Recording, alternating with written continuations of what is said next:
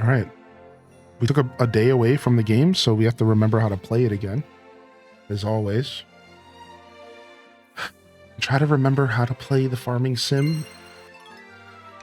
It's its own game itself.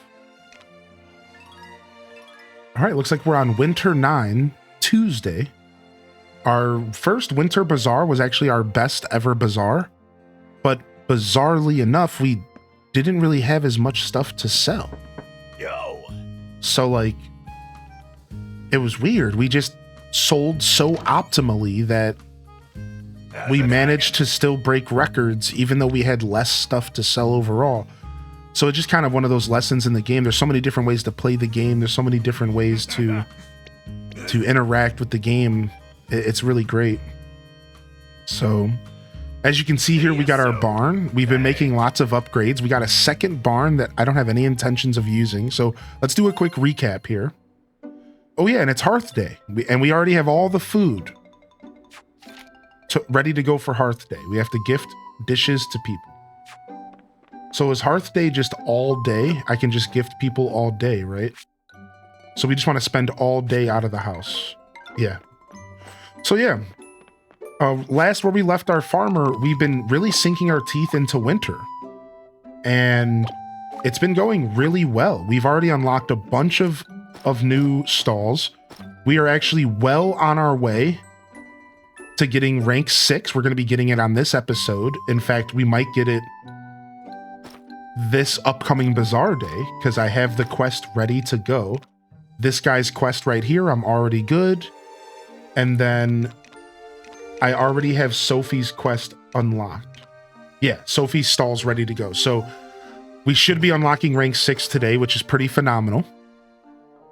And that's about it for the recap. We've managed to make all sorts of upgrades. Like, we've done a lot. You can follow this playthrough on YouTube, !YouTube, and on Twitch. I do have all of the episodes highlighted on Twitch, so they're easy to find. For now, stuff on Twitch is temporary. And we've managed to enter the gold era of tools, silver plus in gold. Again, we have the pasture upgrade, the barn upgrade, multiple storage upgrades. We are really starting to ramp up. We have all 3 fields, 1 with just trees, 2 with crops, and we're steadily growing all sorts of winter crops. We're trying to wrap our head around our trends, which are very different than what we've dealt with. So definitely an interesting group of trends. We've had easy street trends for spring, summer, and autumn. Now we finally have some trends we have to think a little bit about, which is pretty fun and pretty interesting, right? So all in all, we've made some strides here, especially the last 2 episodes, I'd say. And we're back at it. Our goal today is to get rank 6, to continue to lock in this winter. And I think my favorite part of the game at this very moment is how much freedom we've managed to unlock for ourselves. Because through tool upgrades, we actually have so much freedom in the game. And I just want to share that because for those of you that are playing and following along and using our playthrough as a companion guide, the tool upgrades are actually something that I slept on early in this playthrough. If I were to go back and make a 10-minute video about everything I wish I knew when I started Grand Bazaar, which I probably should do because there's a lot of stuff, one of the things would be actually get those tools upgraded ASAP. I remember Dazabound here in our live chat on Twitch mentioned that that's what they did. And even though I was playing the game a bit more than them, I think they managed to get tool upgrades way before I did. And I think that overall made their experience a lot smoother. Whereas I was struggling with older tools, trying to water my whole field, just kind of going down a little bit of a rougher path to accomplish the same goals because of those tools. I really do feel confident that tool upgrades are more important than I realized as we're going into winter here, all right? So I just wanted to share that as well. Get those tools upgraded, try your best. Even if you have to buy the silver ore, it's worth it. It's really not that expensive, so.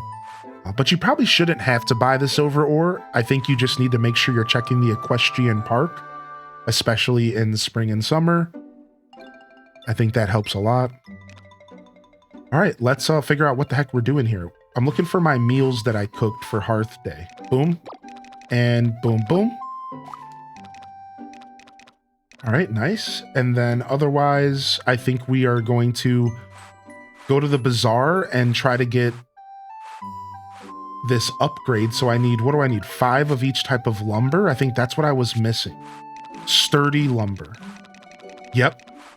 And it's all getting produced at the blue windmill right now. I remember. Okay. All right, let's go take care of our field. Our animals should be all good here today. Anybody have any fun plans for this weekend? I got to go do physical therapy. Then I'm going to play with someone I know and pizza tomorrow. My bowling league. Nice, dude. Nice, nice, nice. Sounds like you have a pretty steady weekend to enjoy, eTalker. I hope your physical therapy's been going okay, buddy. I hope that you're healing well and that you're not too down and out about what your circumstance. I think that's one of my favorite things about you, bud, is that you manage to always have a good attitude no matter what's going on. That's a super cool trait, eTalker. Keep it. Don't lose that one, all right? That's a powerful trait to have. I'm gonna play some Bazaar for a little and then switch over to Silksong. Nice, nice. How you been enjoying Silksong, Amethyl? You taking your time with it, or has it been kicking your butt? A lot of people have been saying it's a little difficult, and to the point to where the developers actually felt the same way, and they made it a little bit smoother. The beginning of the game apparently got a little smoother. What's up, Random Reject? Good to see you, buddy. Good morning, Go For It Pets. Miss Andy. Good morning, Alith as well. Neanderthal, hope you've been well, buddy. Did you watch the direct with us, Neanderthal, man? If you're out there, enjoy your lurk, dude. What?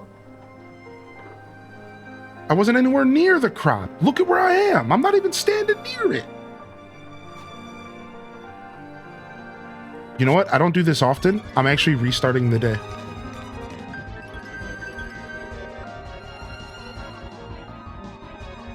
Had a not so great start to the day.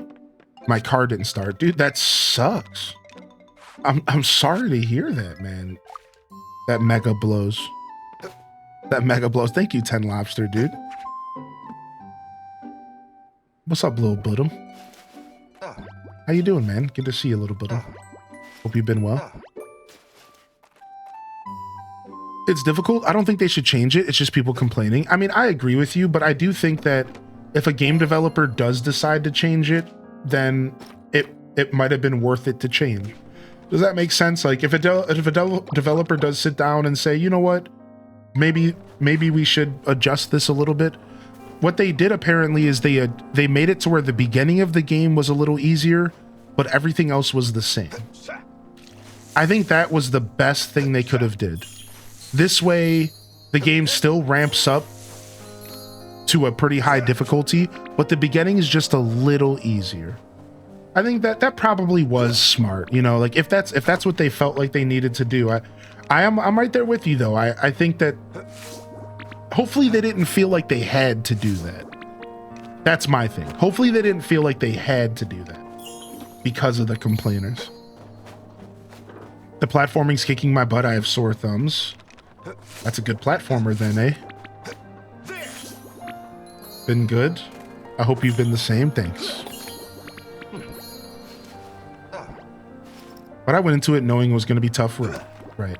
Yeah, I think a lot of people bought into the hype and they just didn't realize just how brutal the game was going to be.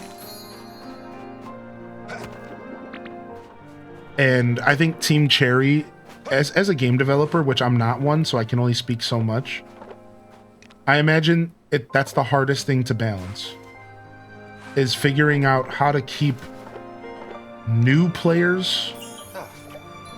Nice, we got our first apples. Right? Like how to keep, you have all these new eyes on your game and like you want people to actually be able to play and enjoy your game, but you also want to make sure your experience stays intact. Like that's got to be so tough on a developer. Like how do you find the balance? You know, because think about it, Silksong had so many more eyes on it because of the whole, like, you know, the weight and everything, so. All right, I think these 3 trees can get rooted, and we can plant other trees. But we don't have any other tree seeds to plant, so I guess it doesn't matter right now. All right, we need to go around and do some gifting for Hearth Day. I'm actually already behind. We gotta go, we gotta go.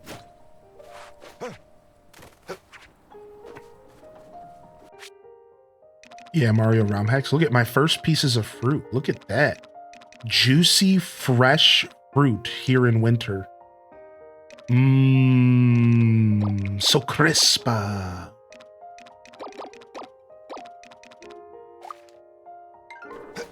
right, let's try to quickly check the windmills because I'm super out of fertilizer. And I need to fix that right now. What's up, Solar Wolf? Mario Tennis didn't excite me. How about you? I've kind of always been a fan of Mario Tennis, but I will say that it's not the most exciting reveal. I agree with that. Like, it's not really the most exciting thing. And I don't really know why not. I wonder if it has something to do with they haven't innovated enough on those games to make them like super exciting. Like, I don't know.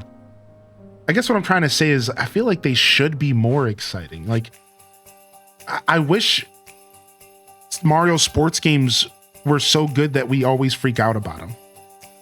But maybe that's just the nature of sports games. Maybe we're just never going to be that excited when we see the word tennis follow Mario, or football, or basketball. Like, maybe that's just not a concept that's like real exciting.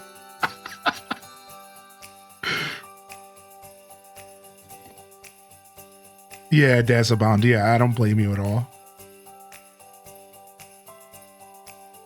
All right, let's go. It's Hearth Day, and we have to figure out how to gift people. I guess we go to the mountains first.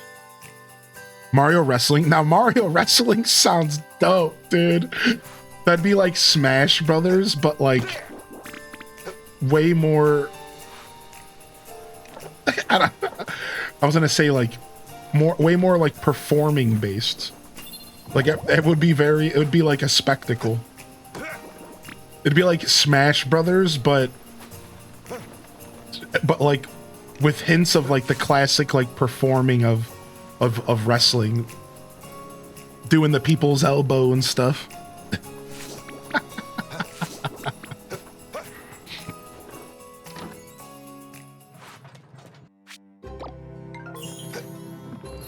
Downloaded the Dinko demo? Nice, dude. I said Dinko, but I meant Dinkum.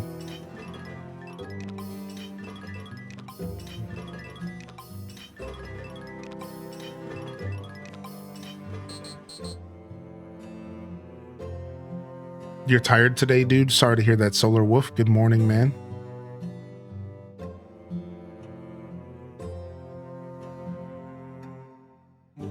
Yo, what's up, fancy mum? Have you ever read TD? No. Or have you ever seen Red?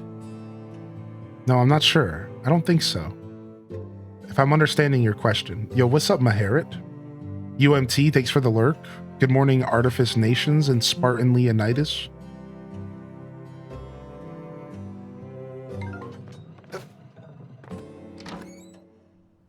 Have you ever read Ready to Rumble with David Arquette? No, I have not.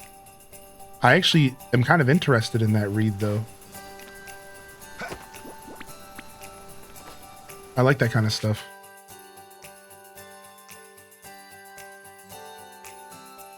All right, let's get these gifts going for Hearth Day. We're struggling to keep up. Do I not have any mushrooms on my mushroom logs? What's going on here? Did I just not have seeds? Yo, Hearth Day. For you. Thanks. Yo, Hearth Day. For you. Thanks.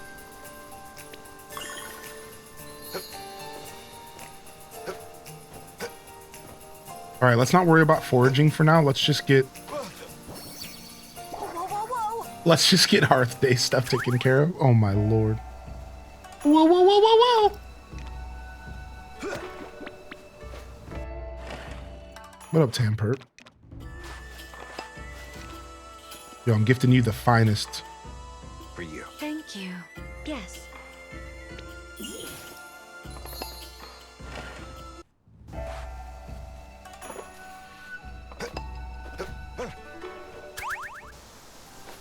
Yeah, it's a wrestling movie, right?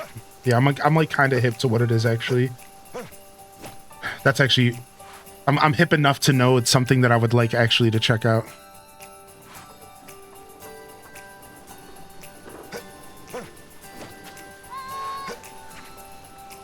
What are your thoughts on Pokemon Pia?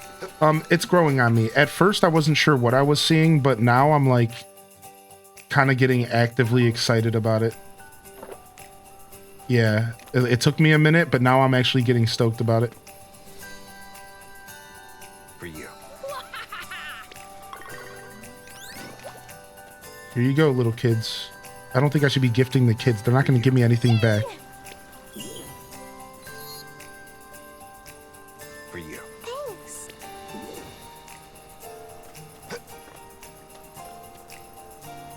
For you. Yeah, it took me watching the trailer. It took me watching the trailer a second time to actually get like super hype about For you. Pokopia. I had to watch the trailer again and like really digest it. For you.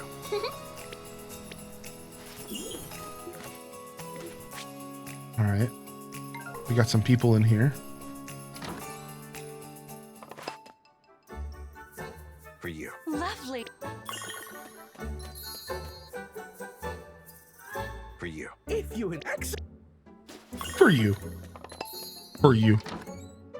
For you. For you.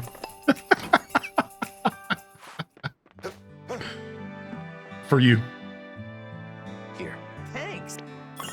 Here. For you. Thank you. Here. That's very...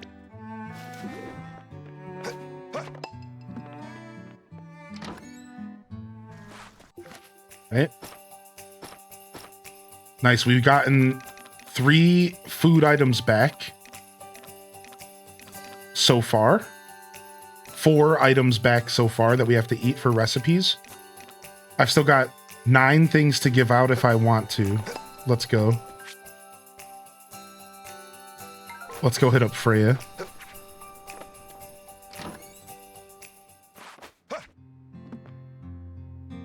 Here.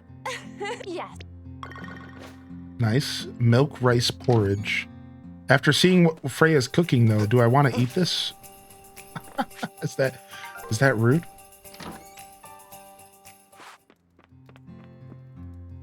For you. Thank you. Yeah, I've never seen that movie.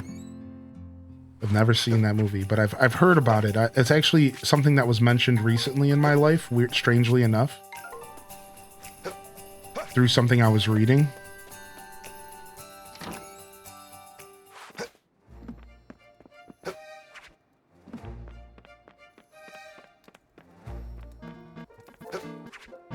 Yo, T-Guard, dude, how you been, man? 9 months? What the heck?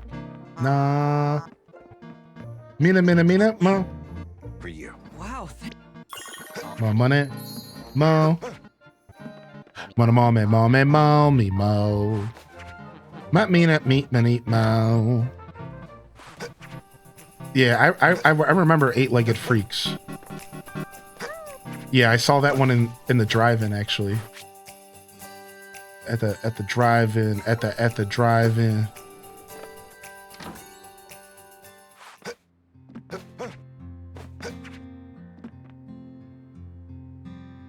For you. Hey. Yo, take this. Here. I'm so... How does he do those flips without spilling food everywhere? Well, it's science, actually.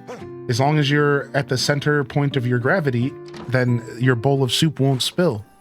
You just have to spin fast enough. I'm being serious, but I don't exactly. I still couldn't answer your question. For you. Cool. Right. Cool, right, whatever. Freaking Wednesday Addams. Santa, but instead of reindeer, you're a cow? You have a cow? What? Get out of here. Here. Thank you so much.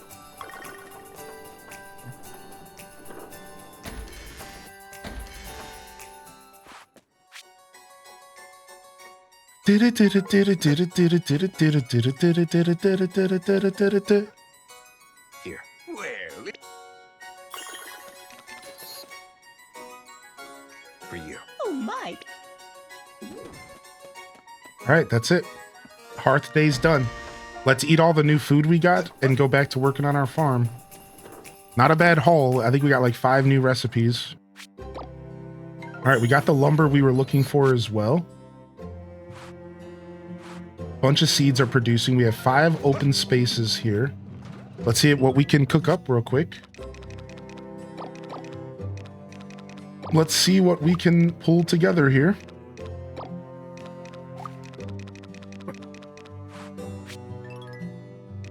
Oh, we probably want to make... No, we don't need to make tree seeds because they're all 5-star for now. So we won that battle. Very cool. We don't need carrot seeds or anything. I think we're done with seeding at the moment. Right? Let me check potatoes. I think we're... Yeah. We're done with seeding at the moment, so we don't need more seeds. Instead, we can go ahead and get this honey going for sure.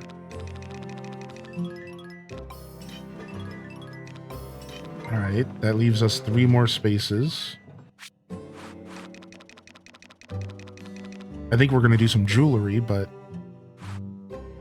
Or we could process some herb mayo and just increase the value of our mayo a little bit more. Sure, why not? We can get rid of some of these 3.5 herbs. How's Story of Seasons? Going pretty good, Porky Bird, man. How you been?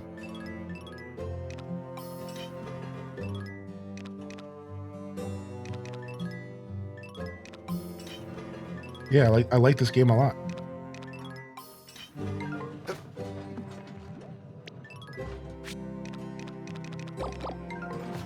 I like this game a lot. Nice, some royal honey as well. Oh, you know what? Do we have that lumber on us? 4 pieces. I need to get the 5th piece from the bank, and then we're gonna run up to this character, and we're gonna go turn in this bazaar. We're probably going to want to get some more sturdy lumber as well after this. All right, let's go. Oh, I need the 5 sturdy stone. We almost forgot. Do you find time is very limited in this game? No, but I have a lot of experience with these games throughout my life, so I'm not affected as much. I think if you haven't played a ton of Story of Seasons games, or maybe even Stardew a lot, the clock would probably feel pretty stressful. For sure. You're not crazy, that's for sure. Like, you're not crazy for sure. Like, the clock is pretty stressful in this game by design. I can tell you that it gets a lot better. Like, I was just saying this morning that I've recently entered this era of freedom where because of tool upgrades... Yes. Now it doesn't take me so long to water my field. Yes. And like now I like have a lot of free time actually. So it does get better. But I can tell you if you're kind of new to these games, I think the clock feels brutal early on. For sure, Danny. Yeah, it's just know that this game, similar to Stardew, is a play it at your own pace kind of experience. That's my only advice. Is there is no rush to do anything. The game is never going to end. It's not going to just randomly say, you lose. Like, you can just keep going. Just take your time. Try to find your own pace, your own stride. And the game will start to open up to you and it'll feel better later. But early on, it's going to be a little stressful. Yeah, this game isn't the kind of game that's going to cut you off or anything. Like, there's no ending to it in that sense. At least not that I know of. I don't think credits roll. If they do, it's a soft ending.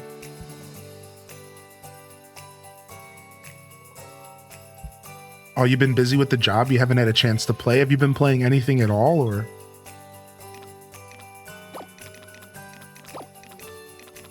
Just completely no games. All right. We got the recycling shop opened up. Unfortunately. This guy seems like a super villain. That's correct. He's so funny, dude. He works for that corporation from Final Fantasy VII. What's that corporation from Final Fantasy VII called? He looks like he's from that corp. He looks like he's from that evil, yeah, Shinra. Doesn't he, Sidey? Doesn't he not look like a Shinra like employee? Like his hair, the suit, like he looks straight like a Shinra employee. The whole time I'm playing, I'm like, this homie works for Shinra. Like this dude's playing me.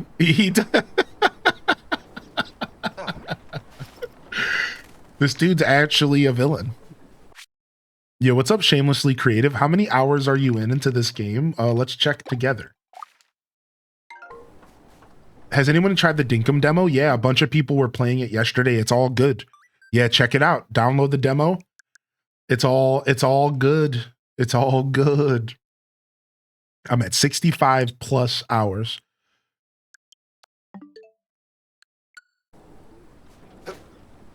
All right, let's take care of our animals first, and then we will take care of the fields and fertilize and water. Do we have anything for petting happiness? No, none of the foods here are for petting happiness. Let's just eat whatever then. Steamed buns, hun. Nice.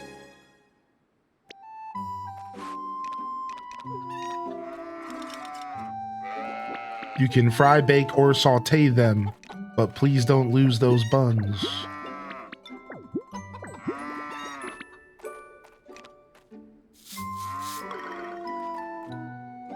That's helpful as a gauge of when it may feel more calm.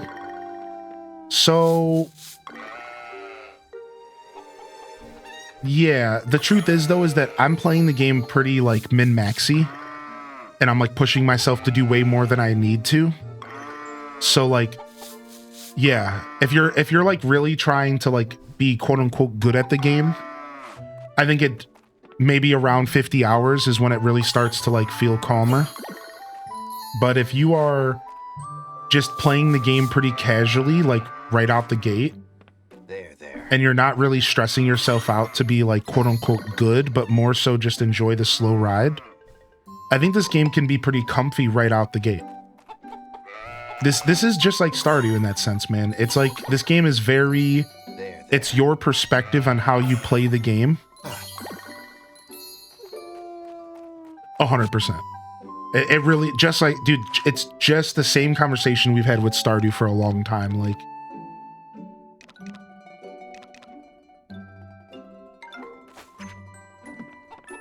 you kind of set the pace yourself.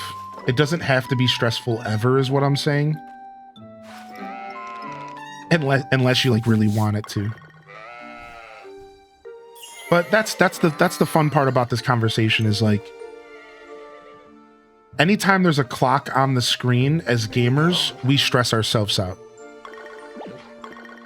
So you can't really avoid it. Like, it's just something we do as gamers, dude. You put a clock on the screen and we are freaking out. Yes. 3K hours in AC is insane. I'm impressed. You want to know something funny about that, Claude? That's only half the battle. I have another 2.5 thousand hours on my other Switch.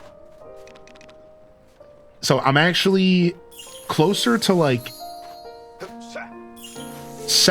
I'm closer to like 7,000 hours in ACNH. And the truth is that what makes it even more impressive is that I'm not a decorator. You see, this is chump hours compared to a lot of players. But that's because a lot of players will sit there and completely redecorate their island. I'm not even a decorator. So then you ask yourself, well, then how did you put 7,000 hours into Animal Crossing, a decoration game? And that's when you really start to get a little bit of a view into my true insanity. because I was able to put 7,000 hours into that game, running around, talking to my villagers.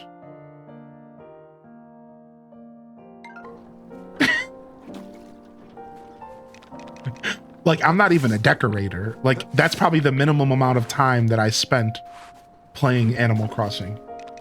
My time was spent doing all sorts of weird stuff, playing hide and seek with the community, and talking to my villagers every morning for a segment called Waking Up with Our Villagers. Yeah, finishing the museums 5 years into the game's life.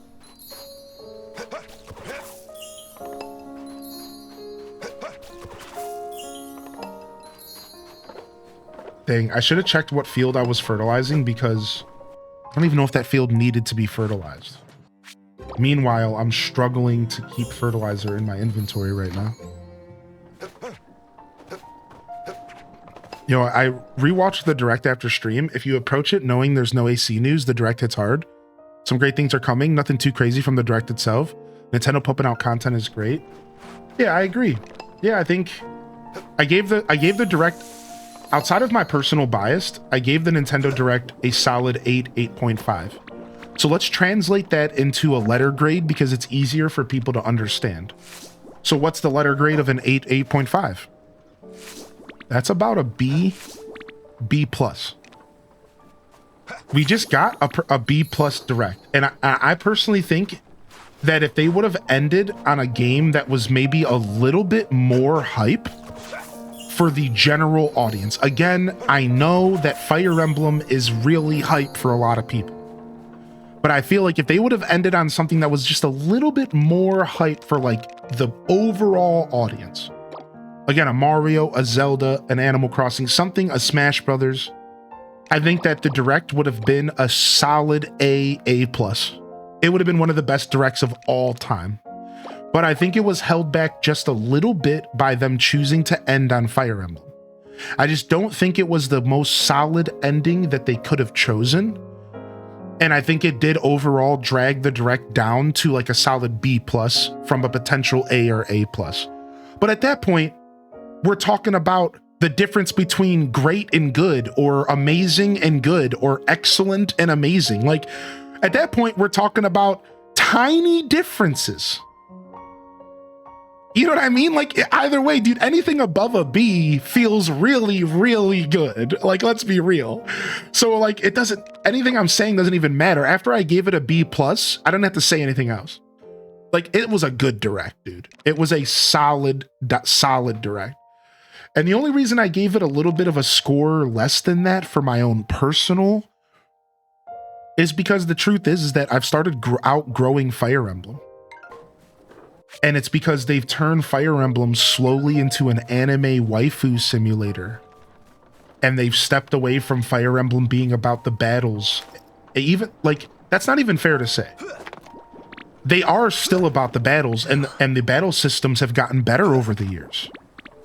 But I'm not really a big fan of the anime waifu aesthetic. So I'm not even that big of a Fire Emblem fan anymore. Like, I am, because of the battles and because of the systems. But, like, really, ever since Awakening, I saw the direction they were going. I played Three Houses, I loved it, but I wasn't really that into the, like, kawaii anime waifus. Like, they were trying so hard to make the game an anime, basically. And it just kind of threw me off a little bit. So, like, as much as I love Three Houses, I've kind of slowly pulled away from Fire Emblem because I see the direction they're going. They want it to be Genshin Impact, but for Nintendo fans. They want it to be Genshin Impact or Horioverse, but for Nintendo fans and with less microtransactions. I see what they're doing, and that's fine, man. That's cool for those people who love that vibe. But for me, like, I have kind of started pulling away from Fire Emblem. And instead, I'm focusing on games that are a little grittier. So I like stuff that's just a little grittier from the same genre. Stuff like the game from Atlas, right? Like, I'll show you. Fire Emblem Atlas game.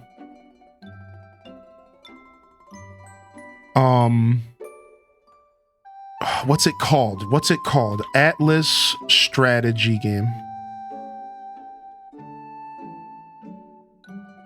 It was Overlord. Unicorn Overlord. So let me show you let me just show you real quick because I see a question in the chat. But isn't all Japanese animation anime but different art styles? We'll see. It doesn't art and animation, you're kind of just splitting hairs, which is fine because I wasn't properly expressing myself. So let me just show you the difference real quick. All right, like I'll just show you what I mean. We're talking about an aesthetic. We're not necessarily talking about art. We're talking about an aesthetic. We're talking about an energy on how they are approaching the game, the general like grittiness of the game versus like a more lighthearted, fluffy kind of tone of like, it's like the way they're approaching the characters, the way they talk, the little bit of voice acting that's available. Like it's an aesthetic, man. Yeah, it's just an aesthetic. It's just like the way they've been approaching these games. They really want you to lean into this like anime waifu side of content. Yeah, I think I will be checking out Final Fantasy Tactics. Yeah. Yeah, so like here, let me find. Yeah, so it's like it's less of an art style and it's more of like these interactions like right here are the ones like it's these little interactions with like right here. And then let me go and let's see if I can grab some Unicorn Overlord gameplay. Let's see. Get some gameplay.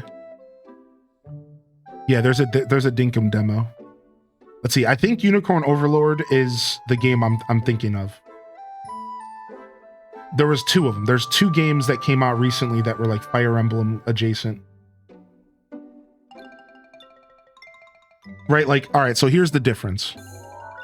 So like this game for me has like a grittier tone to it. It's like almost more old school. Right? This feels like a game that I grew up playing on the Game Boy Advance.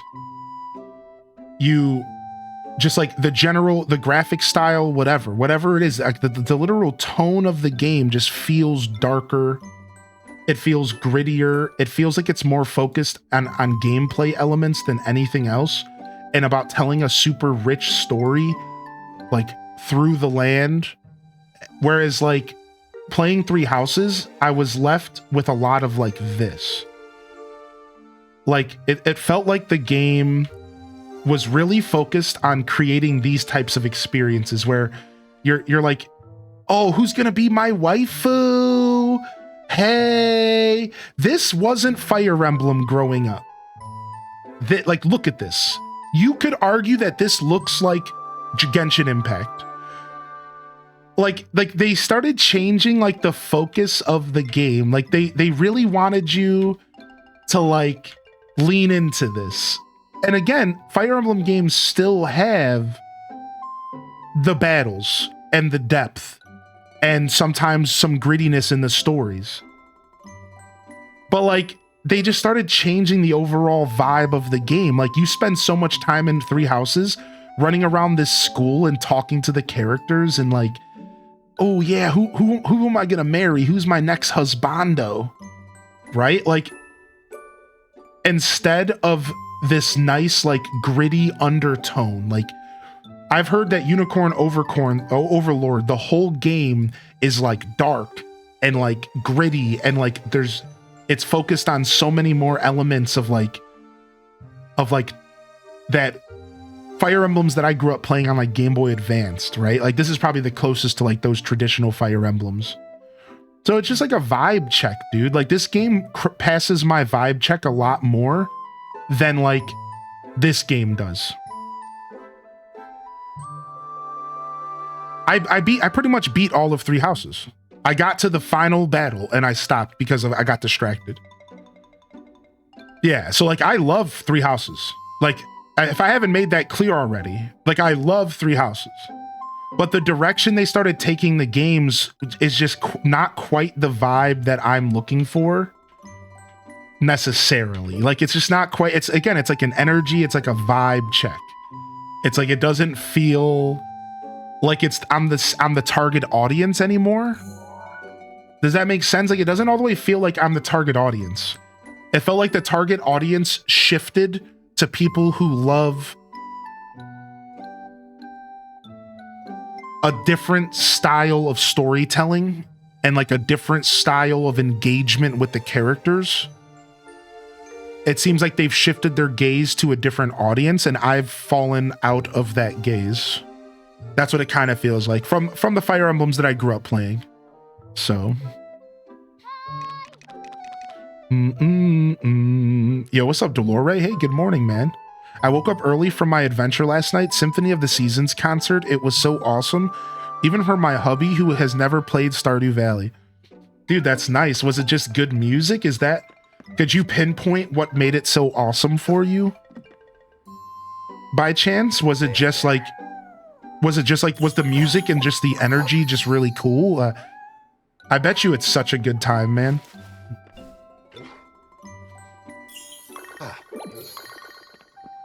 Yeah, like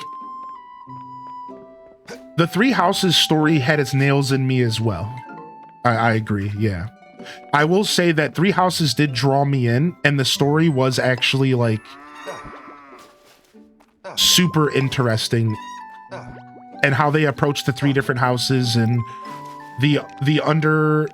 without spoilers, like the undertone, like there was like all this other stuff going on outside of like the history, like the past coming back to the present. Like, yeah, Three Houses was good, man. I really liked Three Houses.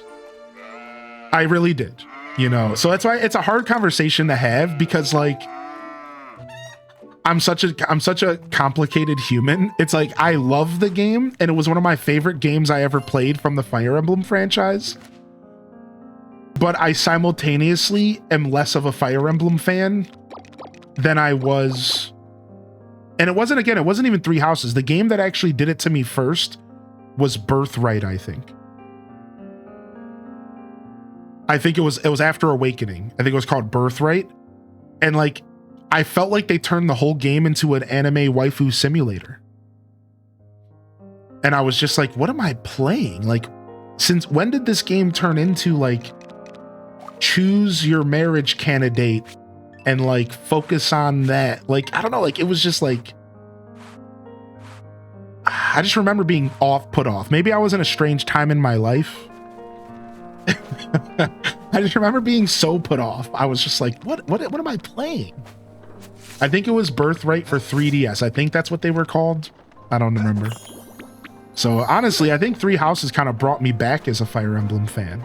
I remember being so engaged in that game. I couldn't put it down. I was like avoiding going to sleep to play it.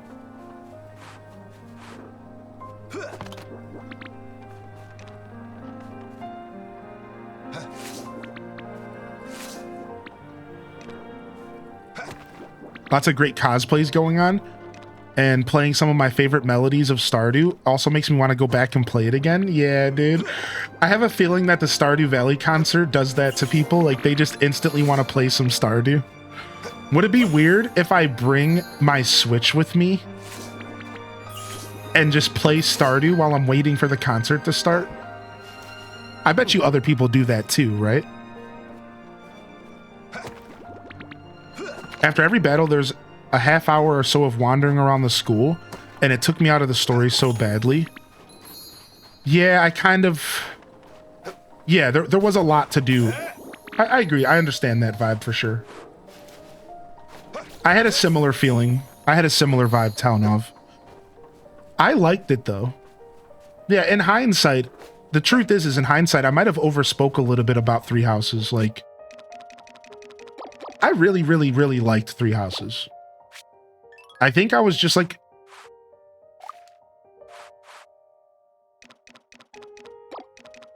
I just felt the franchise changing a little bit, and Three Houses didn't really stop that from happening. It kind of leaned further into it. I mean, I need more weeds. I wonder if people cosplay Stardew characters. Yeah, they do all the time. You want to know what's even funny? Is that people not only cosplay Stardew characters, they'll even cosplay the expanded characters from Expanded Edition, which is a fan-made mod. That is how hard the Stardew community goes. They cosplay the characters from the mods as well as the characters from the regular game. It's actually kind of cool. I actually think it's really cool. I think the Stardew community is so rad, dude. We can pickle, but we don't have any vinegar, so we won't be doing any pickling. We do want to start making stone and wood, so let's just do that today. Well, and fertilizer. That's pretty neat. Yeah, isn't it? We saw crochet Junimos. They were so cute.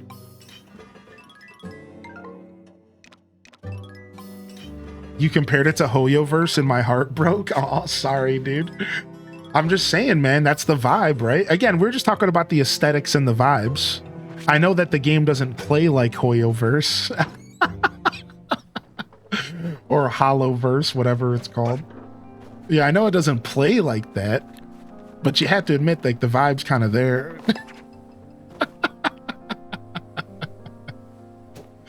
Penny's Nightmare mod. That's pretty funny. What's up, Bell Bun?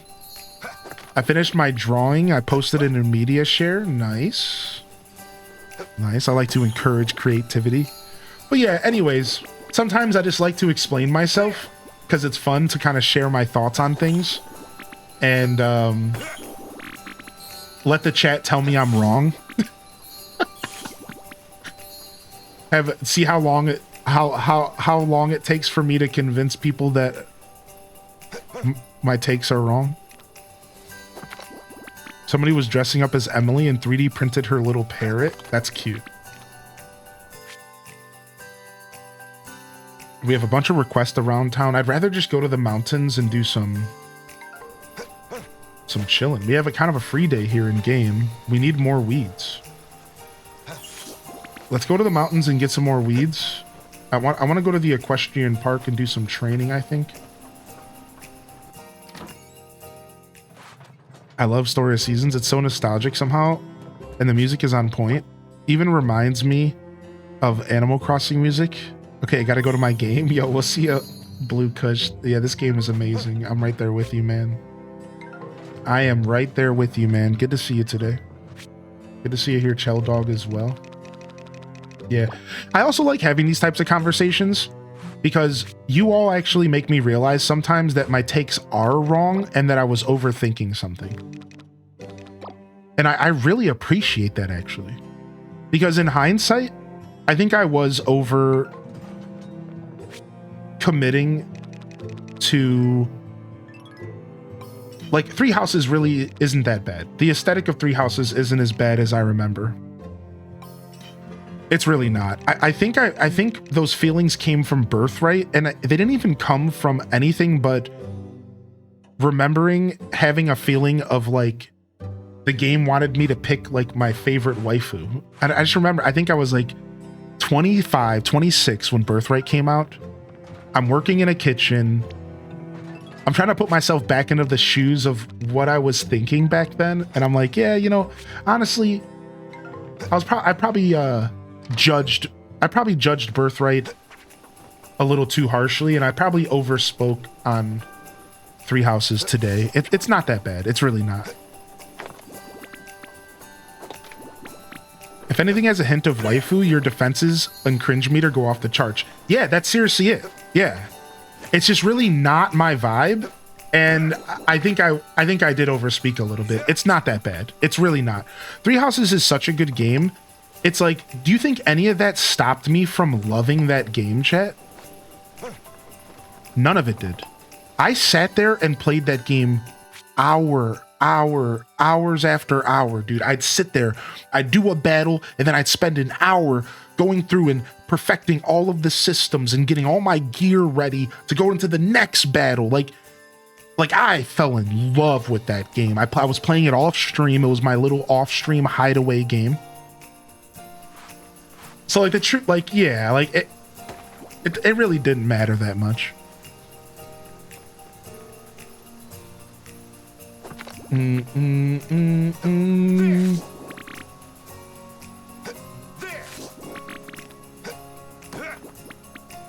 When you elaborate, I understood a bit better.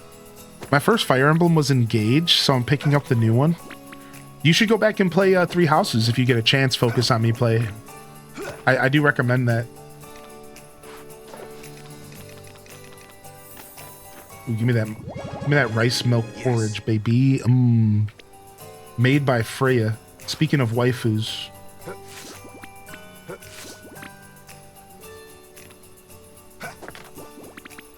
What's up, Pharaoh Joe?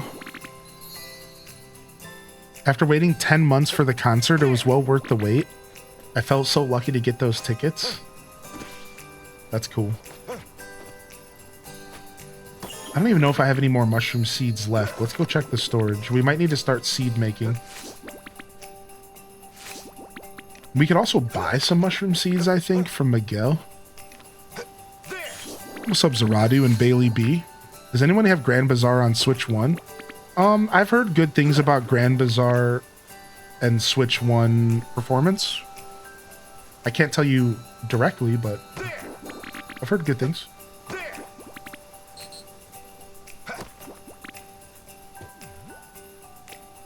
Yeah, it's same here. I'm not sure how much it's going to be connected. I hope it's connected directly. That's the hope anyways, right?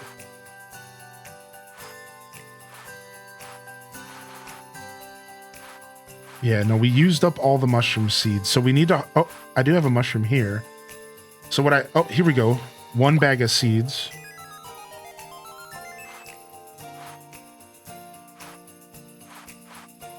We can seed make mushrooms. So I think we just need to do that. We're going to need to seed make some mushies. Ooh, what's this? Yes. Harold's lost item. Better go return it. I don't even remember anything about this, Harold. No, we're not giving up our royal honey, but we are going to give up our regular honey. How do they lose so many items? I know, what are they, Animal Crossing villagers, dude? What are they, Animal Crossing villagers? Figure it out, nerds.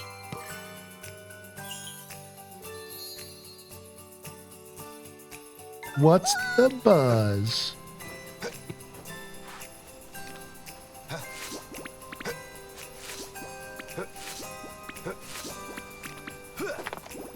Kids these days don't even know what they got.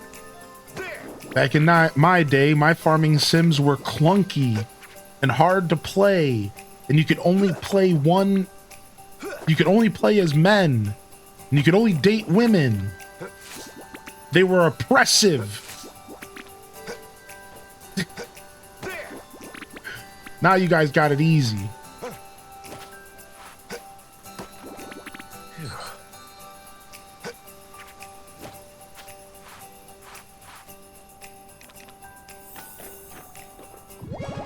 Feeling dandelion! Exclamation point, grandpa. There. That was a pretty grandpa moment.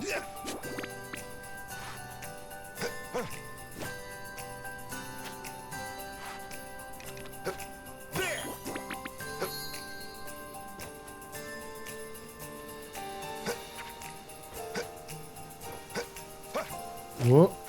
I need them weeds. I need that good stuff.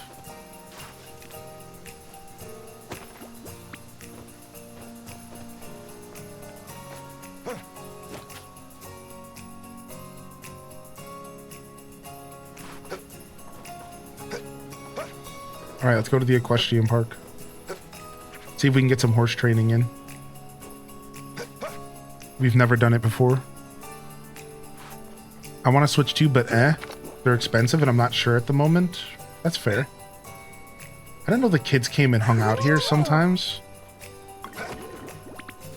I had no idea the kids came and hung out here sometimes. I'll take these weeds though.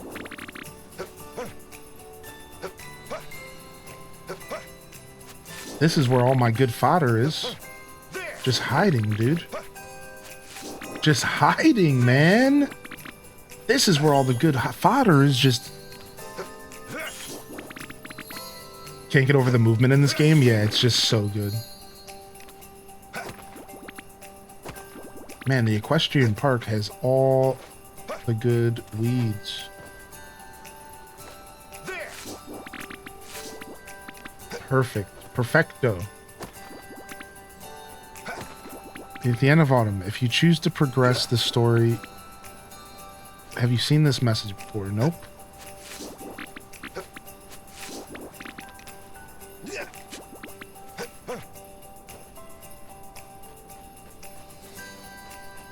I have not. I'm not sure what that's about. Sounds intense, though. Tamagotchi Life and Switch 1. Looked like Nintendo website, couldn't find anything. Yeah, Tamagotchi Life is Switch 1. Correct. Yeah. That's a Switch 1 game. A lot of the stuff we saw yesterday is Switch 1. Thankfully for the Switch 1 fam. Tamagotchi Life, the new Tamagotchi game will be a Switch 1 game. Oh, we forgot to plant our mushroom. Oops. Yeah. Switch 1 game. Train for the Winter Horse Derby. Bronze course. Let's go. Plushies out of the sprites. Sounds fun. I love that, Cindy. How are you, Cindy Alice?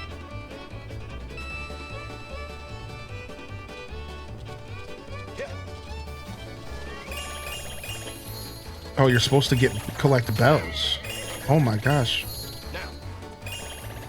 Dang, we gotta collect carrots. Dude, we suck. Good thing we're training.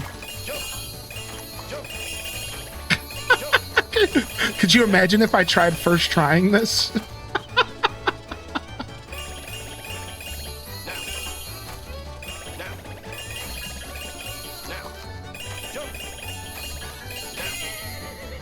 Dang it, this is tough, dude. Ah! All right, we're good. We're cruising. Oh, what happened? Why did I slow down, dude?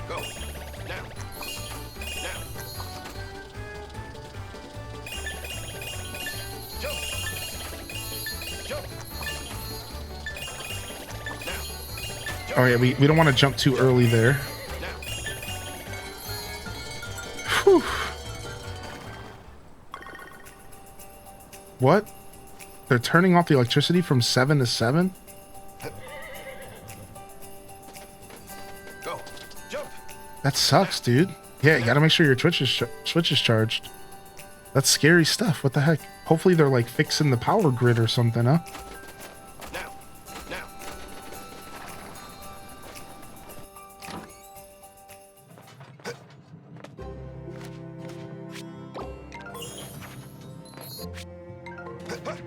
All right, got my cheese coming.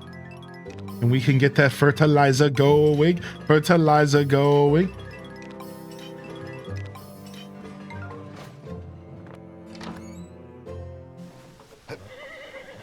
All right, off to the blue windmill. Go. And we can teleport home. Jump. Jump. Jump. Jump. Now.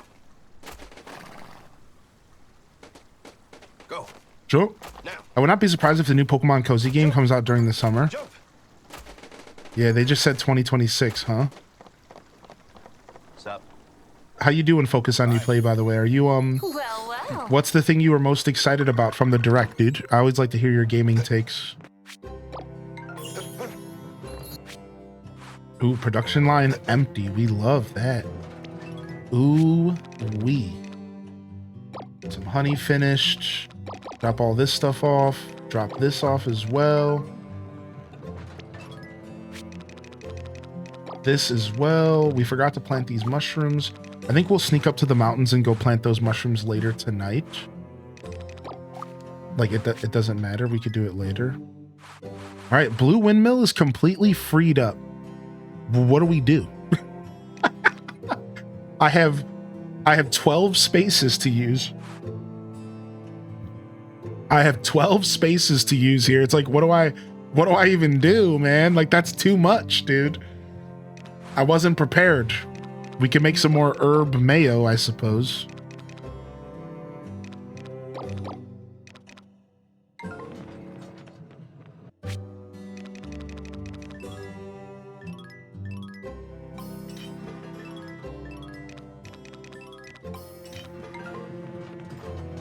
I don't know if I'm ready to start doing any kind of lumber right now. Am I? Do I got 4-star wood and stuff? No, not really. I have some 4-star stone. Yeah, true, Zaradu. I could just do that. That makes sense, actually. All right. We're kind of waiting on wood here. I'm going to do some jewelry. We got some good jewelry to sell here. I'm going to do some jewelry here. So let me grab, I guess, all this stuff, because I don't know what I'm going to use to make this jewelry. Well, let me grab the lowest level stuff first, I suppose.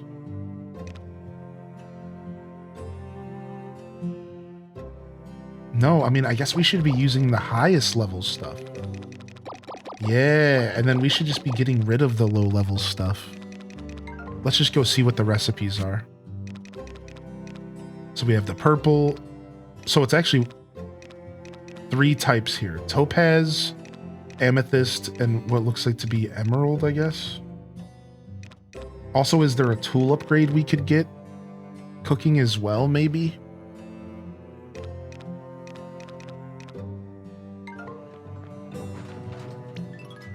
Yeah, maybe we just cook a tool upgrade real quick. I hate doing tool upgrades the night before, because then I have to wake up and go grab them if I need them.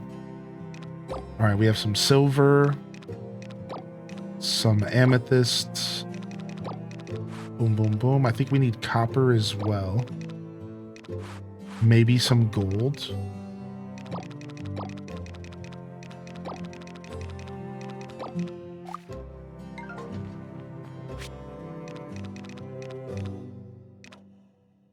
$5,000. Like, these aren't bad, dude. This is some good money.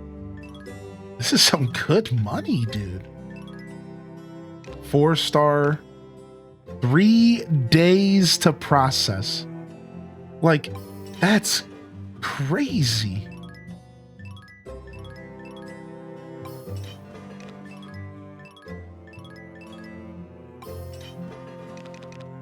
That is absolutely bonkers. You don't have to worry about coming back for a bit. Yeah, dude. Like, what in tarnation? All right, we were going to make seeds out of that one mushroom. Let's go grab that. We can get some mushroom seeds out of this. Not going to lie that I'm already excited to load up SOS later. I can't even focus. I know, this game's so good, right? This game's just too good.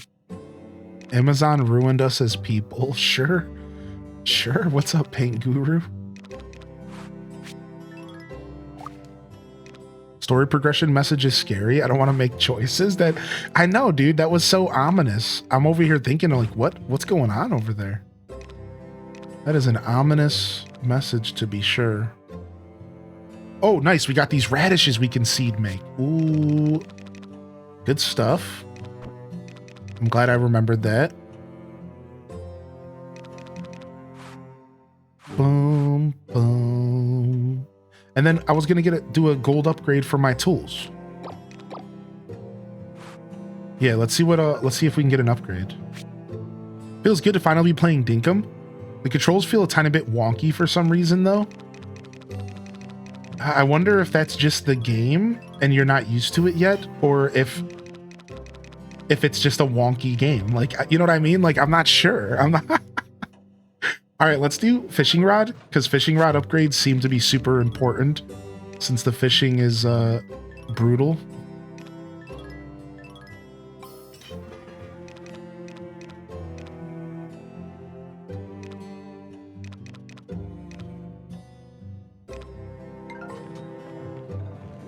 Yeah, the demo's on Switch, but I don't know if the game is released yet.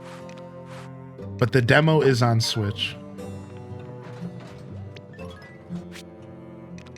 All right, do I have any more gold in the storage? I do. Here we go. Oh, we have some 2-star gold. What the heck? Just hiding in here. November for the full release. All right, let's upgrade our scythe as well. We're going to skip the watering can because I'll need it in the morning. It doesn't really matter, but let's go ahead and do the scythe as well. All right, scythe and fishing rod are being upgraded. Upgrade to gray matter.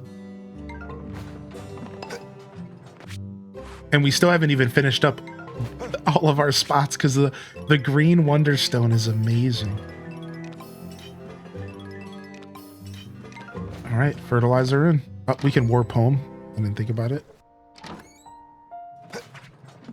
Blue skidoo. We can too. It felt wonky on the Switch 2 for you. That's funny that you say that though, Cozy, because I forgot you were one of the people that never really sat down and played Dinkum because of the lack of Switch, right? Yeah, you were one of those people, I think.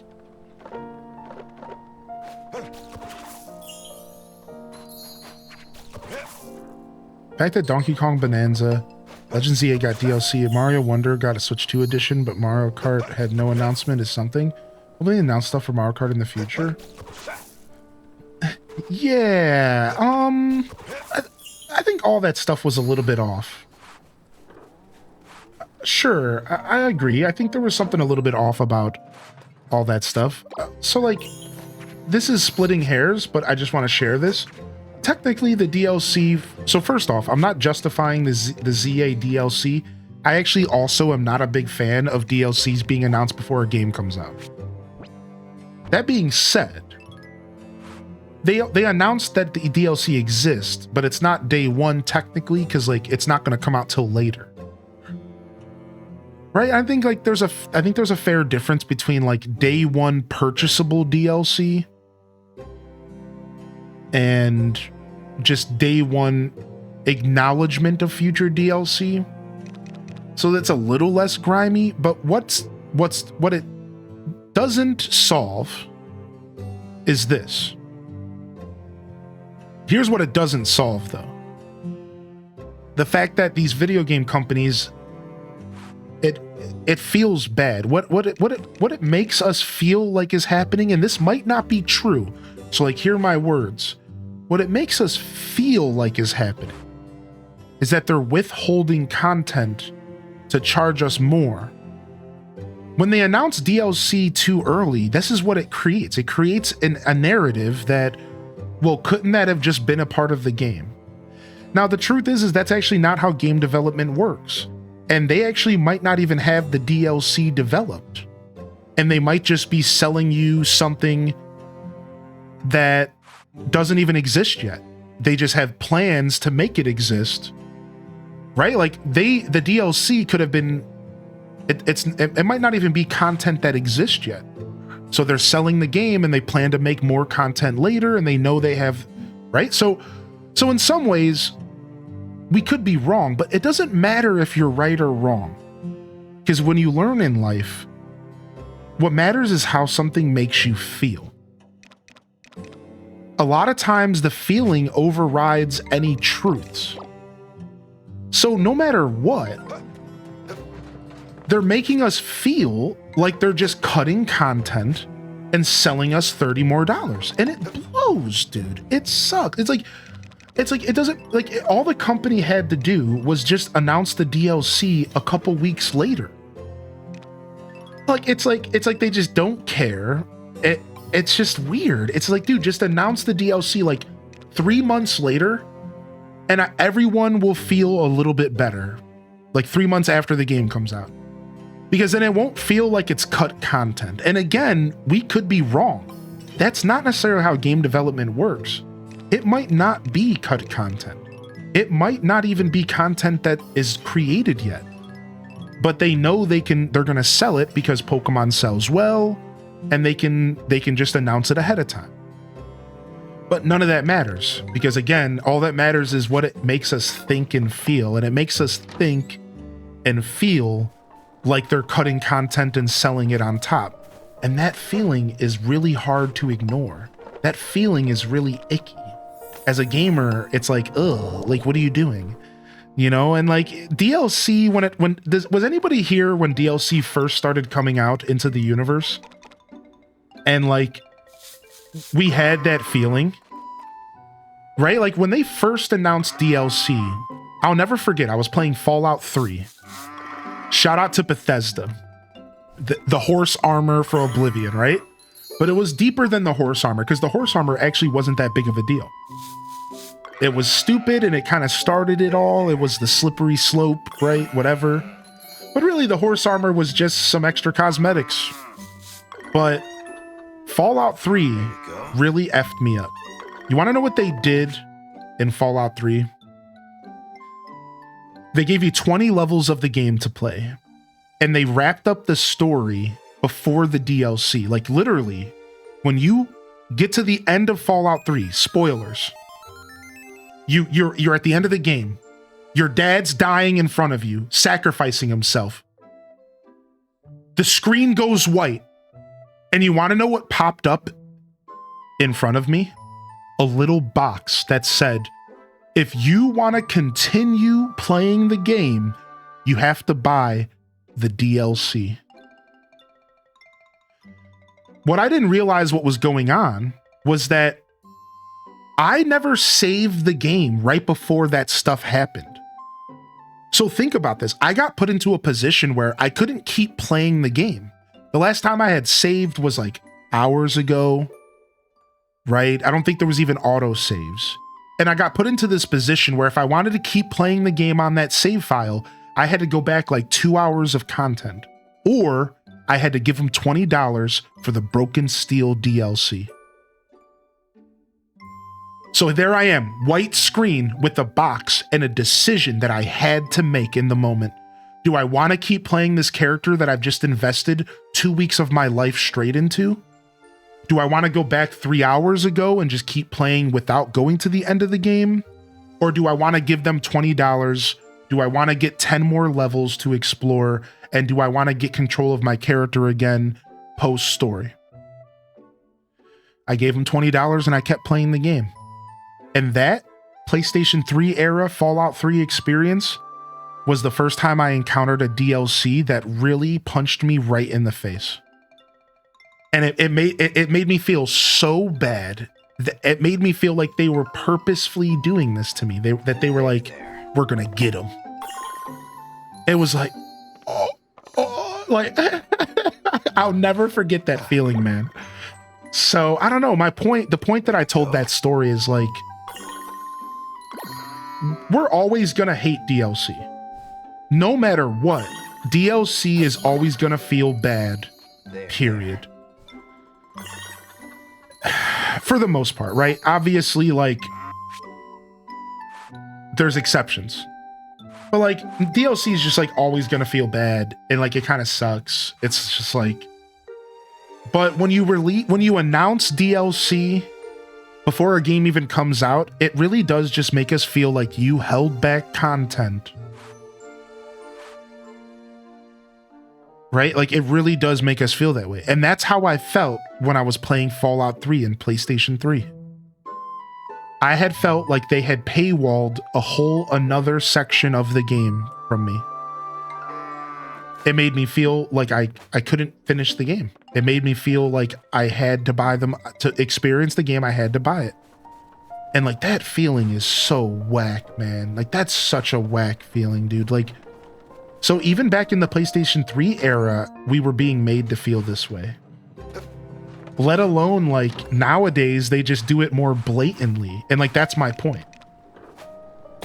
You know, and it's like, it's great that people are waking up to some of these issues now and like helping us talk about it and discuss so that we can hopefully choose where we spend our money, and maybe we can kind of fight against this stuff a little bit by keep holding companies accountable.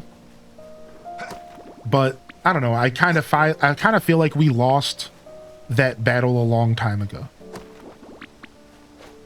And that's what I'm saying. Like, I hate to be the downer, but I feel like we're gonna stand up and get mad about it now, and it's like, dude, we should have got mad about it when Oblivion dropped horse armor. We should have got mad about it when Fallout paywalled Broken Steel for no reason. Like, so it's like, now we're finally getting mad about it, and I've been mad about it for so long, and it's just like, whatever, man. I don't think we're stopping the train now. I think I think the train is gonna keep on moving, chat. Yeah, like I don't think we're stopping the train now, dude.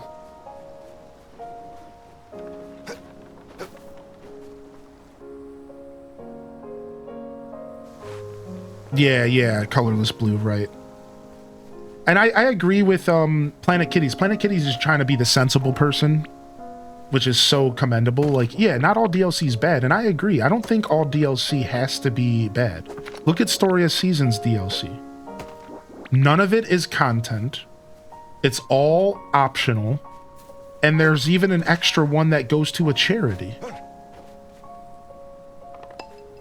How is that not the most beautiful thing ever? You know, like, it's cool. Like, it's fair. It doesn't really matter. It's not necessary to enjoy the game, but it's nice, and it's just a little extra, and here's some outfits. Here, you want to be a cute chicken. You want to support us a little further. We priced our game fairly, and we're giving you options to give us a little more if you want to support us. Like, so I agree with Planet Kitties. I didn't say that I was finishing my rant, but I'm right there with you. I don't think DLC should be a phrase that's Voldemort. We can't think of things so black and white like that. Like, DLC isn't instantly Voldemort. Our eyes start to burn. Saying the word, we go parcel tongue. DLC. like that's not necessarily like how that needs to be. Like, but a lot of times it feels really bad. You know what I mean, dude? I know you play Donkey Kong Bonanza. Is it fun? Dude, Donkey Kong Bonanza is a blast. Yeah. Donkey Kong Bonanza can be described in one word. And for a guy who likes to speak a lot of words, it can be described in one word. Satisfying. Satisfying. If you want a super satisfying, somewhat platformery, but mostly action and just unique. It's one of the most unique experiences in gaming. And when I say that, like, I am using these words pointedly, dude. Like, I'm talking about a game that feels like nothing else on the planet. There is not a game that Donkey Kong Bonanza feels like, except for the spiritual predecessor, which would have been Odyssey. You can argue that Odyssey and Bonanza feel similar because they're the same devs and they're obviously inspired off of each other, but even then, Bonanza does not feel like Odyssey. It's just similar in some ways. I did play some Bonanza DLC yesterday, yeah. I'll go ahead and I'll highlight it and I'll release it on YouTube, Perchowski. We played just a little bit. I'm gonna use the restroom and I'll be right back. I just want to say welcome back again and good morning, Meg. Did you have a good birthday, Meg? Did you have a good birthday, man? I appreciate you, and I'm glad you weren't too shy to ask for a birthday song. I know I was having a little bit of a rough week, but I just want you to know that I relish in the opportunity to make someone's birthday great. And I don't know, I just felt like I was having a little bit of a rough day, and I really do hope that you still managed to have a great birthday and that you managed to enjoy meeting up at the community. I know you said you didn't get a chance to be here last year, so you were like, I really want to be here this year.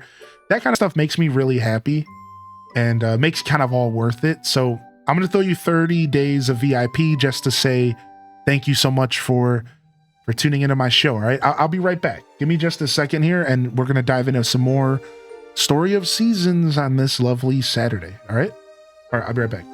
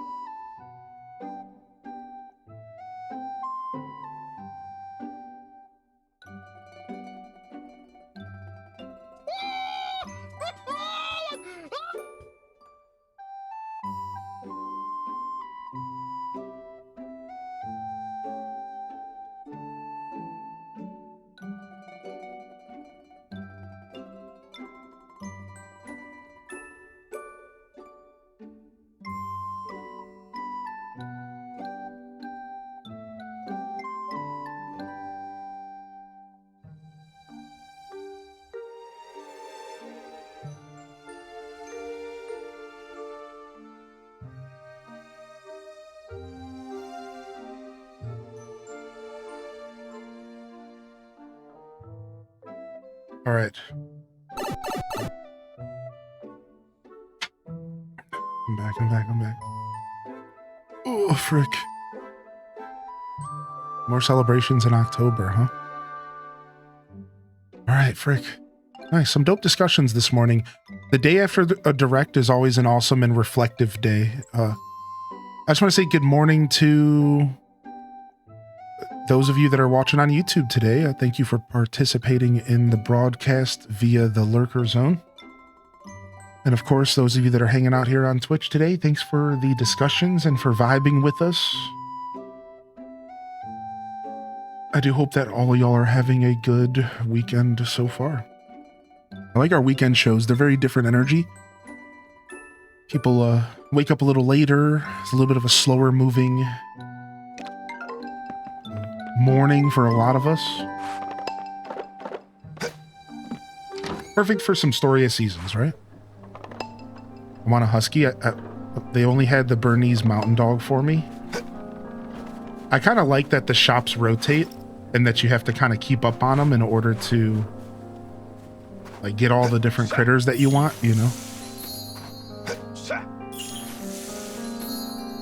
Massive thunderstorm? Dude, I love a good thunderstorm. Actually jealous. Actually jealous, dude.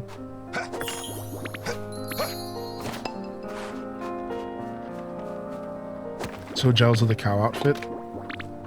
I've been so tempted to buy the other DLC. I've been so tempted to buy the other DLC. So I could be a chicken or whatever else I want to be.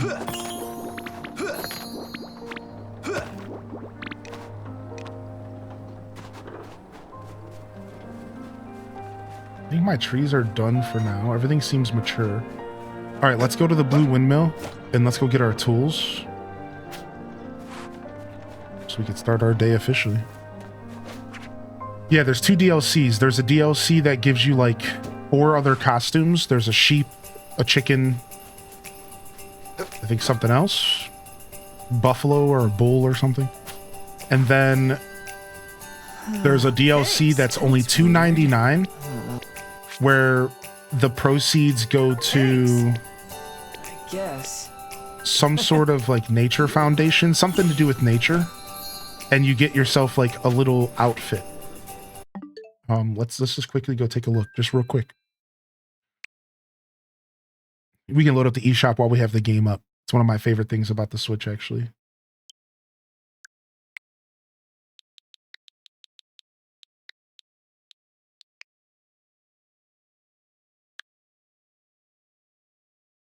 All right, so you have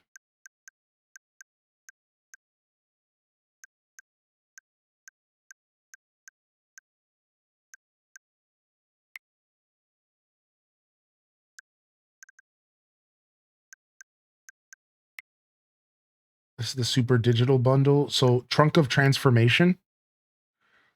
So you get like, I think it's a alpaca and chickens. Suffolk chicken, regular chicken.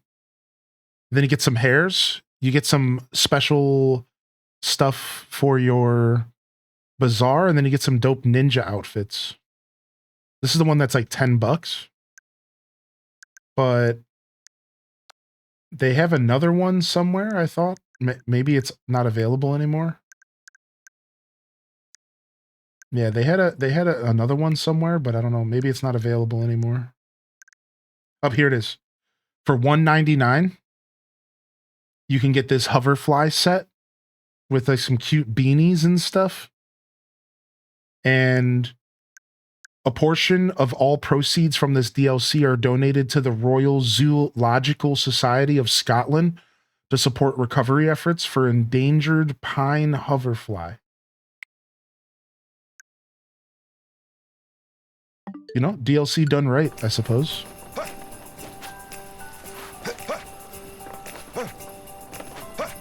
Hylian Strikes Again. Not sponsored. Not sponsored.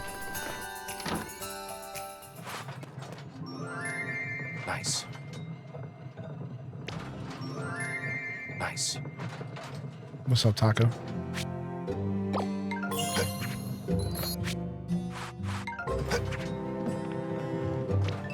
right, let's go plant these seeds. Put our mayo away. All right, let's head to the mountains. Let's reorganize our inventory real quick. Boom, boom, boom. Fishing rod goes on the end. I like my sickle and my pickaxe to be here. Then my hoe, my watering can, then my hoe. Sure. All right, let's just blue skidoo home.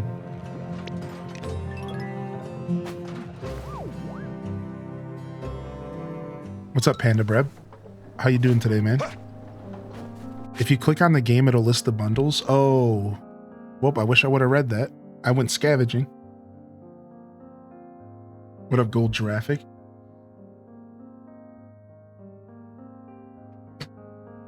Yeah, a bunch of DLCs announced. No Mario Kart World stuff, which is fine.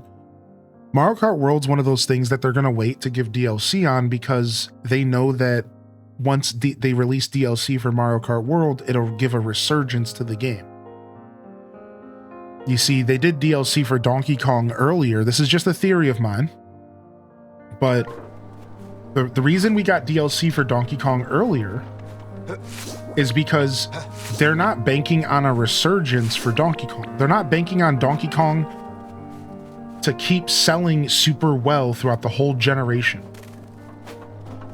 It got its initial sales, it'll still sell to some people, but like Mario Kart will keep selling throughout the whole generation. So if they hold off and they do DLC later, it'll cause a resurgence and it'll be super hype again. And they want to space that hype out throughout the years to keep people engaged. But see, with Donkey Kong, they don't really need to do that because it's just a single player game that is going to just, they sell it, people buy it, and then it's done. And then it just exists. So they get that DLC out ahead of time. People can make the decision if they want to play it or buy it. Done. So I think from a marketing standpoint, this is my theory on why we got Donkey Kong DLC before Mario Kart. Do I have any idea what I'm talking about? No. Disclaimer. You got your very first guardian fish? That's insane. I don't even know if I've seen a guardian fish. Sonic Crossworlds and Kirby Air Raiders might leave Mario Kart in the dust until DLC releases. True. I think the only thing stopping that from being 100% true is the fact that those games are all pretty pricey. And people got Mario Kart via a bundle for buying the Switch. So we all own Mario Kart. A lot of us already own it just by default. But in order to play Sonic Crossworlds, we have to commit like $50. And then again, if in order to play Kirby, we're gonna have to commit like $70. And I think that simple fact could hold those games back from being like How exciting! insanely hype. I just feel like they're gonna have to be really good games. They're gonna have to be really good games to get people to spend that kind of money. Because gamers right now are not about spending cash, dude. Should get old Mario Kart? Yeah, exactly. Exactly, UMT. So yeah, but I do agree with you that those games are going to be really good. And they totally might kind of, in a sense, replace Mario Kart for a lot of people. Especially because right now, a lot of people are doing everything they can to just not support Nintendo. So like, I think a lot of people are going to go out and buy Sonic just so they can stick up their middle finger to Nintendo. Like, ha ha ha, look at me, I'm not buying your game, Nintendo. Like, I think Sonic's about to get hype because there's a bunch of people who are just like mad stubborn, me included, but like not for this reason, but I'm a stubborn individual. So it takes one to know one. And they're going to be spiteful and they're going to buy Sonic Racing just because they don't want Nintendo to win.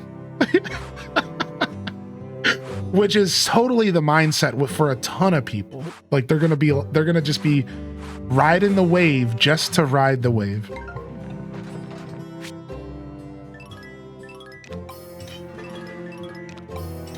In Grand Bazaar, Wilbur gave me the mission of taking 5 baths. I'm slightly offended.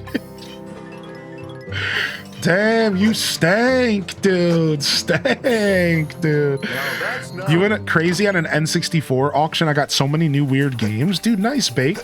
I got some recent 64 games in my collection, dude. I recently picked up original Pokemon Stadium, original Pokemon 64, and Diddy Kong Racing. All just carts, no boxes. And I'm very proud. Now I own Kirby and the Crystal Shards, original Gold Card Ocarina of Time, original that still has the Fire Temple music, original, 1.0 edition. I have Pokemon Snap, some random punch buggy like the car, like a buggy game. I don't even know the name of it. I just own it. And then the games I just listed off. I have a pretty okay N64 collection, man. It's pretty okay, dude. Apparently the Virtual Boy stuff won't work docked. Yeah, that's Spawnwave talked about that this morning. The Virtual Boy stuff's cool though, even if it is executed kind of strange. The Virtual Boy stuff is cool. Like it really is. Like think about having a lost generation of games that now are no longer lost. Like we complain so much about Nintendo not preserving games. This technically is an attempt of preservation, just obviously not executed well. So the only reason I say this is because if you didn't know, if you want to go and play a Virtual Boy, it's like hundreds of dollars. If you want to get a Virtual Boy that actually works, you might end up spending like $500+. And apparently the Virtual Boys start going bad and you lose one or the left eye or the right eye, and then you don't even get the 3D effect anymore. So like there is something pretty cool about them stepping up and being like, we're gonna kind of help preserve, State your condition. like history just like a little bit, you know. It is cool, even if it's overpriced. $100 for this toy basically is like a lot. But it's cool. It's cool to see them doing a little bit of preservation. I get worried about Nintendo's preservation tactics because I can't help but think about the future of when Nintendo Switch Online isn't a thing and then all of these games just disappear. It's a pretty doomer thought, though. It's probably not one to dwell on so long, because, like, whatever, you know? Yes. Hopefully Nintendo just keeps going with the same Nintendo account system for the rest of history. And we just don't even have to think about it. Yeah, UMT, dude. That was a pretty grimy tactic on their part. I know, man. So Chaos Queen here, let me go ahead and read this message. 1 second. Where's my honey at? Oh, we're about to level her up. We are about to level her up.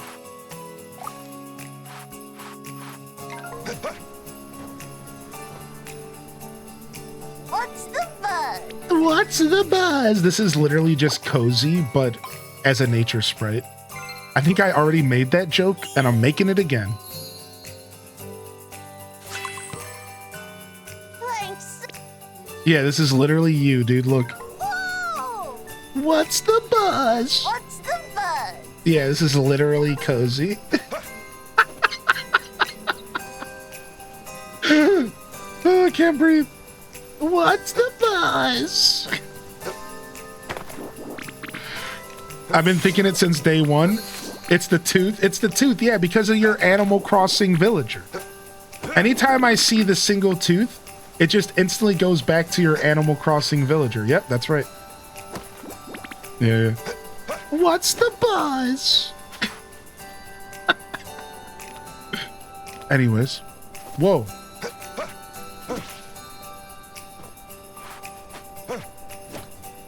I want to say big thank you. You have such an amazing community. Oh, thanks, dude. I'm just the lucky benefactor of this community, dude. Thank you, though. Really made a difference to so many people. I came here feeling down about life, feeling so alone. I no longer feels like that's the case. I made so many friends. Also found a person who's become very special in my life. Random Reject made me very happy lady, and I want to thank you for bringing us together. Oh, you're all gonna make me cry, dude. What the heck, man? What the heck, dude? Oh, man. Oh, shucks, dude. That's cool, man. That's what makes this whole thing super cool. That's what makes this whole thing super cool, man. Just about bringing people together to play our favorite games. Thanks. Appreciate you.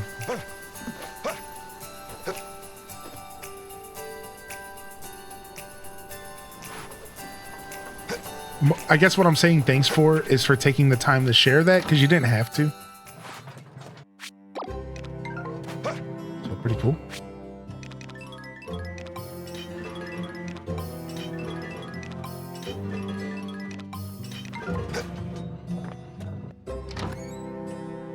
Cancel my Walmart order, and ordered my 5 amiibos from Amazon. Rip wallet.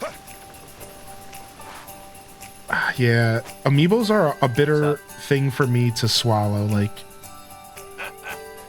I find it hard to commit to buying amiibos because I can't justify the price because I barely use the amiibos. So it's just another one of those things where it's like, it's just a collector's item. And do I need to collect? No, I need to pay bills and fix my life. And then I just don't buy the stuff. Every once in a while, though, I will sit down and heal my inner child. And like I said, I treated myself to some 64 games recently, which was super sick.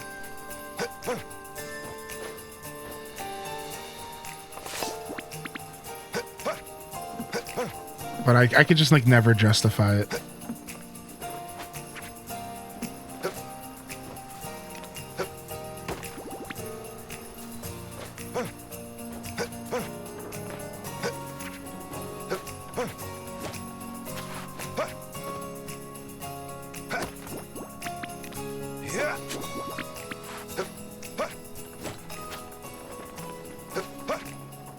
Silksong being out.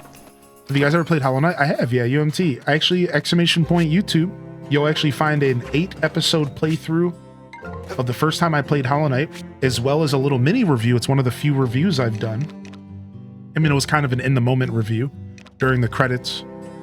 And I fell in love with the game. I played it really late into its life because I've always kind of been that gamer. Can anybody relate to that? Just getting to games like super late behind everybody else.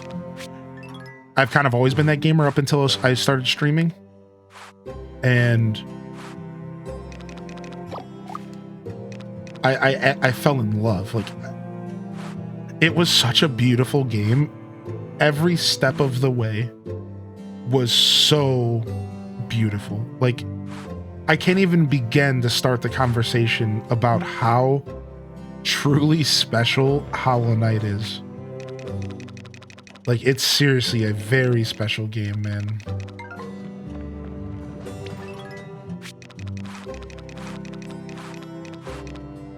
And it's like, it wasn't even beautiful for the, like, what, a lot of times when people use the word beautiful, they're talking about like the story. It's like, not necessarily that. It's the graphics, which is another reason when people use that word. The game just aesthetically was top tier. But it was actually, the beauty in that game came from the passion the developers obviously had to create an experience. The beauty was very like enigmatic like that. Like it wasn't like surface level beauty, even though again the game was beautiful. Like aesthetically it's very pleasing. It's the art style and the different zones in the world feel really impactful. You'll never forget the first time you enter that city where it's raining and you just go out on that ledge and you just look out and you're like, wow. But the true beauty of that game is core deep. It's deep. It's the roots of the game. It's created with loving hands. And like that sounds like a little over emotional, but like it doesn't mean it's not the truth.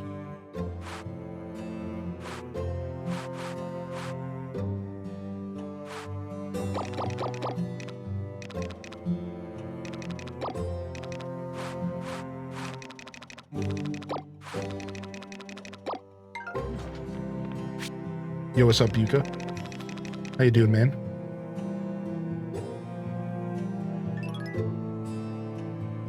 We could do another silver tool upgrade, actually. We're almost done. No, all tools are silver. Yeah, we're done with silver. Now we're working on gold. Gold plus. Oh, one more golden tool, and then we have gold everything. Let's do it. I might need this hoe tomorrow, though. Do I have the sturdy lumber? Not yet. I think it's being made right now. Yeah. Getting more and more interested in Grand Bazaar. It's so good. All right, let's go ahead and make one of these. Let's go ahead and make one of these.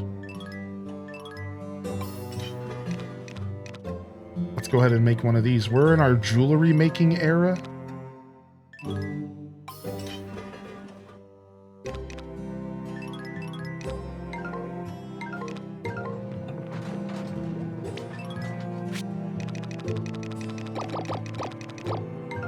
Getting prepared for the bazaar this week. Frick. What's up, Pixie Rose? Hey. The Hylian effect. So hooked on Grand Bazaar. This game's so good, man. What up, Flip Toast, dude? Hope you enjoyed the direct yesterday. Couldn't catch it live, but I rewatched the VOD last night to catch the direct. Nice. Glad to hear you're jumping into the VOD, man. That's what makes it all worth it. It's also on YouTube. Exclamation point direct. If y'all want to watch my reaction, it's already uploaded on YouTube and ready to be enjoyed. So check it out.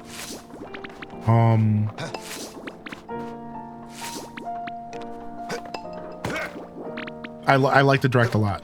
Yeah, for me it was about a solid 7.5, so like a B minus, maybe a C plus at worst. Like a B minus. But I think, yeah, like a C plus. Yeah. About a 7.5. And then I think, honestly, it's hard to match up if you don't do 1 out of 5. I'm realizing, like, it's hard to match up letter grades if you don't do 1 out of 5. So in all reality, if you're doing 1 out of 10, then an A would be like between an 8 and a 10, right? So like, let's just simplify it and do 1 out of 5. If I was giving it a rating between 1 and 5, it was a 3. And if I was giving it a rating between A and B, it was a C, but like a high C, like a C plus. It's like a 3.5 maybe. I think for the general audience of gamers though, it was actually like a B plus. I think it was actually one of the best directs we've gotten in a long time.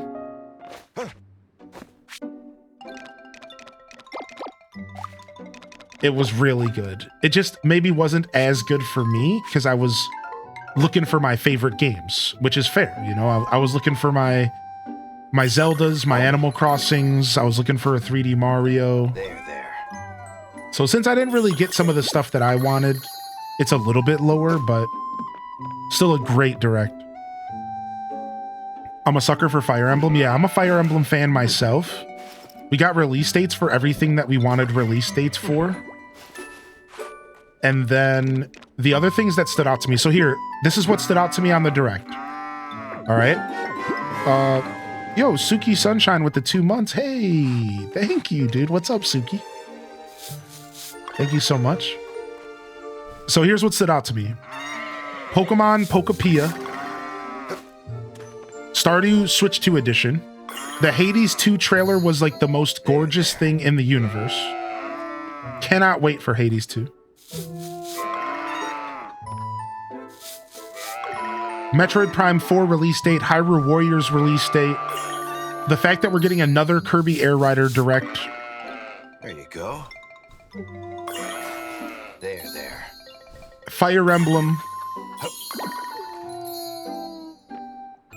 I'm trying to go just straight off of memory.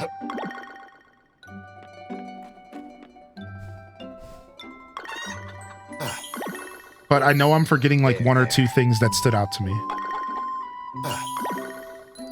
I know I'm forgetting like one or two things, but like that's like roughly it. Yeah, Flip Toast. I was like, my reaction to the Pokemon game was so pure. It was like the whole time I'm looking at it, I'm confused. I'm like, what am I looking at? And by the end, and even this morning, I woke up and I'm like, even more hype. Like I went, like, dude, I woke up, I watched another trailer last night, and I woke up this morning like, actually, I'm really excited for this Pokemon game.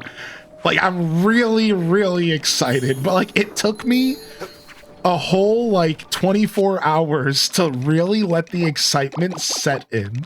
Now I'm like stoked. Now I'm ready, dude. I'm like, now I wish it was coming out sooner.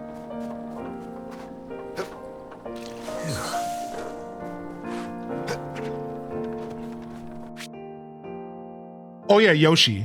Yeah, Yoshi looks really good actually. Yoshi looks like it's gonna be a classic Nintendo game focused on fun. For me, I love a classic Nintendo game focused on fun, man. That is the roots of Nintendo.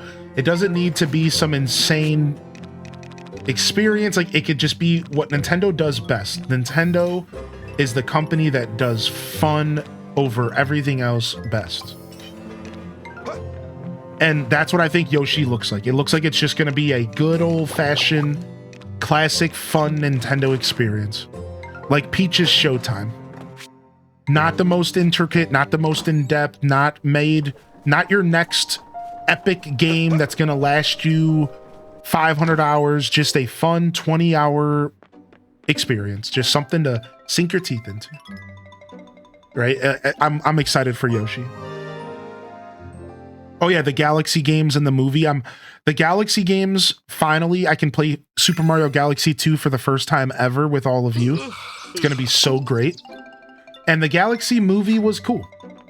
I was a fan of the idea of them going to space. Like, it makes sense. Yeah, I like the first Mario movie. Dude, you saw my reaction about the Mario Tennis story mode, and did you know it's the same company that made the original Mario Tennis Game Boy Color game that had the story mode? So if they lean into that original Game Boy Color energy, we might actually get a Mario Tennis game that maybe feels kind of like the Game Boy Color one. I don't think we've gotten anything like that ever. The Game Boy Color was the last one with the story. From there, it's always just been content, like games, matches.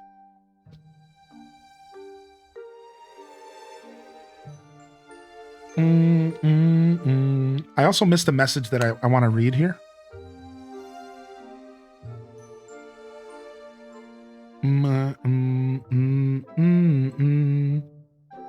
Oh, Pixie Rose, I hope you're okay, buddy. Take it easy, all right? Have you ever played RimWorld? No. What's up, Lesso Extreme? I've never played RimWorld. It's always been something that's on like my radar, but I haven't quite had a chance to play it myself.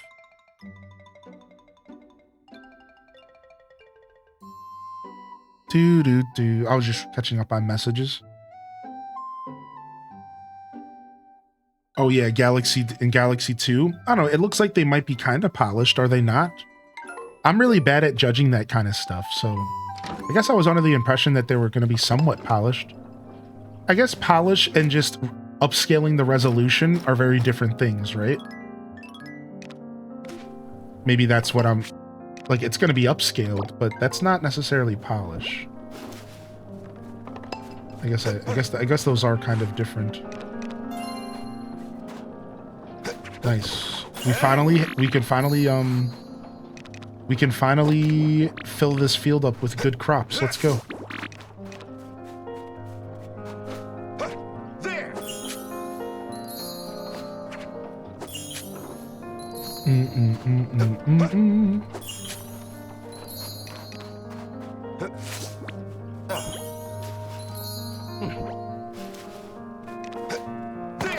Yeah, since I already have Super Mario 3D All-Stars, I'm actually not buying the bundle. And I'm just gonna buy Galaxy 2 for 40 bucks.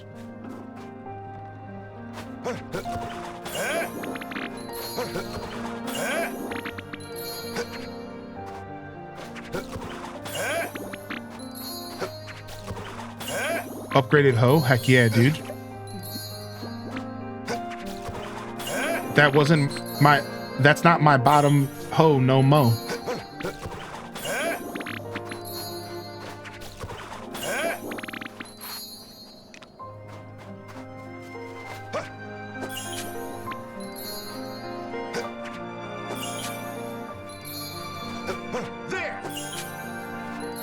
Alright, sick. Let's go take our bath. So the improved bathhouse doesn't fully heal my stamina, but it's close.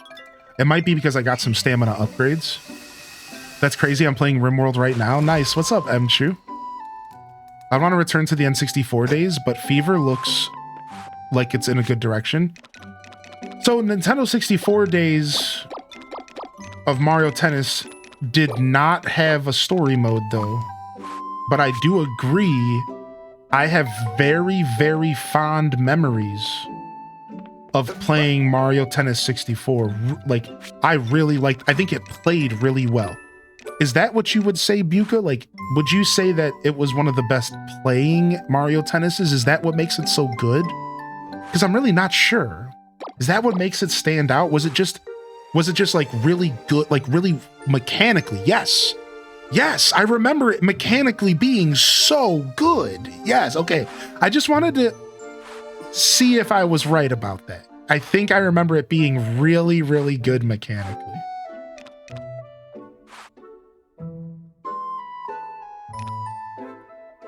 Let's plant...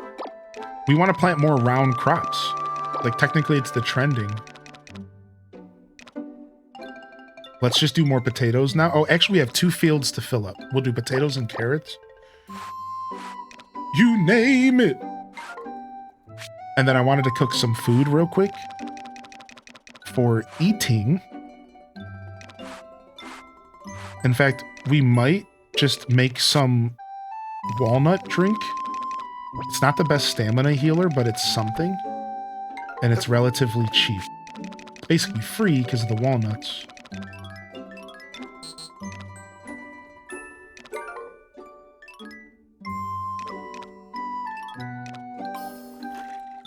It didn't have a story mode, but it did have a competition mode. Yeah. Yes. What's up, Aurora Sunrise? Good to see you today. All right, let me make some. Oh, you know what? And we need to sit down and look and see if there's any dishes we can cook to sell. Now that we have a bunch of new recipes that we got. So we'll do that later. Let me, it's Animal Day. Apparently we have an animal festival to get to, chat. Apparently we have an animal festival to get to. And what do we choose? Do we go...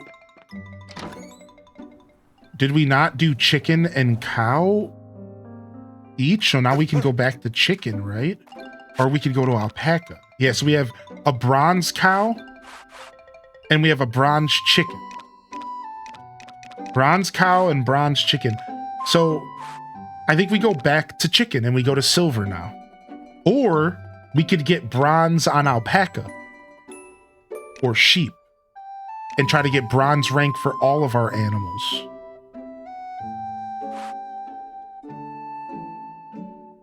Get bronze on the silkies. Okay, let's do bronze silkies. I like that. Because we'll win with Naralsi for sure. All right, we're going to do silkies. All right, good call. Yeah. We'll do silkies. Yo, Tweed, my wife has allowed us to have a plans-free weekend, so I'll be sitting on my butt all weekend and gaming and watching Hylian. Tweediculous, dude, what are you going to game on, man? Nice, the rare opportunity to sit on your butt and do nothing but game. That's a beautiful thing. All right, so if I'm planting level 4 potato seeds, I shouldn't have to fertilize them at all. Right? I shouldn't have to fertilize these potato seeds at all. And they should go up to 5 stars because I'm planting 4-star in a level 2 field. In theory, these are just going to turn into 5-star potatoes. I think I might have to fertilize them once. I have a theory that there's a certain mechanic that needs to activate. Like, I have a theory that you have to fertilize everything at least once, but I don't know if that theory is true. It's just a theory.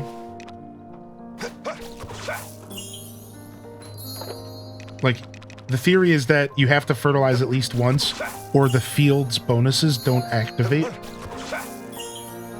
But we're about to test that theory now.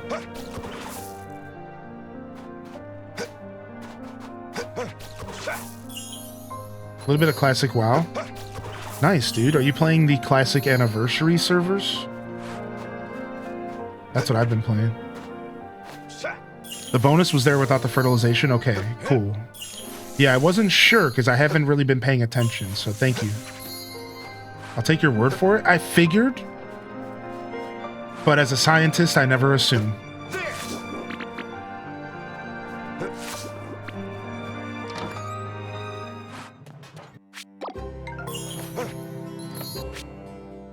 Oh, you're playing on a private server? Nice.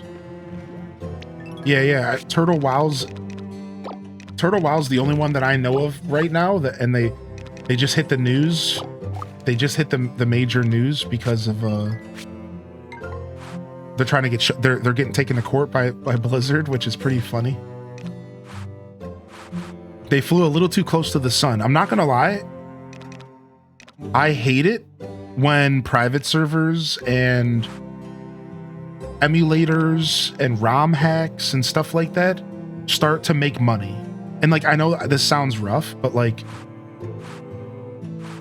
once they cross the threshold into adding cash shops and stuff like that, you are just asking to be shut down, dude. You're just asking to be shut down. It's like, why would you even attempt to do that, dude? You are literally asking to be shut down. And like, that sucks because I feel like you're getting greedy. And again, you know, I know it takes a lot of work to run these servers and stuff. So it's like a harsh thing to say, but the reality is that you got greedy and now none of us can enjoy this experience you created because you got greedy. And it's like, that's why I don't really mess with private servers. Have you tried buying a ton of stone from Lloyd and submitting it to the sprite to level up your forgeables? No, but that's actually a dope strategy. Yeah, no, I haven't tried that. I haven't needed to do that. I've just been farming up enough stone and stuff pretty naturally. But like, that's actually like a dope strategy. I guess you could do that. Yeah, that would work well, right? Like, yeah, I never even considered.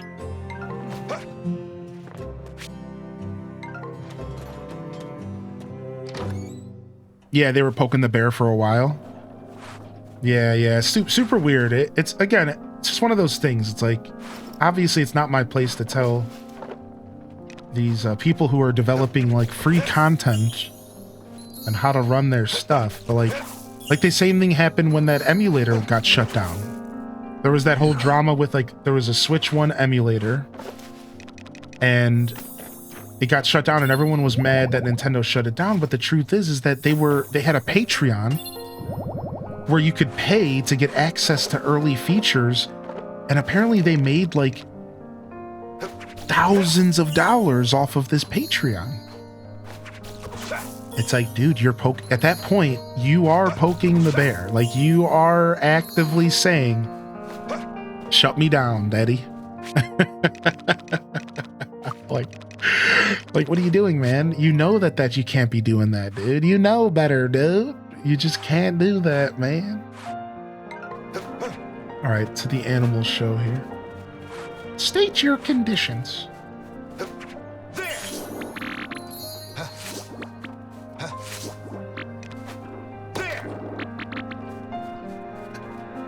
Yeah, I'm playing on Switch too, that's right. How you doing, Boyski? Are you playing this game as well, man? For all we knew, at least one of those patron members could have been employees in disguise. Yeah, like... And again, I get it though, man. Like, a lot of these like small developers of emulators and stuff, I mean, they put a ton of work into this. And I wish that we could support them without it being shut down, but sadly not the reality, you know?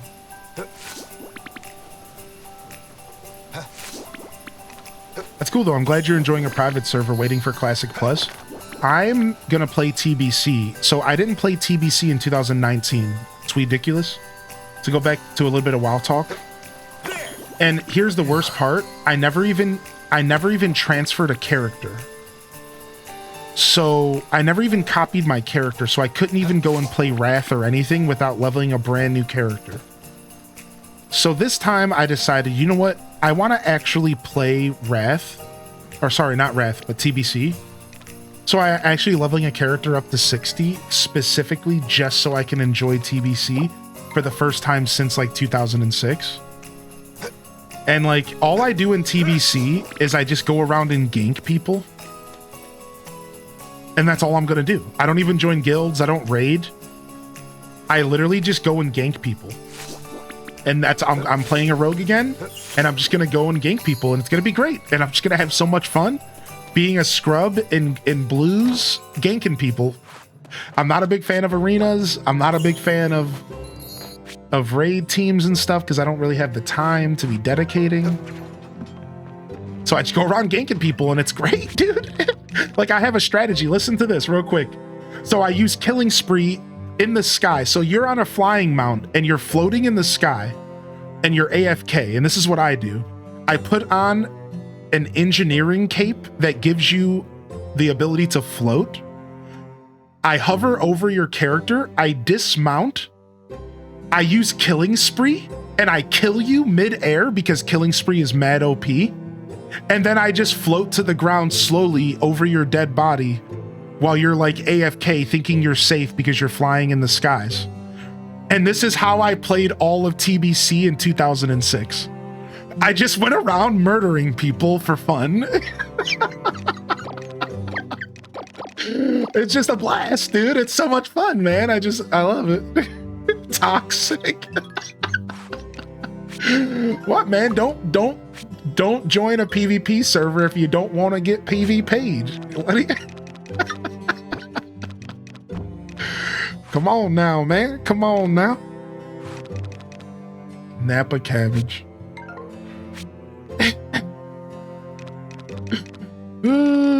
Anyways, right now I'm playing a Night Elf.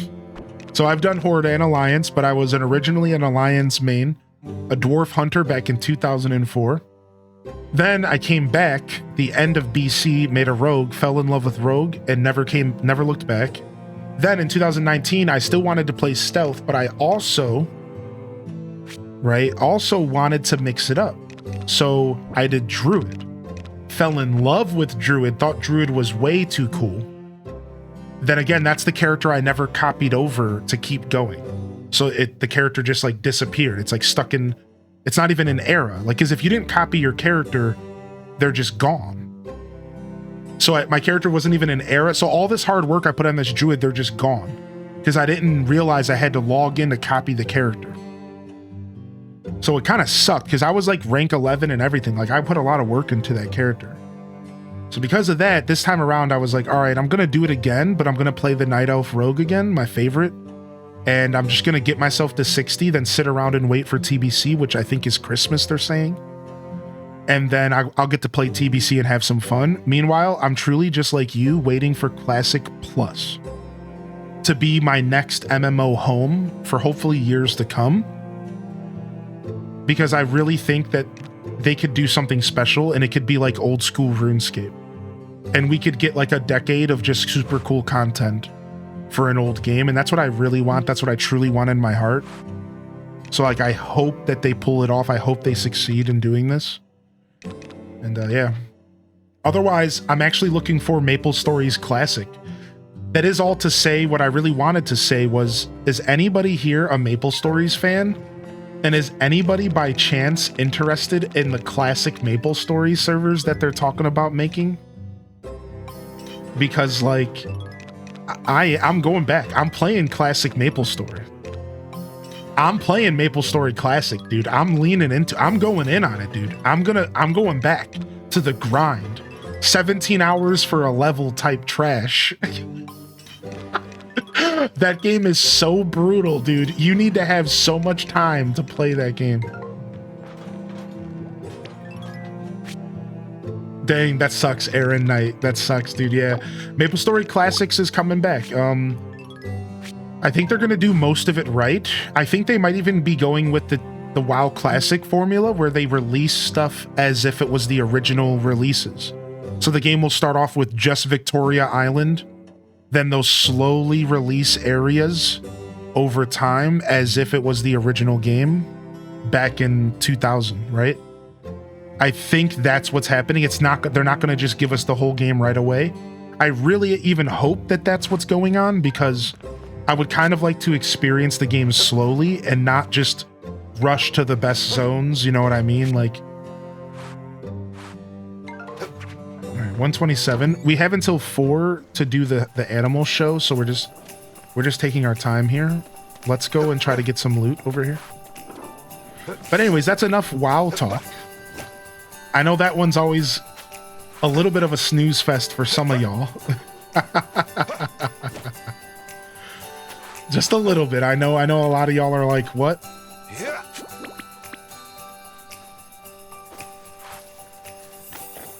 What's up, Red Rogue, by the way?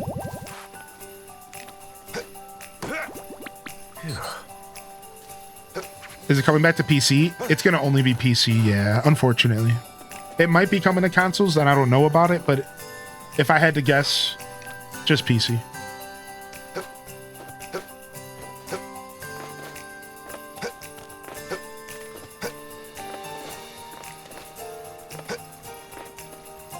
Speaking of D&D type stuff, my character almost died from a mimic door last night. Today. Are you in the middle of doing a D&D campaign? How are you today? Not bad. How are you today? How's it going? You doing okay? All right, let's get this request real quick. Oh? I feel like a lot of our generation's craving a good MMO experience because it's been so long. Yeah. And again, one that we can stick with.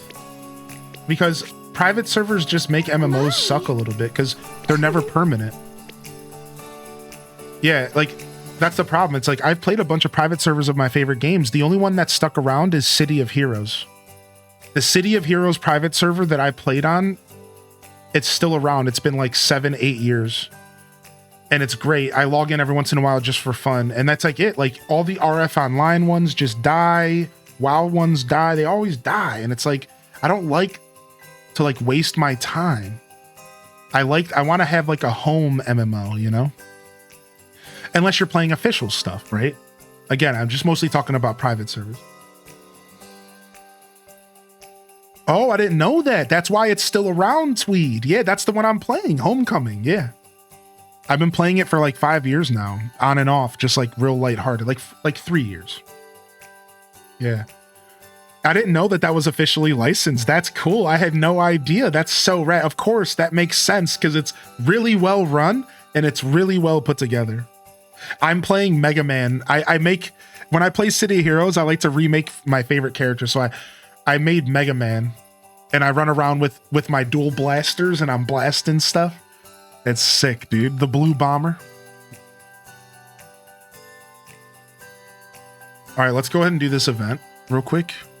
I just wanted to do a quick beard check. But we'll finish the beard check during the event. Let's go. Greetings. All right, we're entering a Silky and we're going for Neuralcy. This will be an instant win for us, so we don't have to stress about it. My beard's doing all sorts of weird stuff today.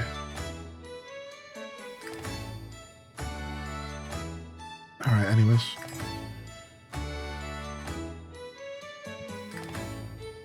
Yeah, I agree.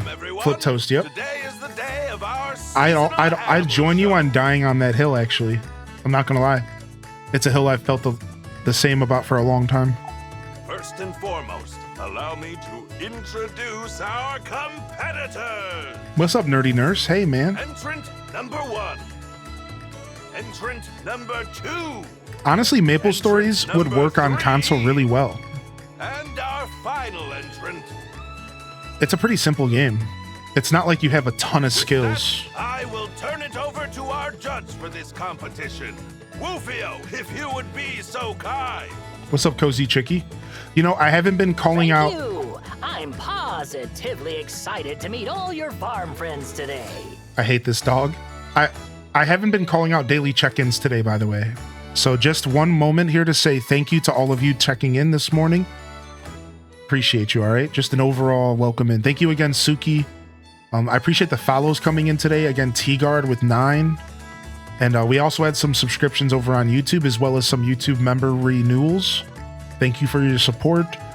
Please remember, you don't have to double dip, but I appreciate any support. I like to offer alternative ways to support, for alternative ways to view my content. We offer Discord memberships, YouTube membership. Those are all meant to be alternatives. Thank you for anything that you can do. Even just being here and enjoying the show, you're doing enough. I also want to quickly comment here. Sidey Burdock is very new to me, and I'm not sure what to do with it yet. But I feel like it's probably going to be a cooking item, right? Yeah, dude, I can't wait for Party Quest, man. I can't wait for Party Quest to come back, because I used to be the best Party Quest clicker in the West, baby. That you don't even know, Flip Toast. You don't even know. I was the clicker supreme.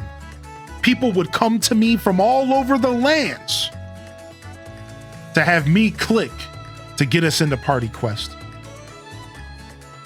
Some of that's not true, but it doesn't matter. The vibe is what matters. No one probably knew I existed. It doesn't matter. Dude, I played Maple Stories before Ludabrim existed. I played Maple Stories before there was even the water area.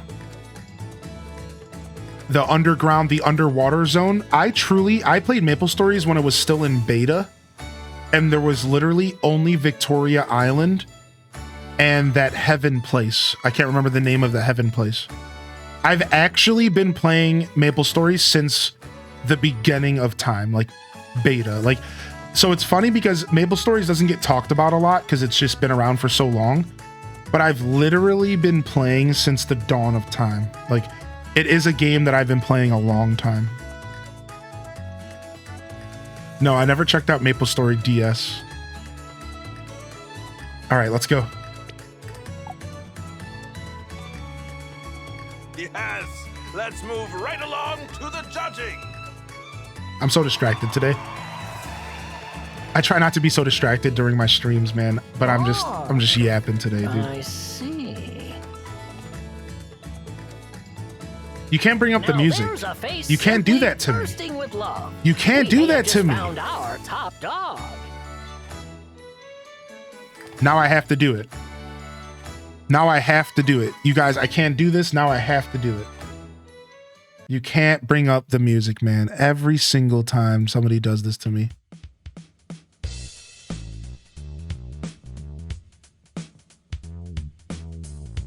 My buddy used to save his lunch money and use it to buy cards to purchase Maple Story items. Pickled burdock makes a lot of money. That's what I did with mine. Oh, okay. Thank you, Kayla. I'm going to play the rogue again. I'm going for the Ninja Star character again in classic. Do-do-do-do, do-do-do. Do-do-do-do-do. Do-do-do-do-do. Do-do-do-do-do. Boo-do-boo. Boo-do-boo-do-do-do. Boo-do-boo-do-do-boo-do-boo-do-boo-do-boo-do-boo. Boo boo boo boo boo boo do do do do do.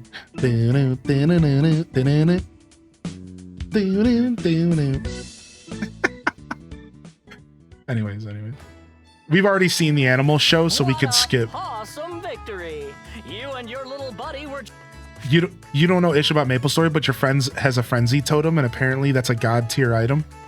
Cozy, you know you can play Maple Stories on your Steam Deck, right?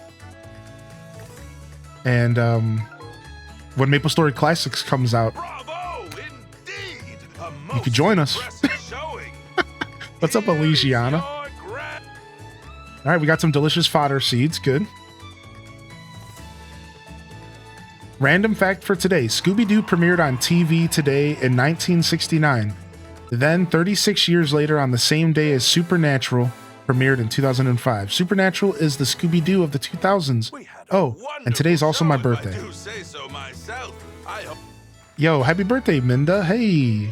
With that, we have concluded this season. Nice. What's up? Happy birthday, man.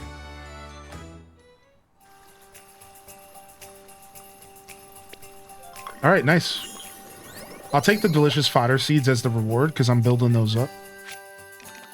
Yeah, happy birthday, man. I appreciate you popping in on your birthday. I think it's special that you want to come spend some of your birthday with me.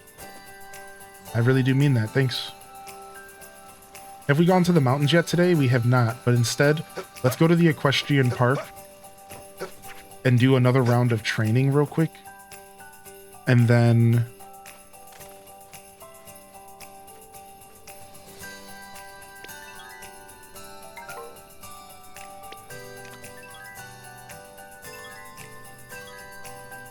we're gonna get ready. It's a Bazaar day. We can't stay up too late.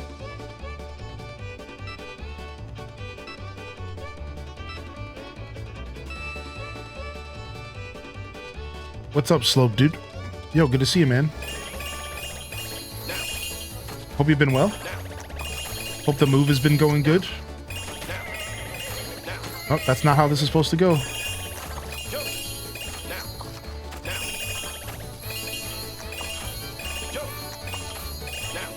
I was going to message you about some of those sub badges at some point. But I know you've been busy, so just feel free to let me know whenever you free up some time, dude. I think we're getting close to needing them. I can't remember when we need them. But I think we're almost capped out.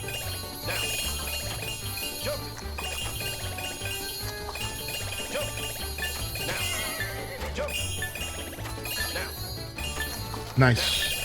Dude, a lot better than I was last time. A lot better than I was last time. We're figuring this out. Dude, nice. And we're getting some training in, man. I actually kind of like the horse race stuff. It's fun. The message I got was fine. It wasn't a big deal. Yo, do you have any plans for your birthday today, Minda? Finally settled into my new home and got a new job 2 weeks ago. Dude, slow. Will you slow down and save some life achievements for the rest of us, dude? What the heck, man? What? This dude's out here getting it, man. What in tarnation? Nice, man. Nice, dude. Happy to hear it, man. Glad you're taking care of yourself. Yeah, no worries. I was gonna message you. I'm just letting you live your life, you know? I'm not in like a big rush. But I realized like I really need to message you. I'm like, I haven't had a chance to do that. Like I really should soon, huh?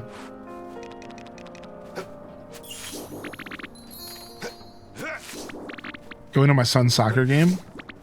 We're gonna see the Demon Slayer movie this evening. Yo, sick.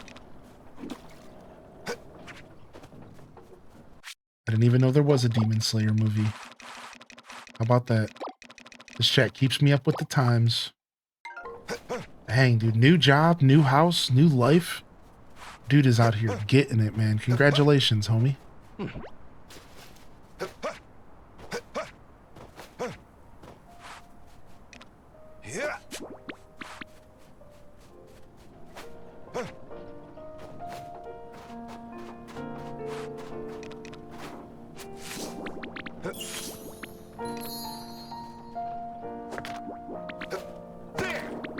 That's it. No!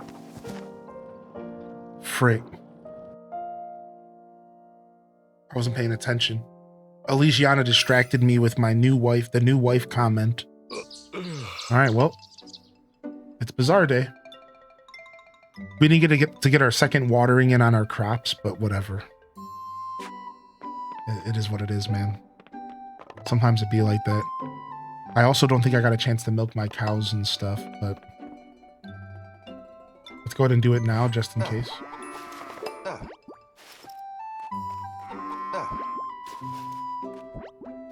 We have plenty of time.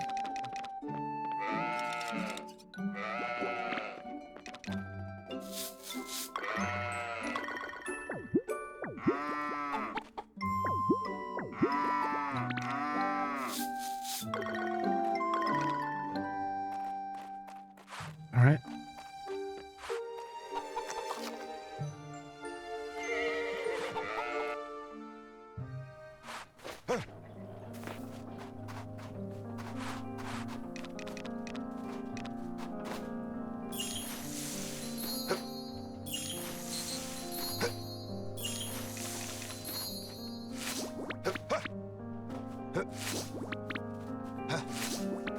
I love that we actually are not stressed in the mornings anymore for the bazaar. Like, you remember like the bazaar mornings?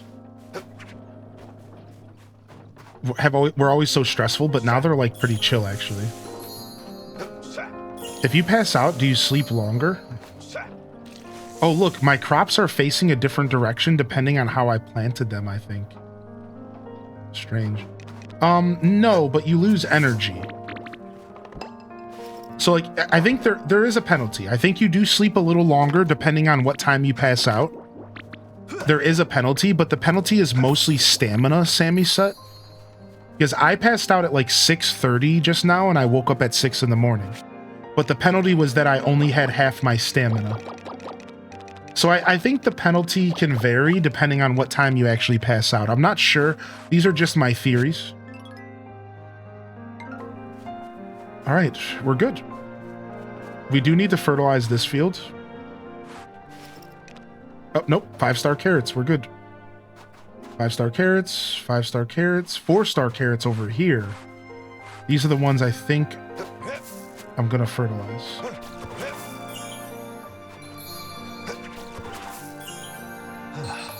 I probably don't actually have to fertilize these. I think my field would cover it, but just in case, we're going to boost them a little bit more. Because when I planted these seeds, they were 3.5. So a little on the low side. We just want to make sure we're good here. All right, we forgot to do cooking, so let's go see if we can do cooking real quick. And then we're going to the bazaar. All right, let's just get more stone going. Yeah, we should have enough time. As long as we leave by 9, we're usually good with the bazaar. No wife, but still a fantastic partner. 2 years coming up, dude. Time flies, man. Really? 2 years is crazy. All right, here we go. We're looking for warm recipes only. Something we can sell here. So we have tea, we can't make that. We have the milk, which we still don't think is worth it. We just want to turn our milk into cheese, I think. Black tea. All the teas work here. I'm just looking for the word trending. We don't have the recipe for regular pasta yet. Yes, we do. Ooh. But then we need fish and oil. We do have tomatoes. Cheese fondue, mushroom pasta. I could almost make this, I think. I just need to start fishing more. Cooked rice. Yeah, even after Hearth Day, I really have no recipes for this trending this season.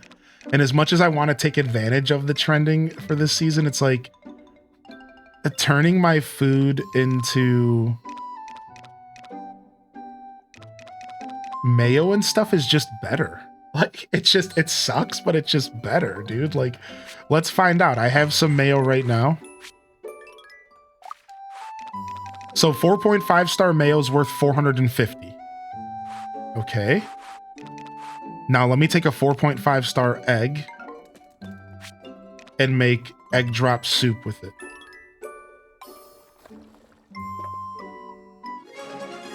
Yes.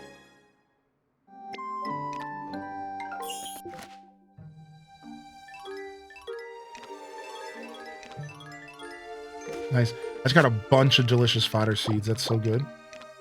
It's only worth 229 while trending. Yeah, like, unfortunately, this season, my trends are a little bit lighter, which I'm okay with this because I've had easy street with trends. And finally, the game throws me a curveball. I like that. It shows me that the game is just diverse and you're always going to get a different experience. So the game's throwing me a little bit of a curveball, and again, I kind of deserve that because I've been having such good trends through this playthrough.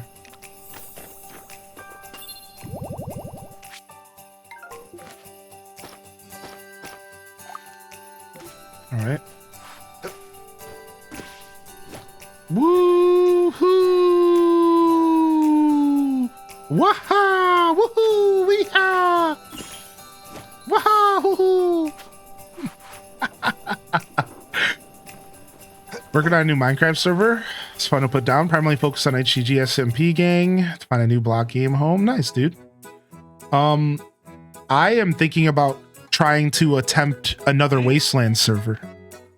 So if that's something you want to work with me on, we can do that. But I want to go back and try to do Wastelands Modern again. The stuff that we talked about, but like we never actually committed to because you were just too busy. Yeah, I'm trying to do Wastelands Season 5. I think that's where we left off, or Season 6. I've been really feeling it. I want to go for another approach. We'll just do a completely fresh start. This time, it'll be different from the last time, how it always is. But I've been thinking about putting together Wastelands, so that's something you're interested in. Otherwise, like I'll be able to handle it myself. Yo, Casanova, appreciate you popping in, man. What's up, dude?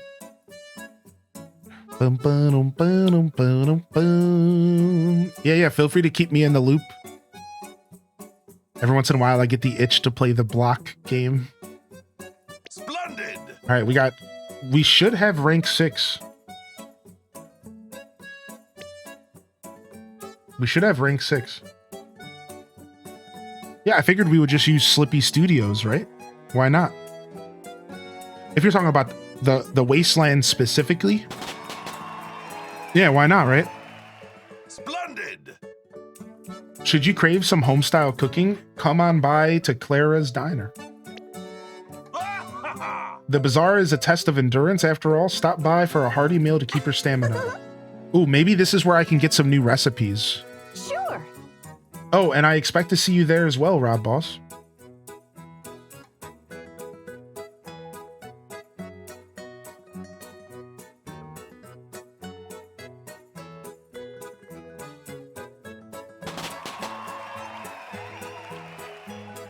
Splendid. For fruit seeds and saplings, look no further than Fruitopia. Okay. We actually wanted this, dude, because we wanted to plant more fruit trees. All right, nice. Thank you so much. We actually have 3 stalls opening. Chat, we're about to get rank 6, dude. Do you normally have a favorite season in farming games? Mine is always winter, with fall being a close second so far. What about all of you? If you are a farming sim enthusiast, do you have a favorite season in farming games? Splendid. For me, it's always winter with a close second of fall. All right, we have the new recycling shop. Cans, bottles, and the like can be deposited here, earning you fine prizes in the process. Resource management's one of my many specialties. All will be processed properly. Greetings. You have my gratitude for assisting me in preparations. I assume I can count on your continued patronage. Wow. Now that he smiles, he doesn't look like he's a part of... he doesn't look like he's a part of an enemy corporation. All right, here we go. Time to set up our stuff. We got some perfect Napa cabbage. 1,400 bucks each. Beautiful. We got some fruit to sell, but I was gonna maybe turn it into something. It is all trending because it's round. I don't think we're gonna sell that. All right, here our potatoes are gonna be the things that get our boost up our numbers here.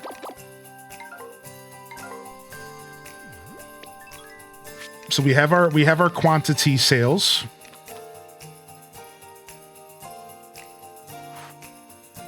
How you doing today, Ali Mo? Hey, I hope you're having a great morning. Happy Saturday, man. We could sell this honey, this royal honey. All right, here's our ores.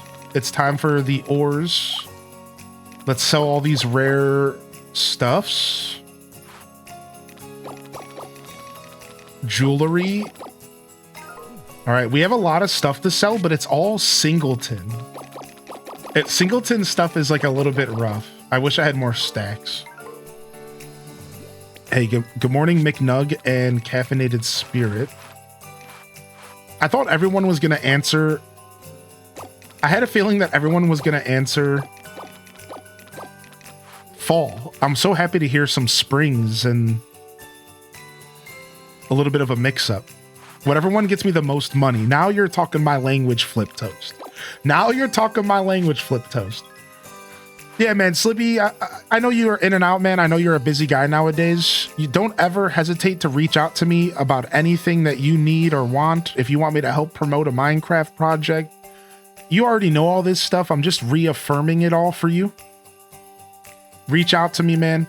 And the Wasteland stuff is like a side thought for now, but like it is something I miss modded Minecraft. It's always been my favorite way to play Minecraft, so.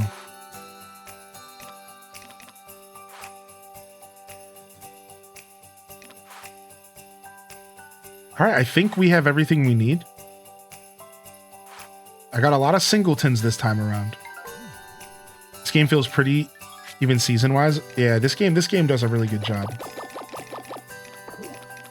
Yeah, it does. Yeah, it does for sure. All right, the only thing we couldn't fit is the cheese. Let's go ahead and drop the 5-star potatoes for pickling.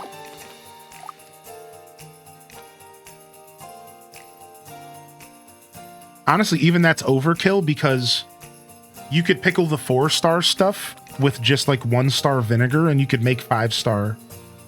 No, the vinegar would also have to be 5-star, right? All right, I'm just gonna hold on to this for now. Let's go ahead and reorganize. All right, we're going for the quantity, then quality strategy yet again, chat. Quantity, then quality strategy, here we come. All right, so we have a strategy that we use here. Let's go ahead and take some rocks out. And let's replace this random stone. So we're going to use some rocks here. We're actually going to save the ore for endgame. All right, so what we're doing right now is we're organizing our inventory because we have learned that when you sell stuff during cheer time, it sells from the top left down to the bottom right. All right. So the first thing you need to realize is the reason I'm taking the time to organize everything is that it's a part of our strategy. We have a strategy. All right. I need these ores to be up here as well. These can go down here.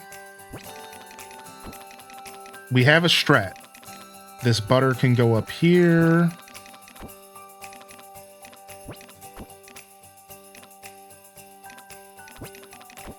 All right, cool. So the strategy is called, I call it quantity, then quality.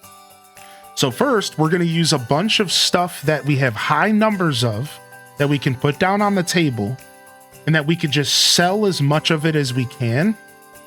All right. In order to hit a certain goal of filling up our cheer time. And we found that you can do this with random junk. You'll notice I'm selling stone and wood.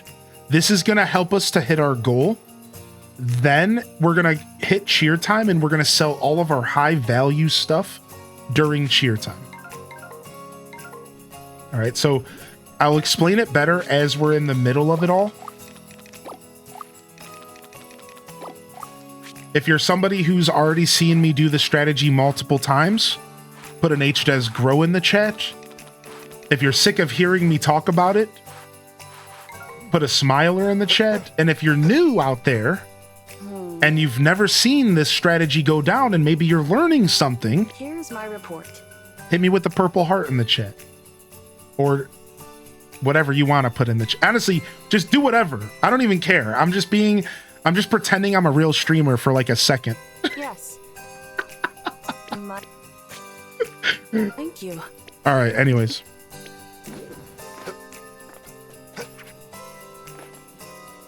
All right, 15 minutes and we're up. Business as usual. 15 minutes and we're up. I'm so bad at this strategy, dude. I know. All right, here we go. First, let's make sure our decorations are where we want them to be. So now there's something about this strategy that you need to know. It actually all starts with our decorations. And the big thing here is happy energy gain with forgeables. The truth is that without these perks, this strategy is a little harder to pull off. So I recommend if you're going to do this strategy, you want to pay attention to your decoration bonuses. And I'll explain at the end alternative strategies that would also work if you don't use forgeables. You could use crops, you could use windmill items. There's actually other strategies that are similar, just without wood and stone and weeds. You would use crops or processed goods, and we'll talk about that. But anyways, I just need to point this out. This forgeable buff matters because what I'm about to sell for quantity is a forgeable. All right, so we're good here. Open shop. So the way we're going to start this off is we're going to start off looking for quantity. All right, so first step, we're going to cancel that. We're going to drop some potatoes. We're going to drop some rocks. We're going to drop some wood over here. And we're going to drop some more potatoes here. I'm going to ring the bell and I'm going to cancel it with a jump. So we don't waste as much time ringing. So I want you to avert your eyes towards the top left of the screen. You'll notice that's my cheer gauge. The cheer gauge fills up faster the more sales you make. All right, now there's a little bit more to this that we're not sure about. We're not sure if it's trending, does it fill up your cheer gauge more? So there might be better ways to perfect this strategy. But to explain what's going on, we're just trying to fill the cheer gauge up. And we've learned that the cheer gauge fills up pretty fast with quantity over quality. So if I put a bunch of stuff that has big stacks on the table, allowing these purchasers to, allowing them to buy like bulk, then this will fill up my cheer gauge faster, and then I can have a more explosive cheer time. And you'll learn quickly that cheer time is the most important thing when it comes to the bazaar. We did miss one sale, but that's okay. So see, we're already at level 4 cheer time. All right, take a look. We're trying to get to level 5. Now, let me explain one more thing. One of the things that I pointed out was that I'm using a forgeable tent set. This actually matters a lot because that forgeable set gives me happy energy gain. Top of the screen. It gives me happy energy gain when I'm selling forgeables. And we'll come back to that. Just keep that in mind. If I'm making it look easy, it's because of my decorations. We'll get back to that. But listen, we made it to level 5 cheer time. We made it.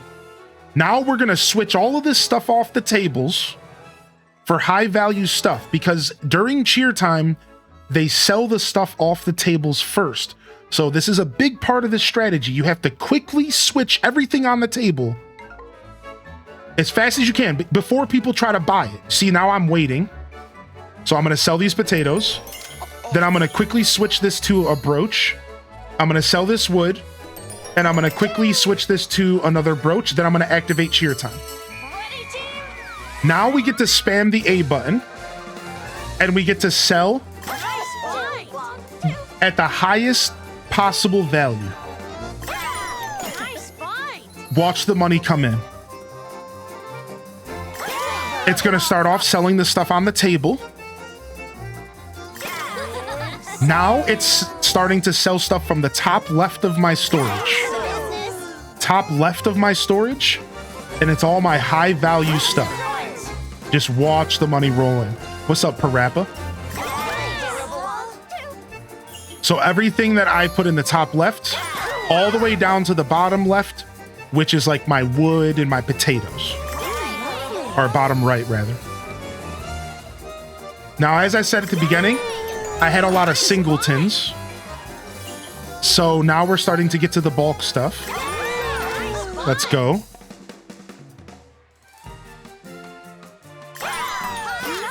Ooh, now we're getting to the ores, which is really nice. Extra 250 on top of each ore.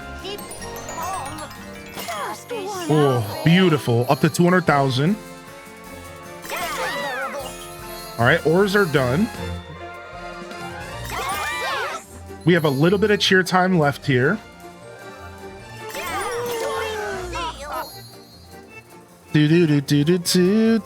What's up, Tiny Bit Stressed?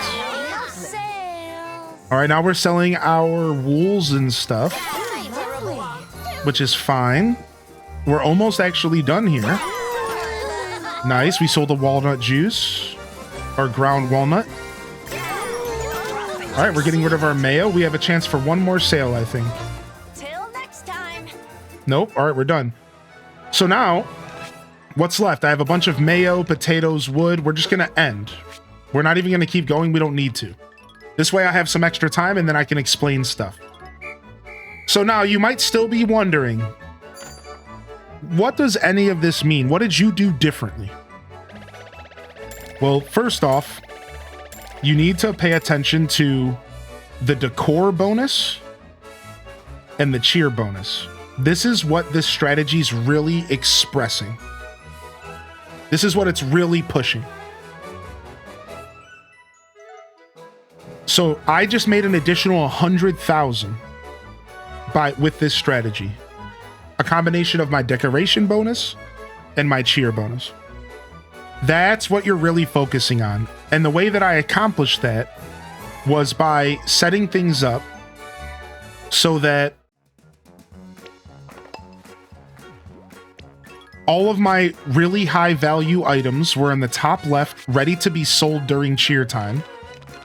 And my bottom items were just junk that I was selling to fill the cheer gauge up. So again, quantity first. Then once you hit cheer time, all of your quality stuff sales. And this isn't even a good example because I didn't really have a ton of stuff to sell. Imagine if I had stacks and stacks of all that stuff. We've showed it off in previous episodes. I make a ton of money. I've broken some records, so we're doing pretty well for ourselves. This week is a pretty bad example. I don't have a lot of stuff to sell. It's fine. You know, it's not a big deal. So we could probably scrounge up some more stuff. Now, I had one more thing I wanted to say before we wrap up this little session. You might be saying, all right, well, I tried that Hylian and it didn't really work too well. That's where your decoration bonus comes in. You want to pay attention to this because you can get decoration bonuses for all sorts of stuff. You can get ones that focus on farming items. You can get ones that focus on crops. You can get ones that focus on windmill items. You can get ones that focus on all sorts of different styles of items. I think there's one for flowers. So this is really important. Without this nature series bonus, I wouldn't have been able to fill up my cheer gauge as fast. And it would have been a little less effective. But the truth is that I think there's plenty of people here that are not even paying attention to this stuff. And they're still finding success with this new quantity then quality strategy. So you don't have to pay attention to this, and the strategy still works really well. It's just going to be a little slower, and it's not going to work as well. So in conclusion, with a combination of solid decoration strategy, using this technique to build up the cheer gauge, then explode during the cheer time, selling all of your highest value stuff, really feels like a super solid strategy. I don't know if it's the best strategy, but as a community, we've come together and we're all convinced this is a really good strategy. And one of the best reasons why is because you don't need to have a bunch of stuff. You can literally sell weed and stone and wood. Like, you could just put junk on the table. And as long as you get to that level 5 cheer time, it doesn't really matter. So, and if you didn't know, here's a pro tip. Your cheer time gauge passes to the second shift. So if you fail to get 5 cheer time in shift number 1, don't panic. Enter shift number 2, get up to 5-star, and then boom, sell out. So like, the strategy is very moldable. It's very adaptable. And you can really approach it however you want. Like, don't overthink it too much at all and just kind of go with it. Maybe develop your own strategy if this one doesn't seem to be working for you, and just kind of take this knowledge with you. But my point is like, it works, man. It's a good strategy. It should work for most of you. You just might have to kind of adjust it a little bit per your play style. But don't sleep on it, man. We've been having a lot of success with this strategy. We're going to keep our medals for the new medal stand. And I don't have a lot of stuff to sell. I'm not really selling anything else. I'm going to hold on to my stuff for pickling.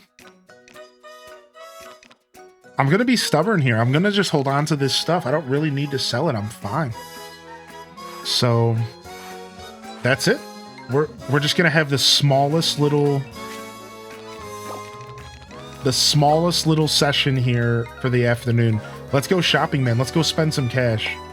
First off, we'll start off checking out the new stalls.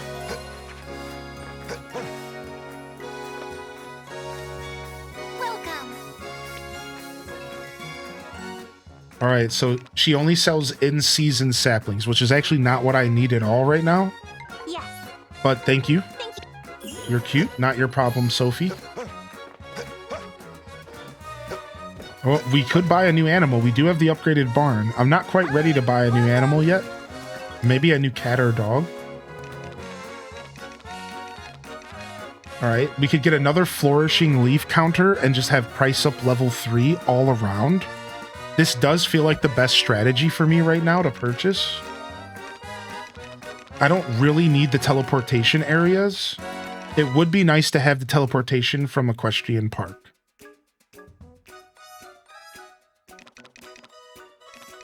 I'm going to hold off and just buy another counter. Because I haven't maxed out my price level 3. I haven't maxed up the price level up yet. I haven't maxed it out, so. Yes, Is today the day welcome. we buy a pet? What's up, L. Rob? Labrador Retriever, Black Shiba Inu, a Calico, and a Black Mix. I'm kind of at the point to where I could just start handling pet food pretty well. Pet food's the only thing I'm worried about. All right, let's go ahead and buy it. All right, we got our cat. This one will be named after Suki, our most recent subscriber. Thank you, Suki. Cute name for a black cat. Works well.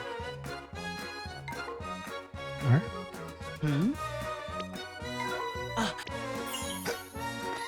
All right, boom. What you got here, buddy? Nothing yet, but I think all of these shops are about to start stocking more stuff because we're about to get to rank 6. So I think this shop's going to be offering new stuff next week. So we're about to hit rank 6 there. All right, let's check out this seed stall. I think I already have green onions in the storage. Let's go check. Bum, bum, bum, ba-da. Bum, ba-dum, ba-da. All right, I do have green onion seeds ready to go. I need more daikon radish seeds, though.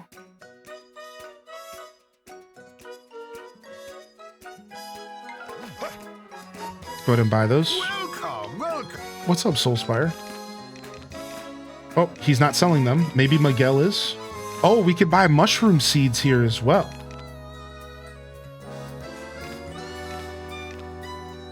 I'll go ahead and I'll buy 2 of these. We'll buy another 10 stack of oil for cooking. We'll buy another 10 stack of spice for cooking. That's probably going to end up going bad, huh? Screw it. Let's do it. Let's get all the cooking stuff. Let's do it. Let's commit. If we end up regretting this, whatever.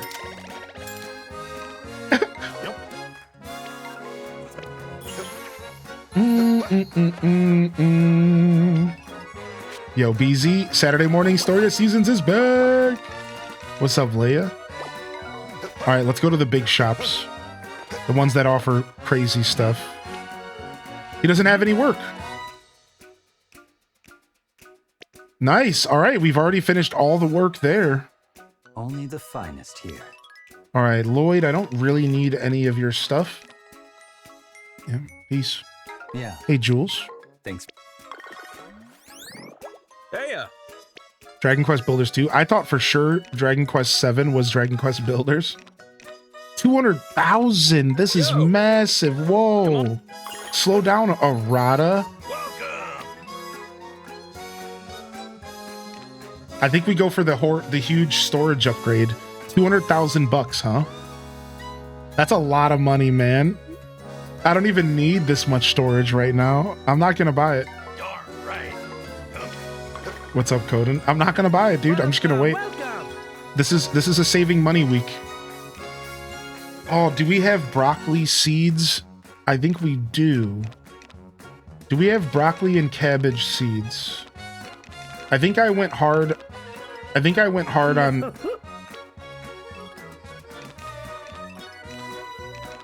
I think I went hard on those seeds last time. Yeah, I'll buy the double bed, sure. You're right about that. It's only 10,000 bucks. Yeah, you're right about that. Okay, I have the cabbage seeds. I have the broccoli seeds. Okay, because broccoli can go into spring, so we're going to plant that last. I think we have to plant cabbage in winter. Nope, spring as well. So those 2 we can plant later. I'm going to get some fodder just in case.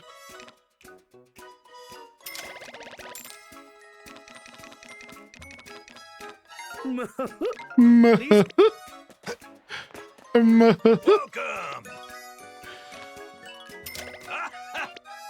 All right.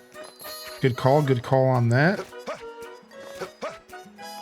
Welcome. Are you the one selling delicious fodder seeds? I thought one of y'all sold delicious fodder seeds.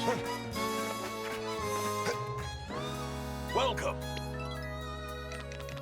No. Okay.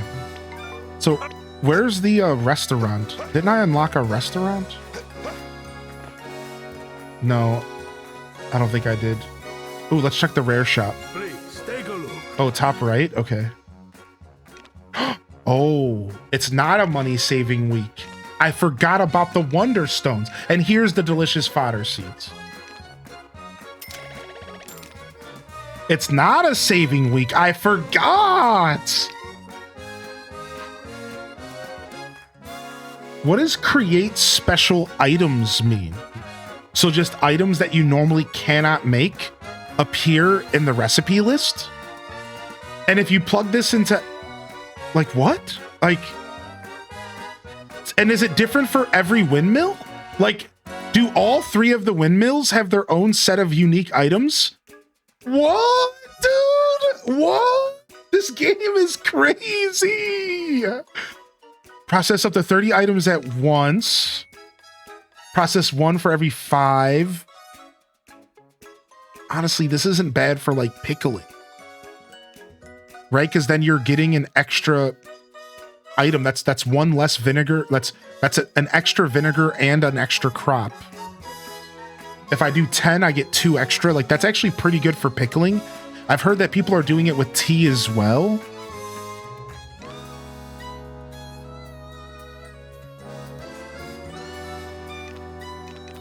I gotta get purple. I gotta see what happens, dude.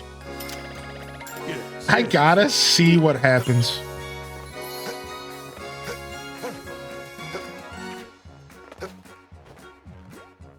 That's so cool, dude. I'm so excited about this. No way, man. Secret items? All right, let me grab my metals and go to the metal stall and see what we can do there. Same thing with my recyclables. See if we can do anything there.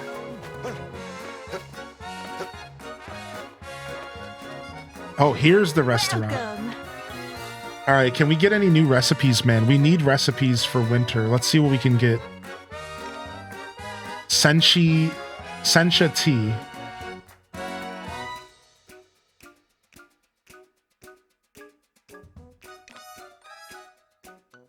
All right, we'll buy all of this.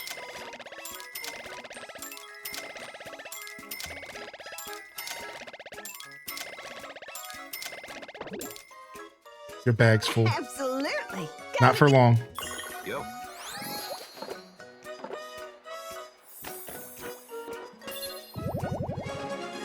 Nice.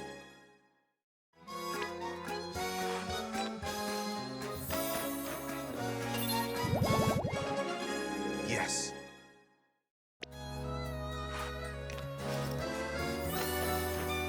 Oh, okay. Thank you, Sammy. Nice. Welcome. All right, what else can we buy?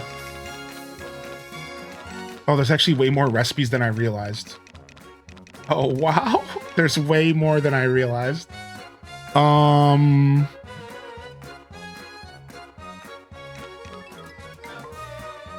Absolutely. Hold on.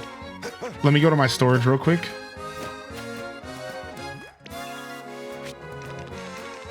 All right, we got the strawberry mochi and we stopped at the wrapped whatever dudes. All right, let's go to the other shops and we'll come back. I'm trying to get all of these recipes, baby. All right, what's up, recycling man? Visit Treasureland to exchange recyclables for money or other valuable items. Turn someone's trash into your treasure. Welcome. All right, sell resources, exchange resources. Power berry. Obviously, we're saving for that.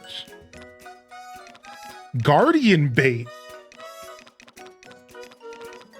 Guardian bait. Sturdy lumber is actually a pretty cool thing to be able to pick up if you're lazy. Fish bait. Thank you. All right, well, we're saving those.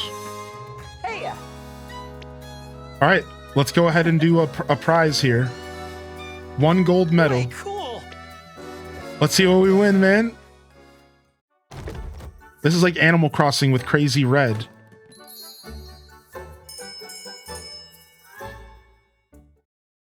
Or Tom Nook in Animal Crossing GameCube. Mm-hmm. 3rd place, not bad. Alpaca yarn is now yours. I'm gonna alpaca you a punch in the mouth if you don't give me something better than some yarn, homie. Hey, You better cough up something better than that, dude. We're about to get in a fight. Wait, he doesn't take regular metals? So can I just sell those?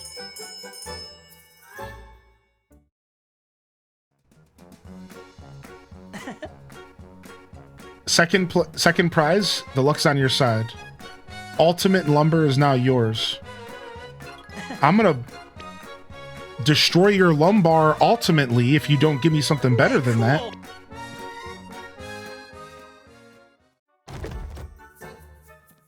Oh, okay. Thank you, Kuma.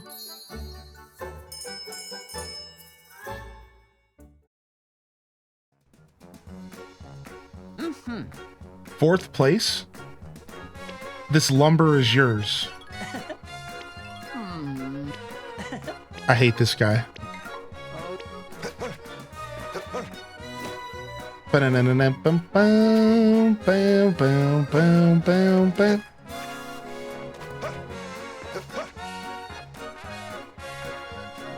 gonna hit you with the Steiner recliner.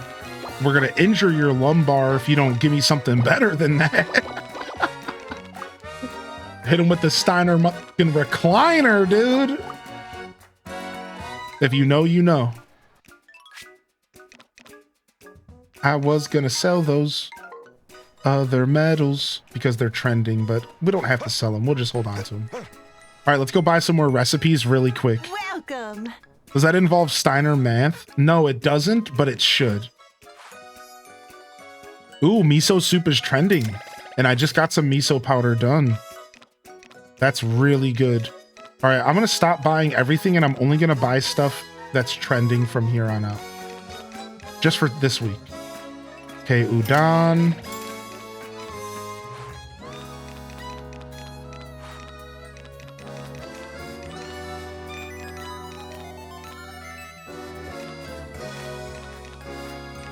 Yeah.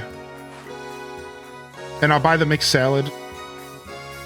And then let's buy one thing that maybe is a really good stamina recovery or something.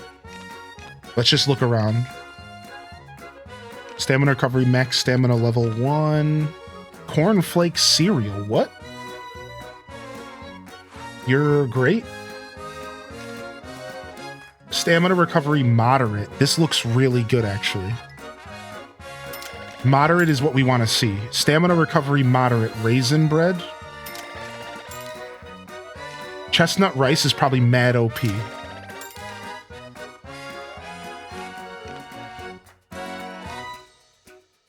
All of these seem like they're really worth having.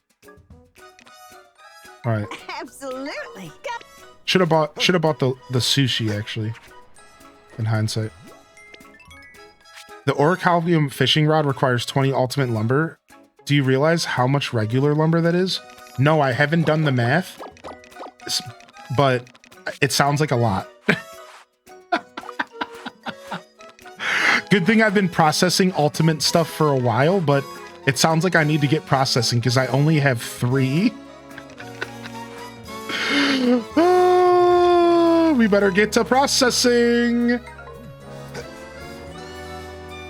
You're getting sushi on Monday? I've been looking for an NPC that sells lumber. I only found one. Yeah, the pickaxe is what I'm going to upgrade first, of course. Yeah, I'm going to do pickaxe. Maybe scythe first for my playstyle. All right, let's go. Bum, bum, bum, bum, bum, bum. We don't got much to sell, but we can redecorate our tables. Bum, bum, bum, bum, bum, bum, bum. All right, now we have price up level 8, and we still haven't maxed out the price up stat. Wow. We still haven't maxed out the price up stat somehow.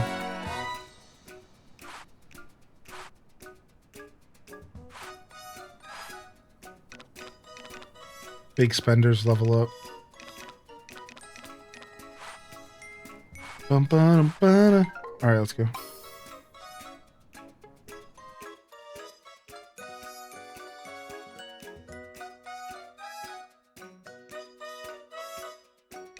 All right, open shop. Open for business. Ridiculous. Yeah, you can cancel. You can jump cancel the ringing of the bell. You can jump cancel the ringing of the bell. It's so important. Look at this. You can actually jump cancel the ringing of the bell. It's so nice. And you don't have to worry about the amount of downtime when ringing the bell. Look at that. Don't double jump though. It double jump eats up a little bit more time than. Keep swimming.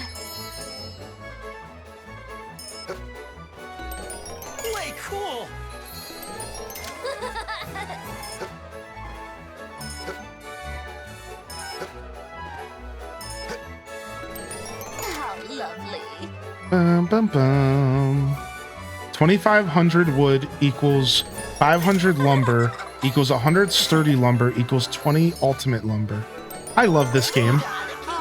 You're just saying stuff to me that makes me love this game more. You're telling me this game wants you to actually work for those endgame tools, dude? Good. That's what I want, baby. Very good. That's what we want. We want a solid endgame, baby.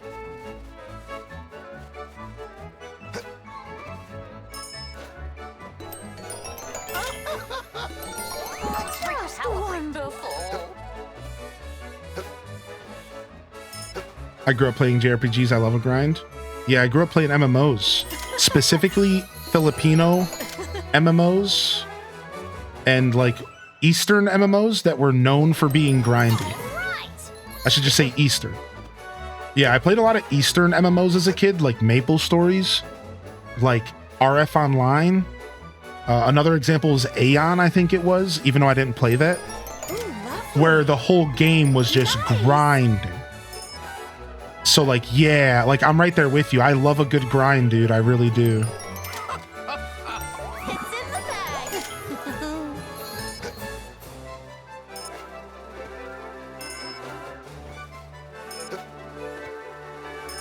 Does that count as double support? Kinda, technically, yeah. Yeah, that's right. So like, if it's the same as it used to be on Twitch, you can support a streamer from one IP address on 2 accounts. So another way to word that is Just wonderful. two viewers per IP address. 2 viewers per IP address is how it was 3-4 years ago. So anything more than that, you won't count. So like, here's another way to word it. If you have 3 streams up on 3 tabs, you're only supporting 2. So if you're sitting on your computer and you have 3 tabs up, 3 monitors with a stream on each monitor, you're only counting as a viewer in 2 of those streams. Technically. Now you're still supporting in other ways. You know, sure, you know, you're there, you're engaged, you know, so don't overthink it. As a viewer, the last thing we want you to do is overthink just enjoying our content.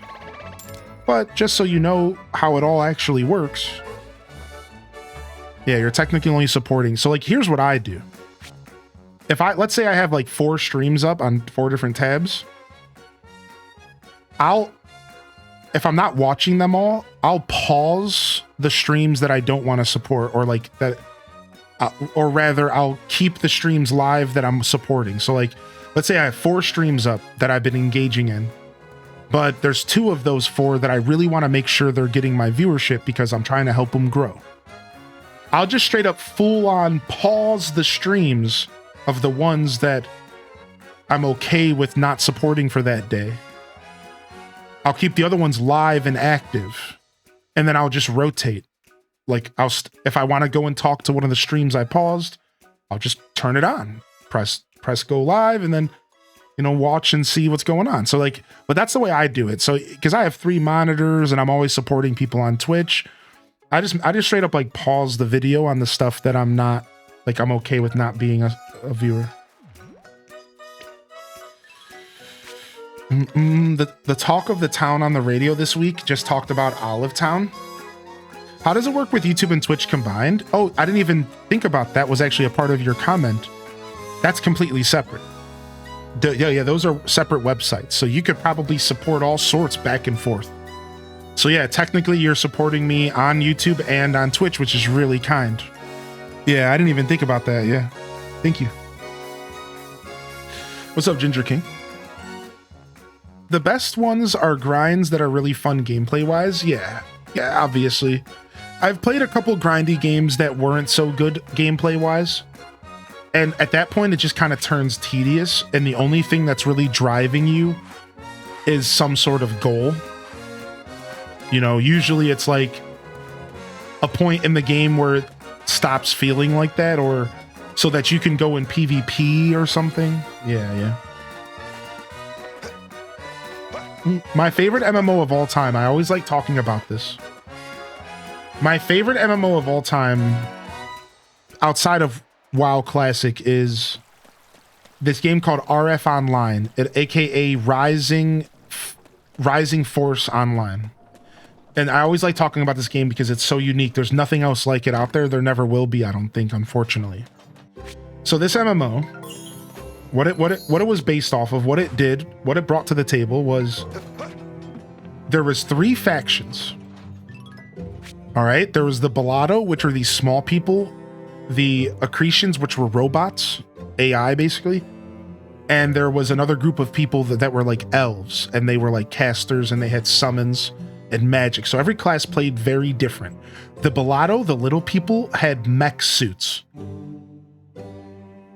The Accretions were robots with robot features, and then you had the elves who were like traditional fantasy, casting spells, summoning monsters.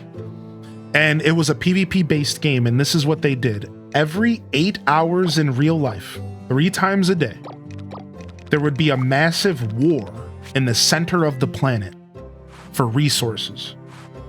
All 3 races had their own base to protect, and all 3 factions had a base to get attacked. Your goal was to destroy one of the bases. If you destroyed a base, you would get an item called a chip. Then, if you took the chip to the center, the core of the mountain, so you actually had to achieve 2 goals. You had to win and take the chip to the center of the mountain, which a lot of times was really hard because the other factions would get mad that they lost, and then they would try to grief you.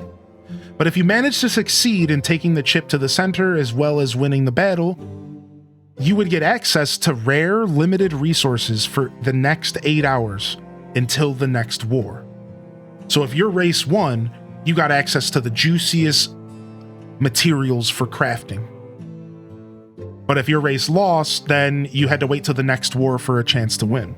And it created this experience because, think about it, there's 3 factions, so there's always going to be drama. One faction's always going to be overpopulated because people like to switch to the team that's winning. Then there was politics.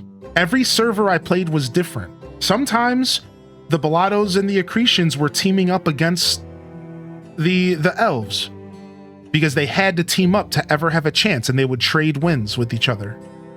Sometimes all 3 factions hated each other. Sometimes one faction was so overpowered that it was oppressive and nobody could ever do anything, and the server was almost dead because of it. And every time, every server had a different experience because you never knew how people were going to manage it. And there's even more details to this game that I could talk about. Every week there was a literal political poll, and you could vote to who's going to be your leader of the race for that week. And then they had cabinet members, and the perk of being the leader was you got a buff, gear and armor and a buff that made you stronger so that you could be a beacon of light on the battlefield. And you had like your cabinet members and your offensive leader and your defensive leader. They all had their own buffs, and it was this super social game. We were just talking about this earlier with Flip Toast. That was so interesting. Every 8 hours you had to go to this big war to get resources, and like, it's called RF Online. It barely exists nowadays. It's like a hollow shell of itself. It's sometimes you can find private servers that run it. It's like real goofy. It's usually inundated with terrible cash shops and greed.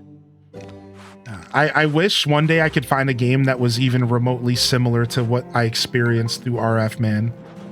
Because it was really, really, really cool, man.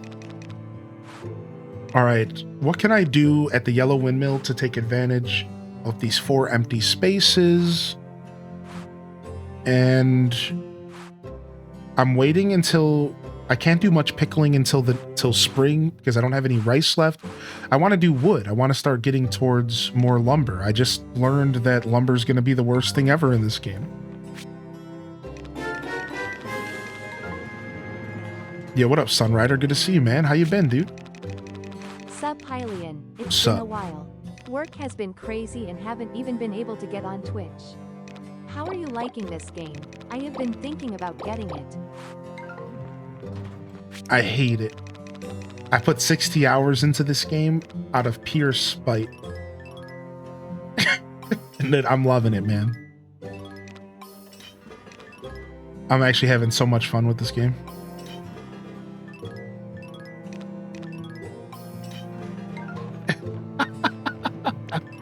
Good to see you, man. I'm sorry to hear work's been keeping you busy, but sometimes that's a good thing, right? You know, idle hands and all that. Sounds like ECO, but without the warring factions. Sounds like Dark Age of Camelot. I never played those games, but it's cool to hear that maybe it got inspiration from something that I didn't realize. Isn't that the beauty of art, right? My weather app just told me prepare for a damp. Oh no, not a damp. My bank account loves it, just not my sleep schedule. Isn't that always the battle? Sleep schedule versus bank account, eh? We don't have any reason to go to the yellow windmill besides for fertilizer. Let's go. Let's go. I have a thunder in real life.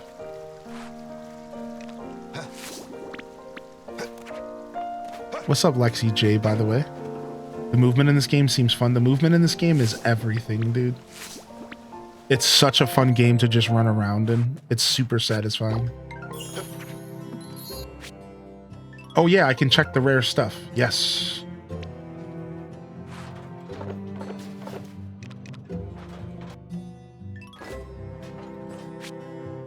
Rare recipes, the ultimate hoe. My nickname in high school.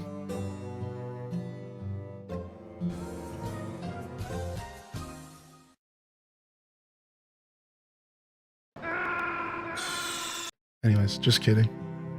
Mine too. How you doing, Giggities? Golden Blend Tea Tin. Autumn Blend Tea Tin. Oh, so there's other blends. Sparkly Bracelet. Ultimate stuff, dude? No way, dude. It seems like it uses a rare stone. Let's see what the stone is. Adamantite. Mithril. Adamantite. Dude, this is crazy. 15 ultimate stone. Wait, travel stone? Wind jewel, feather jewel, sky jewel. Winter sunstone. Strangely cool and invigorating to the touch. Oh, you know what? I was gonna make some... No, I guess I don't really need to make seeds, huh? Yeah, we don't. How cool is that? Can I take it out? Yeah. Give that back.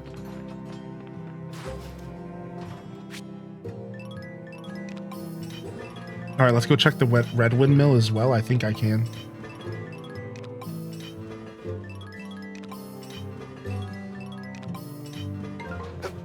All right, let's get out of here. Oh, we don't have to teleport from here. I didn't realize I could dock with the Satisfy grip. Nice, dude. I haven't picked up a grip yet. Should I? Do you recommend the Satisfy grip? I ended up not picking up one yet. Because I just play... I don't play handheld often, so... Oh, we need to get home. Oh, it's a Bazaar night. We could stay up late. Purple orb? Yeah, diva!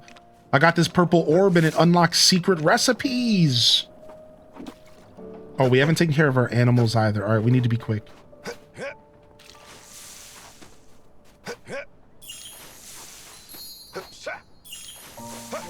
Go, go, go, go, go.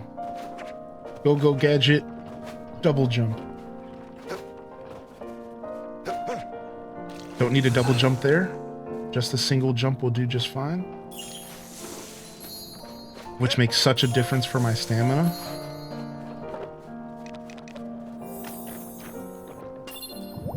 Alright, that should be enough to take care of the animals. They don't stop letting... They don't go to bed until 10. The animals don't go to bed until 10. So I can come in here and still get my brushes and stuff. And my pets.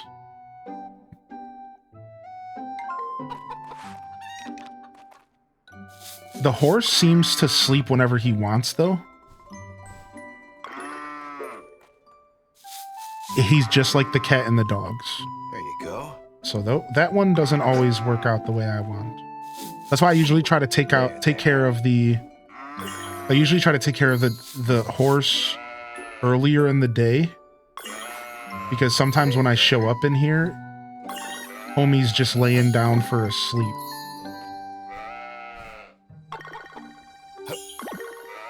Nice. There. My new silkies just won themselves a ribbon.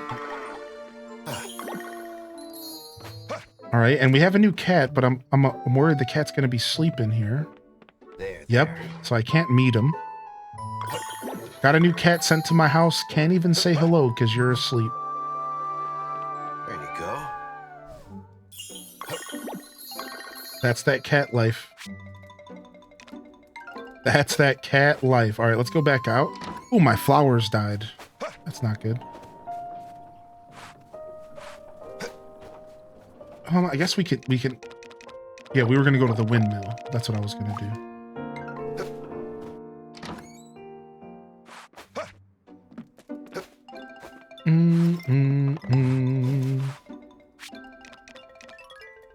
Check the weather here. Clear, snowy, sunny. All right, so no more blizzards so far. We've lucked out. We might get another blizzard later this winter, but we're good right now. Let's take one of these roses and display them. I've had these roses since fall, and it's winter 13. They're still not going bad. I think that's because of all the upgrades I got to my storage. And I'm feeling pretty good about that.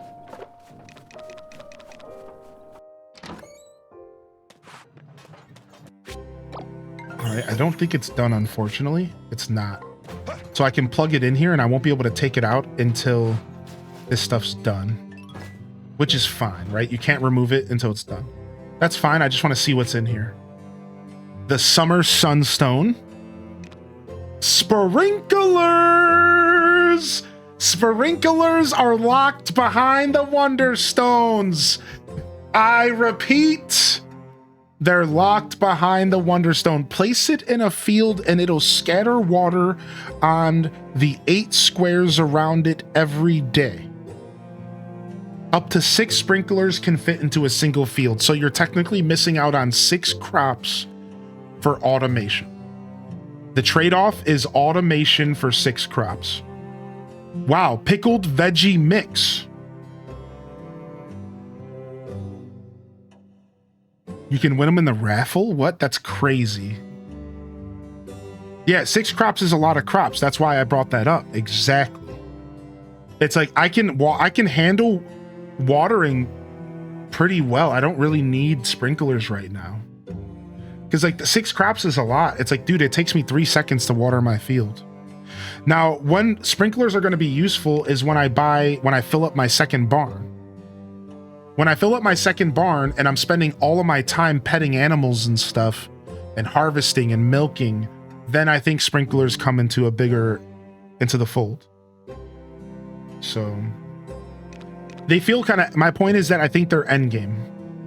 They're for that point in the game where you're continuing to play for your own personal goals, not just for money. So you can sacrifice a couple crops. It's for that point in the game where you're continuing to go for maybe some personal goals, but maybe you can sacrifice a couple bucks, but in return you have the freedom to go and woo your future waifu or something. And then blended perfumes, 6.4 thousand for all 4 perfumes blended into one, and 4.1 thousand for all pickled stuff blended into one. Now let's take a look and do some math here, right? Because what are we actually making on a base level? I'm gonna go ahead and pull up the calculator. Again, this is not including any quality. So we're gonna do $5.99 plus $3.52 plus $6.87 plus $3.35. So that's 1,973. All right, so 1,973. Let's go ahead and take this, minus 1973. So you make $2,100 if you do this. 2,100 bucks if you combine these is your profit. So we can just safely assume that the profit for the perfume is going to be just as good, maybe even better. All right, unfortunately our purple stone's going to be stuck here, so we can't see the blue windmill yet for a little while because we're doing all this lumber and stuff. So I'm just going to keep doing lumber and stuff here. And we'll just eventually get our purple stone back. Eventually, later, in the future. We'll get it back one day on the horizon. I'm going to turn this fodder into chicken feed, 10 of it. Let's do that real quick. And then let's get some wheat going for animal food as well. All right, cool.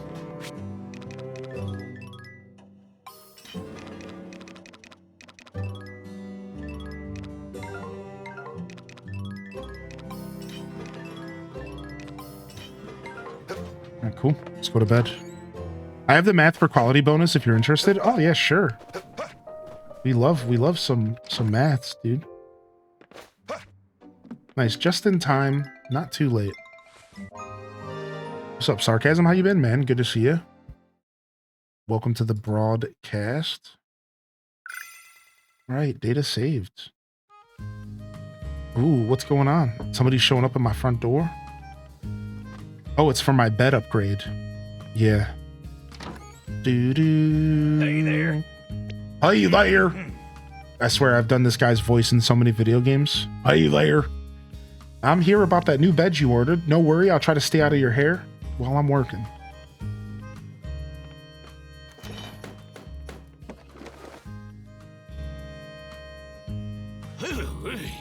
Thanks for waiting, job's all done. Nice, now I can have twice the size bed to sprawl out in. Darn right. Full starfish status. Don't know who's caught your eye, but I'll be rooting for you. Dude, I'm just rooting for myself over here. Speaking of beds, come talk to me if you need an even larger one to squeeze a kid in there someday. Oh my god. There's another bed upgrade? There's another bed upgrade. Just finishing up the event task in DDV. What's up, Legend Steven Tyler? Hey! Rank 6! Rank 6! Attention, everyone! 5% for every 0.5 star until 4, well then you get 10%. Max is 60% bonus for a 5-star product. So a 5-star product is going to be 60% more valuable than a 0.5 star product. Just over 0.5 of an increase of like sales. So an 100 gold item is going to be worth 150 gold. Or sorry, 160. I'm getting Right. Sonic face with hand over mouth. Yeah, Sonic Race. Yeah, me too. I'll be picking up Sonic Racing on day 1. I think we're gonna check it out. Nice, nice. Yeah, I'm looking forward to it. Should be fun. Yeah, so if you sell something for 100 gold, you get 60 on top for a 5-star. It's not bad. It's actually not bad. I like the math a lot. The math is nice and simple. It's not convoluted at all. Oh, you're getting Sonic the Restaurant. Oh, well, make sure you get one of those big long boy glizzies for me, dude. I'll take 2, please.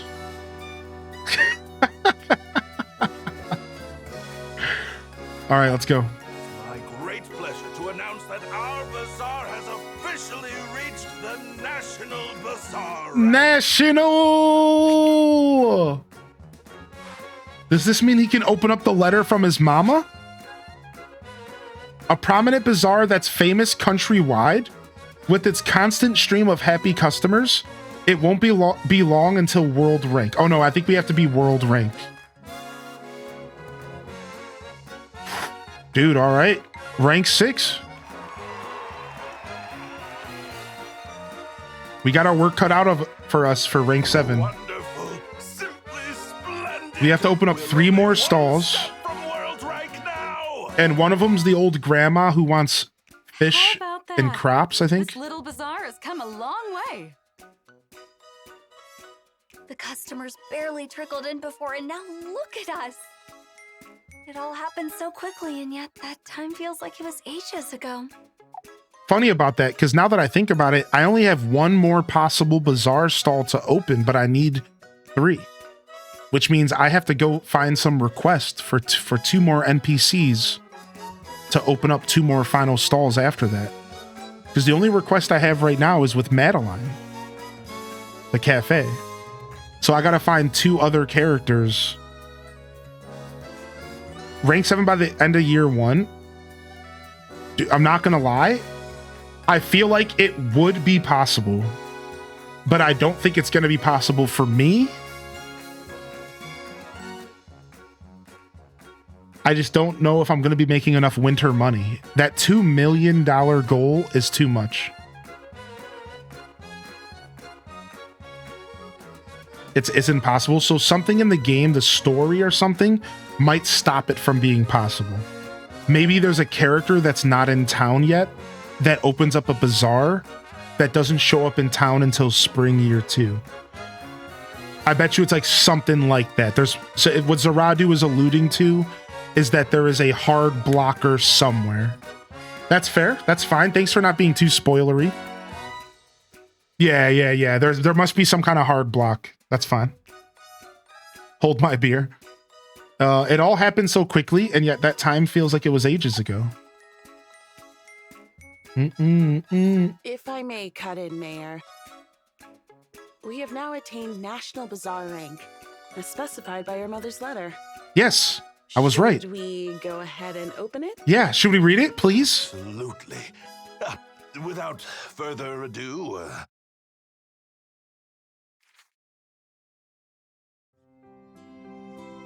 Dearest Felix, if you're reading this letter, it must mean you've done it. You've gotten the bazaar its prestige back. You and the other townsfolk must be impatient to know why it is I left. It was simple. I left for the sake of the town's future. I want Zephyrtown to flourish for ages to come. But for that to happen, it's up to you young people to learn to step up. And I knew you wouldn't do that as long as you had a veteran like me to rely on. That's why I chose to pull out and let you pave the road forward yourselves.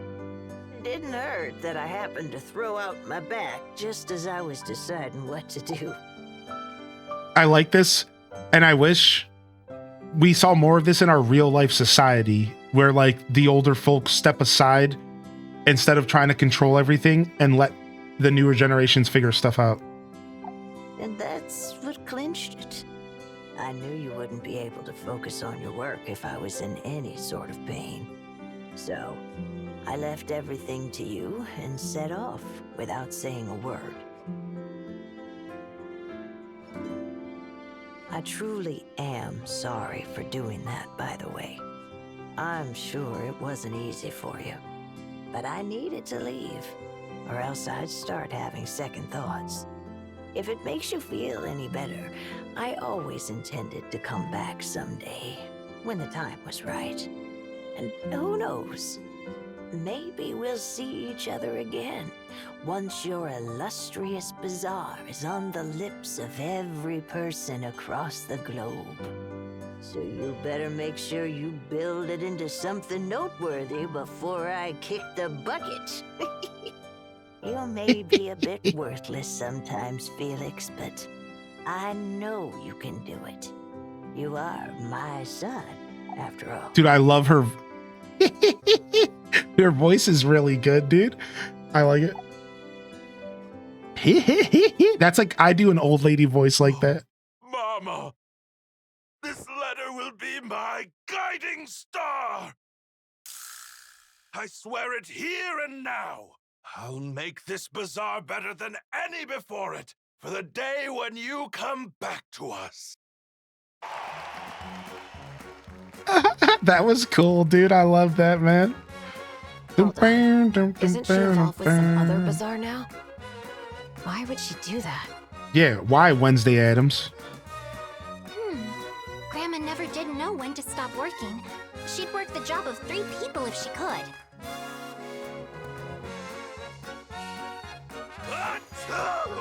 What? Excuse me. What was that sneeze?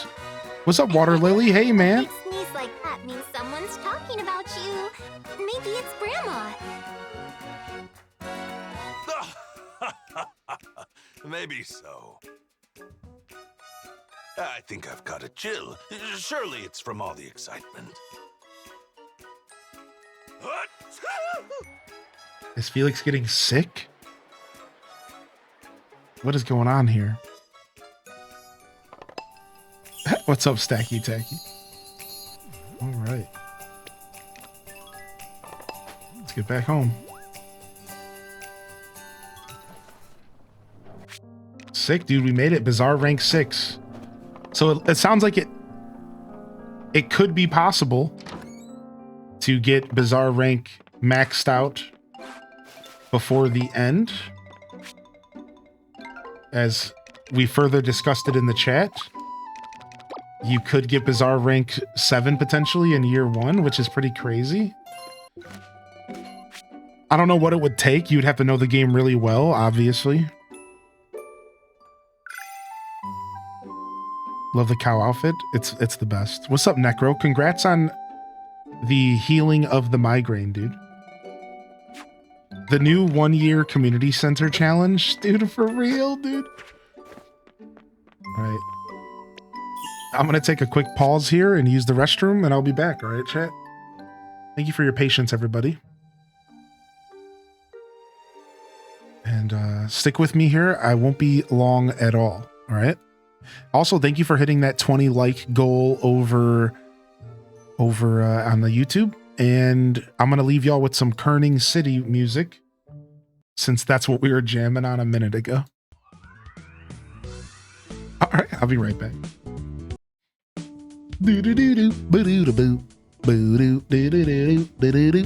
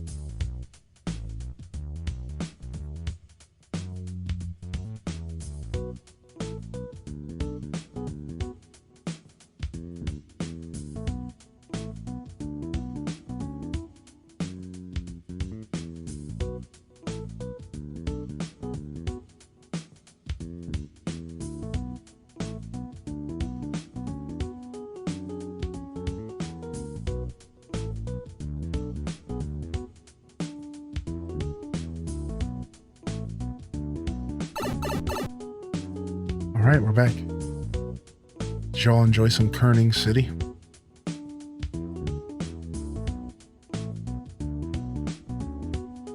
It just makes me want to play Maple Story, man.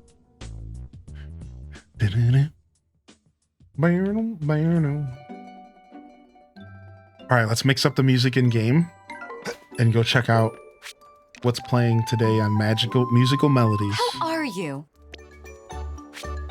How are you? Well, first, let's do this. Gift gimme. Nothing gets to the heart faster than a nice, thoughtful gift. When picking out a gift, do your research and tailor it to what the recipient likes. Okay. Wait, I missed. Here's the deets. What are the deets? People tend to open up more about their likes and dislikes the closer you are with them. Okay. How are you?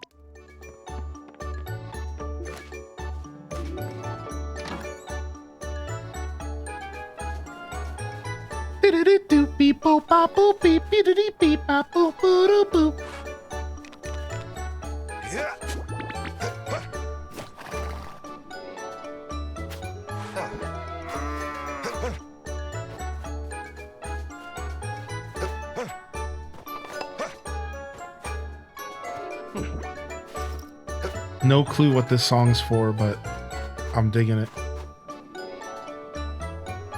4.5 star carrots.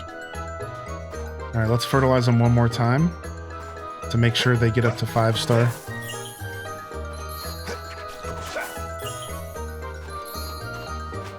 Hope everyone's having a good Saturday. What are we getting into this Saturday, chat room? You got any plans? You gaming? You gelling? Y'all remember those stupid commercials? Bro, you gelling, bro? Oh, bro, dude, I'm gelling, man. Dude, you gelling, dude? I don't even remember what the product was. You know it's dumb when you don't remember, when the commercial doesn't help you remember the product, then that was a failed commercial. Was it like a shoe insole or something? It was Dr. Scholl's. It was a shoe insole. Yeah. Are you gelling, dude? Oh, yeah, dude, I'm gelling, man. Like, shut up.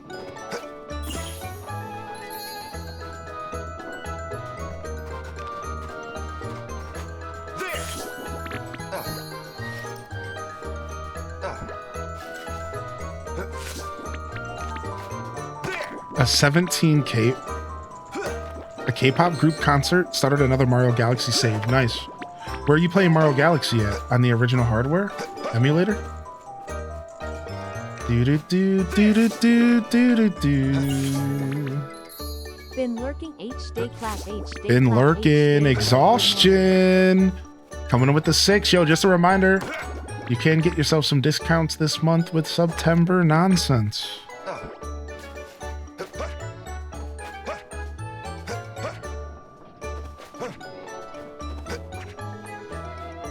Came downstairs, some of the coolest tanks ever. They combine my love for music and The Legend of Zelda. That's dope. Main goal today is literally to do nothing except for play a ton of Hades 2, try to beat a 32 fear run. My goal is to complete it before full release. That's dedication, dude. That's some dedication right there.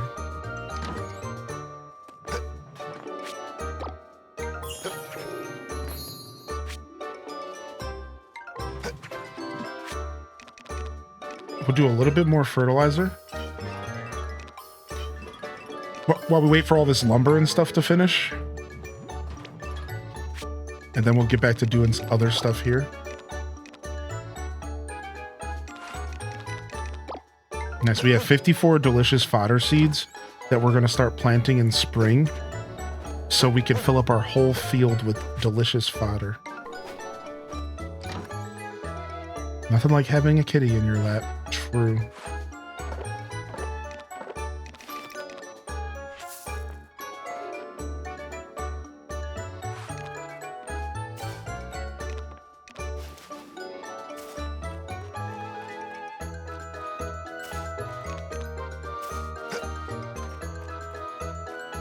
Another grocery pickup order.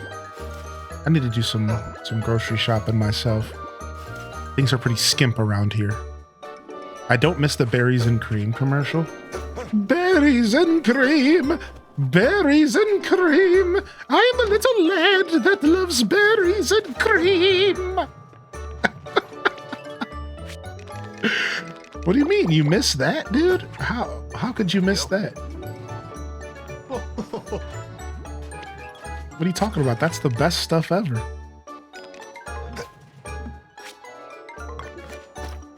How could you not miss that? Berries and cream. 4-star gems. I think we have enough. I think we have enough 4-star gems for this. Well, I'm not going to give up my orichalcum. I'm not going to give up my Macaulay Culkin.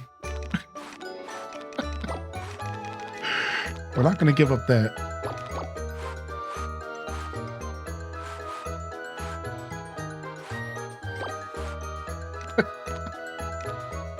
Dang it, I used up all my gems.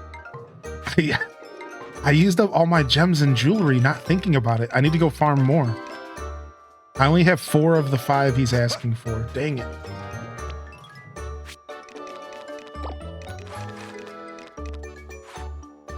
Yeah, I didn't think about it. Oh, that's so unfortunate. So we just gotta go do some more mining. It's fine.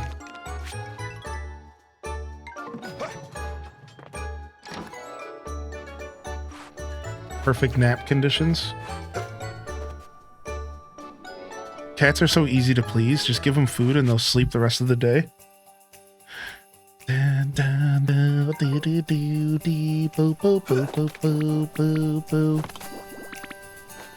I like the kind of Christmassy vibes.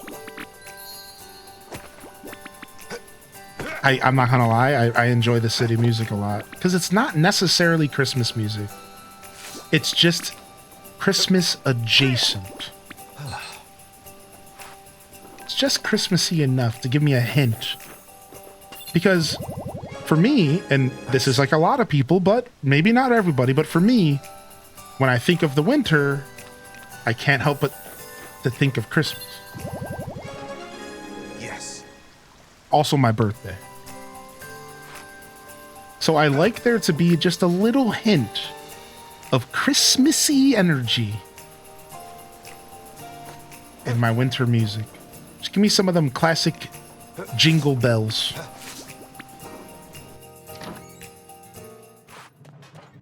Would you ever get a cat? Sure, yeah, I'm thinking about it. Yep.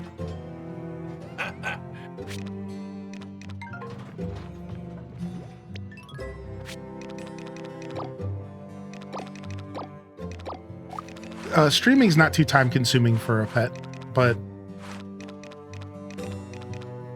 I am like, I do travel and stuff, so it could be a little complicated, but yeah, we'll see. It's something that I'm definitely considering, to say the least.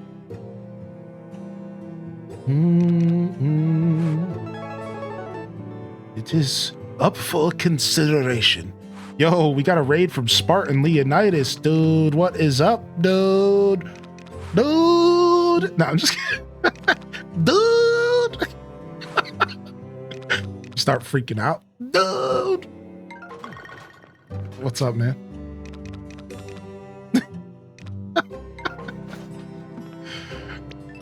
It's a freaking Spartan raid!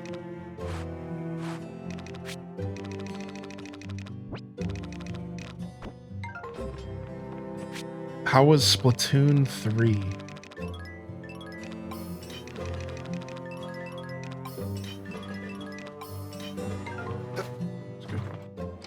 Up to the mountains.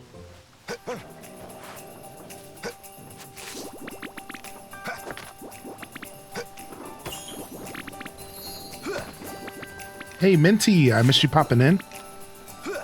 What's up? What's up, the Mint Mont? How we doing today? I did miss you popping in. I'm gonna scroll up real quick. No, I might have missed your message overall. Good morning, Brittany BCH as well. Thanks for your patience, everybody. I know I'm missing stuff in chat every once in a while here. It happens. just know that if you want to get a greeting from me or if you want to say hello to me, you're always welcome to just repost your message. You can always repost your message, whatever. Like, that's cool. Yes.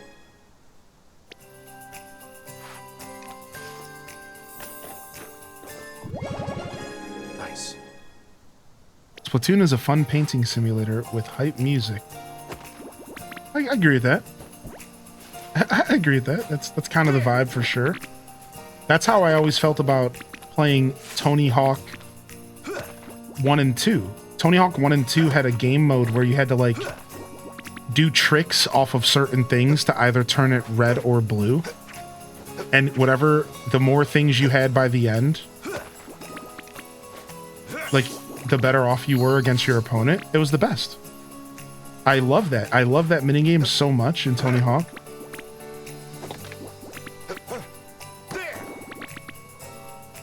Love a good splat session. Hey, honey. The good stuff coming out. Ooh, 2 royal honeycombs.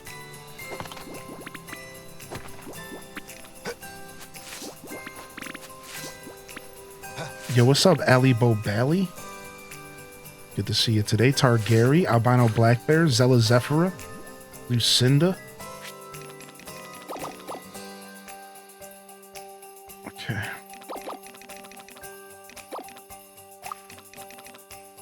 We'll give these little mushrooms to the mushroom guy. Grab these seeds just in case we need them. Do I have any honey to give this little budum? Nope. Not today.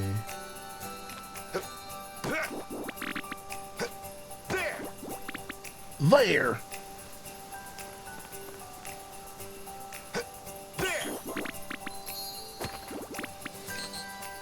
Love a Grand Bazaar moment while working and editing. Nice. Hey, we got mushrooms.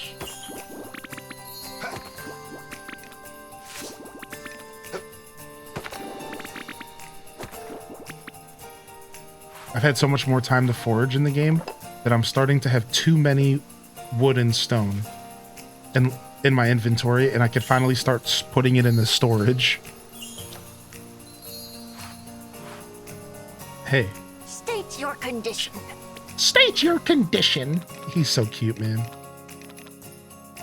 Let's keep the shiitake and turn it into seeds. And let's give him 10 of these. And then we'll turn these into seeds as well.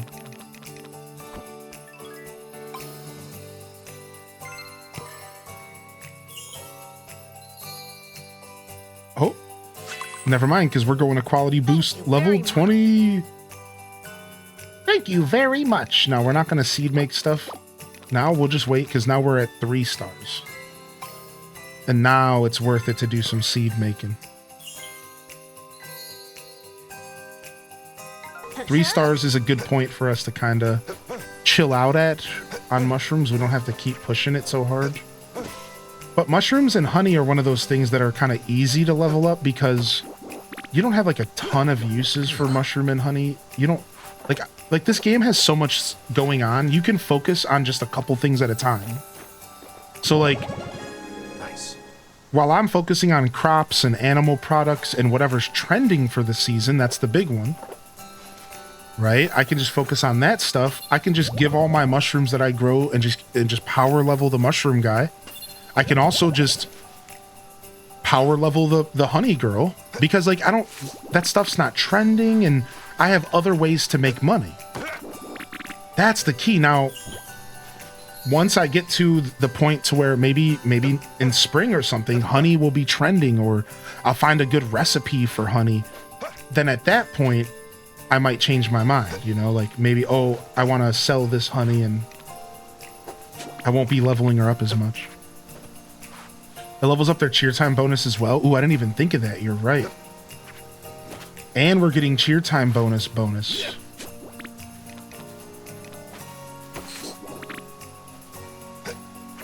All right, all the forageables reset at 5 p.m. So if I leave the zone and come back, I can just reforage everything that I just got. I'm not going to do that, but I could. Whee!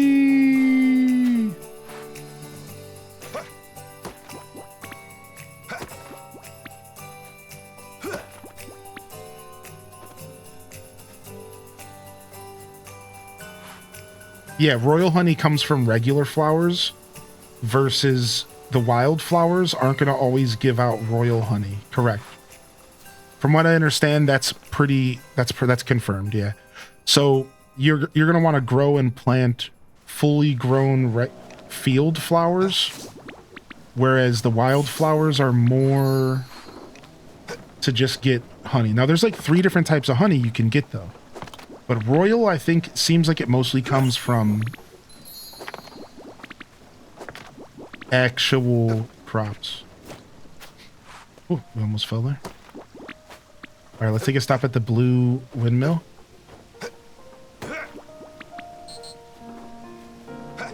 Actually, we're just going to stop and take care of our animals and then go to the park and do some training, and then we'll go to the blue windmill last.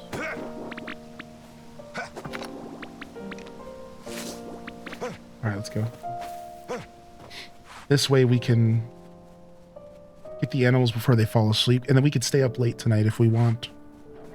Because we don't got to water the crops since it's a snowy day.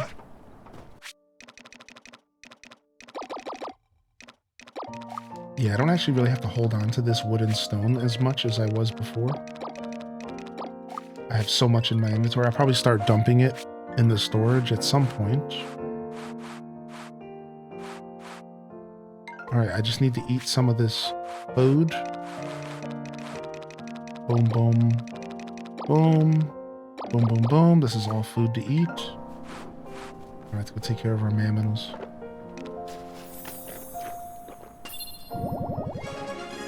Yes. Surprised Wilbur hasn't told Rob Boss to take a bath and wash that cow suit. Do you have any recommendations for someone just starting the game? Hey, Kara. So, my best recommendations for someone just starting this game would be... First off, this game is similar to Stardew in the sense that there is no, like, hard ending, I don't believe. So, like, take your time. Don't let the game overwhelm you. Take your time. There's no wrong way to play the game, and there's a lot of different ways to approach the systems and the selling and the bazaar. There you go. That's the first piece of advice I like to give, is just like... There. Kind of take a deep breath and don't let the game overwhelm you. And there's like, again, there's no real wrong way to play the game. But you're going to feel overwhelmed at first. You're going to kind of feel like you can't accomplish much because of the stamina. And it's going to be a little rough, but you'll stick with it. Now, I can actually give you some real advice, what I call a cheat code. And I think it's actually one of the most important pieces of advice I can give you. All right, so storage. Storage is a problem in this game, especially because there's a lot of items and forgeables and stuff to pick up. So a little secret for you is there's actually 24 extra spaces of storage at the bazaar, and you can store items in the bazaar ahead of time. So early game, if there's an item in your inventory or in your storage that's clogging it up, you can go to the bazaar and you can just put it there.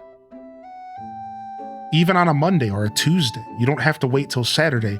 So this is what I'm saying, is that the bazaar has 24 extra spaces of storage waiting for you to use from the very beginning of the game. This is really nice. I call it a cheat code. The second thing is your windmills. As you start to unlock the windmills, remember that you can actually leave stuff in the windmill. You don't have to take it out of the windmill.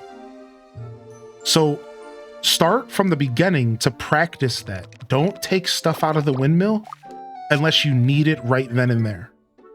And this will also help with storage issues, and this game has a lot of storage issues. You're going to run into, very often you're going to have to pick and choose, like, what are you going to take home with you? What are you going to keep?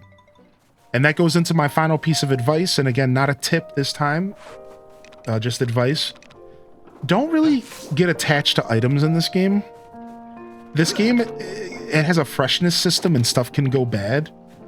And I think the game is kind of encouraging you to just get rid of stuff. So if there's something that I wish I knew early on, just go ahead and sell stuff. Get rid of all of it. Everything must go. Because in all reality, if you sit there trying to hold on to things, you're just going to get punished.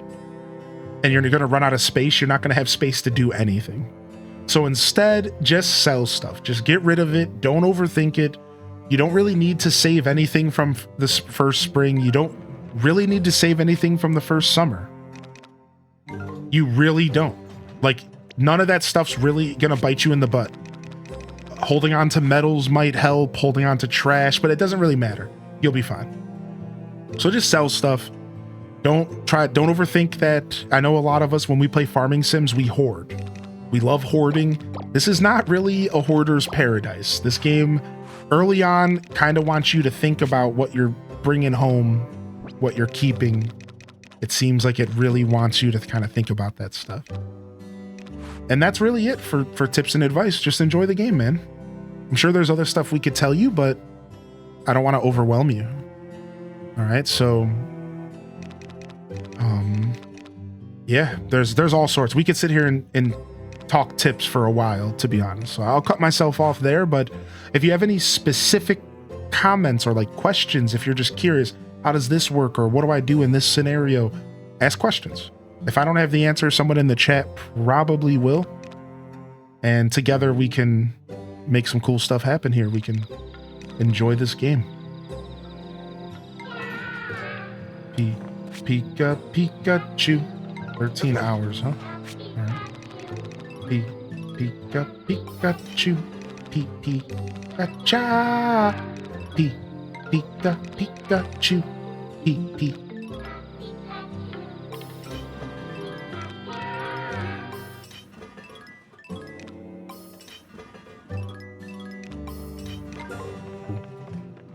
Build up. Drop this off. And then what was I gonna quickly do? I had an idea of something I wanted to do. Milk, cheese, wheat. Oh, I was gonna make some more pet food. That's fine. We'll do it later. Thanks for the follows, by the way. Welcome in. All right, let's stay up late. We can't train our horse too late. It doesn't let you, fortunately. So I don't think we'll be able to train our horse. Let's go and find out if the training horse cutoff is 9 or 10, though. By just going there right now and seeing if it works. I think it's 9, but it might be 10.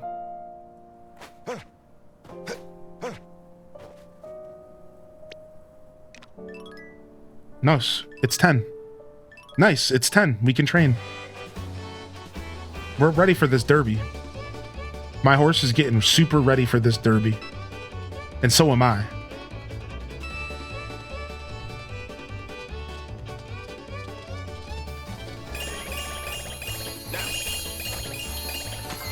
Oh. This stretch right here is the hardest to get through. That stretch is tough. I want to jump a little earlier than I am.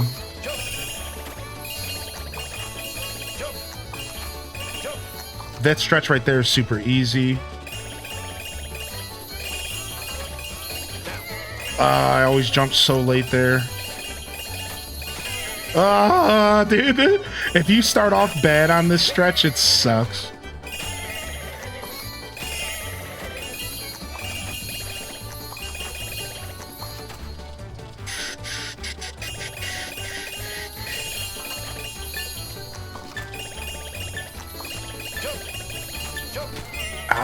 Almost perfect through here, though. Almost perfect on the last lap.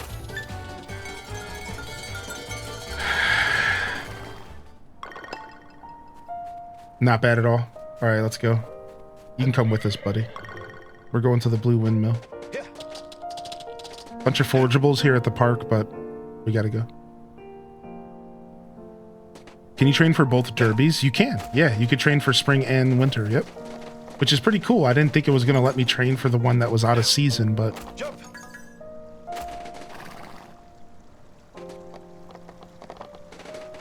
There's a horse, yeah, and you could train it and go through. There's like a derby, which is like a little mini game. It's super cool. The horse is a strange thing in this game though, because like because of the jumping and the floating and the drifting, the horse almost doesn't even feel that good to use. Because I kind of just would rather hop around everywhere. So it's kind of interesting how this game, like, they added a mountain stuff and I don't even really feel the need to, like,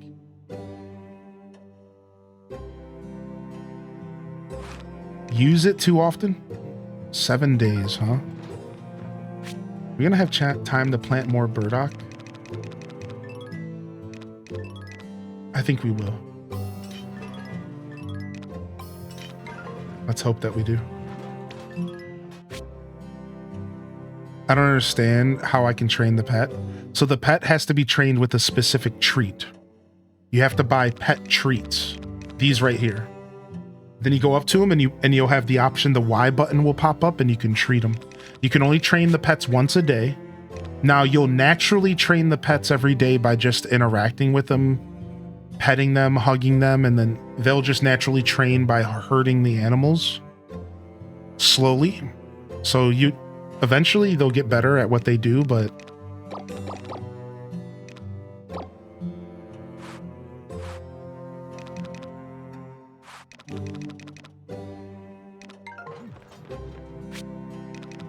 yeah, no, it's not quite the same as Wonderful Life. I thought the same thing when I first picked up the game, yeah.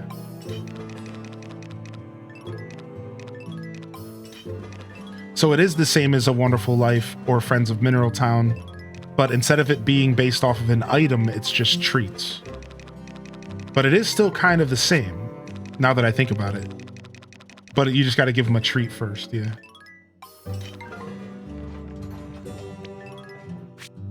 You're right about that, Ali Mall. Yeah, just riding around town will give you little bits of horse training, yeah. Just riding around town gives you just little bits of horse training. And that's the thing about this game that's so cool, is there's a lot of stuff that's gradual. I love that about this game. There's a bunch of stuff that just gradually happens by playing the game. And you don't have to like overthink it. You don't have to put a bunch of effort in unless you want to speed up that process, which a lot of times you're probably going to want to speed it up a little bit, you know?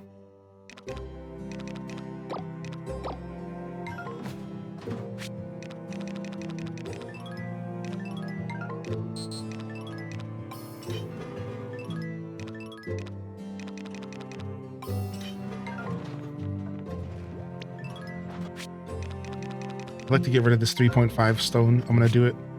Oh no, we're filled up. Oh well. Fine.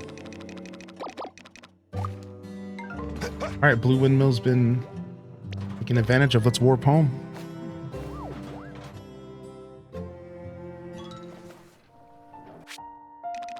Hope you're doing well today, Silver Blink. What's up, Met City? I just got this game, so I'm gonna lurk. Nice, man.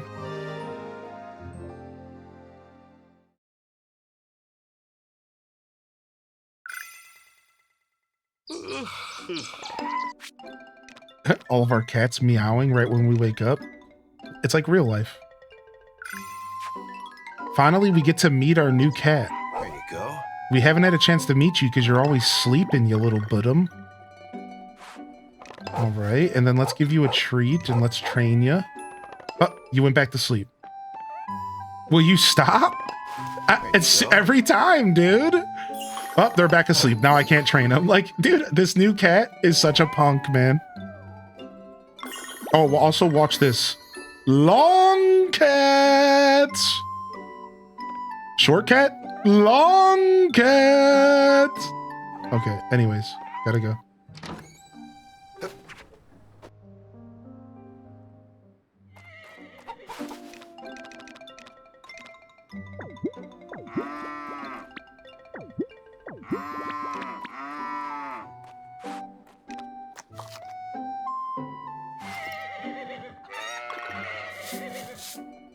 There you go. All All right, we'll take care of the rest of the animals later. We just need to do a couple things. Now I got a new goal, year 1 World Bazaar rank. I know, it almost makes you want to restart the whole game and like do a different save file just for that goal. Which I'm tempted to take on that challenge. I don't know if I will anytime soon, but it sounds like a fun challenge for sure.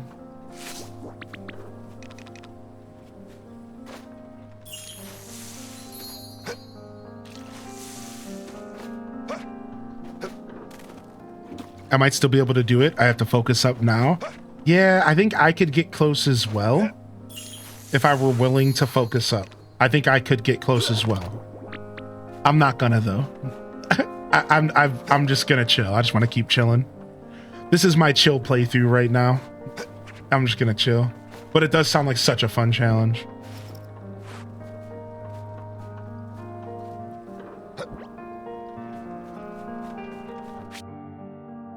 Yo, how you doing, Gabcat? Hey, Kitty's a lazy bum. Good to see you today, dude. Your game dog looks like my dog, and it makes me love it even more. What's up, dude Supreme? We love some doggos in this chat.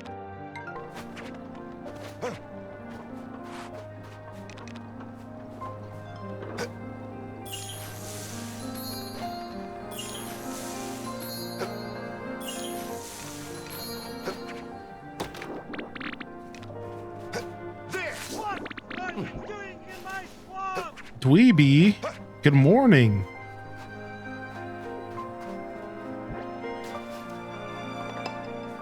Happy to have your equally chill vibes on in the background. Nice.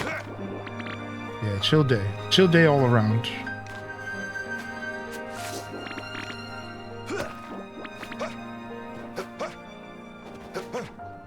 Chills across the board. What's up, Lamgella?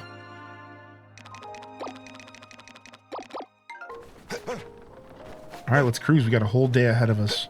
We've got so much freedom. We've hit this point in the game where we have so much freedom. It's nice, man. It is so refreshing. This is what I'm saying. You know, we were talking earlier about like this game being a little bit stressful, and it's like, dude, we've hit freedom o'clock. In a lot of ways, we are able to go around and just kind of do whatever we want every day.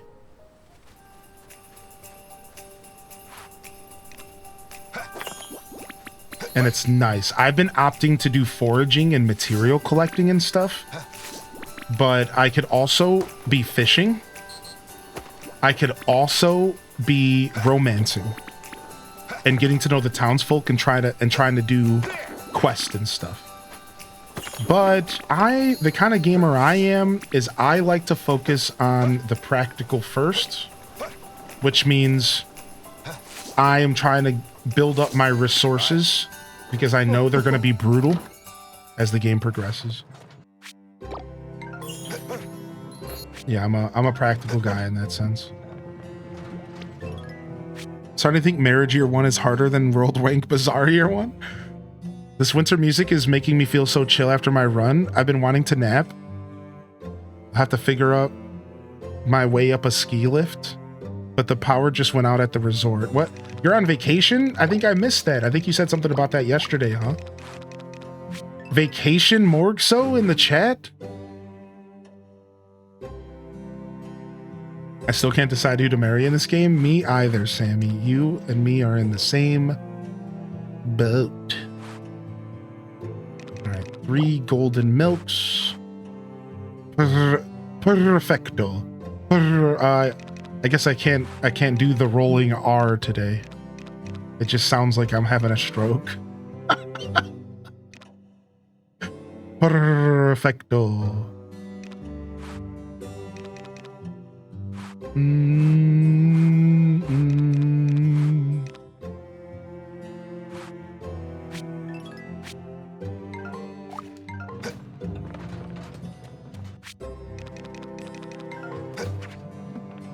Oh yeah, we got you. No worries, Dweeby. Chat's always good for helping out. Thank you, chat. And decide who to marry. You might not have even seen all the characters yet either. Like, have you met Samir yet? He's a late arriver. Yeah, you might not even have met all the characters. That's why I'm kind of waiting to decide as well. Because I'm not even sure I've met all the characters yet. I'm actually not even confirmed, like 100%. You married Samir? The nighttime and rainy piano music is the best. Agreed. You married Samir Baxter? Dude, don't you want to marry a literal oil prince? Yes. Don't you want to marry a literal oil princer?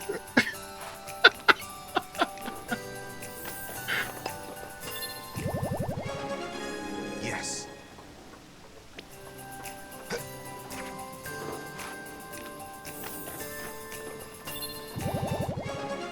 I'm on perma vacation since I moved. Trying to find work's been difficult, but thankfully I've had some savings to work with. So since I've never taken a real life vacation before, I'm doing an extended one for mental health and whatnot. Dude, get it, man. I'm so proud of you, Morg. So get it, dude. Nice. And I'm glad you're doing okay. You can always send a message if you ever need anything, all right? Don't hesitate, man. I might not always be able to help, but don't be shy.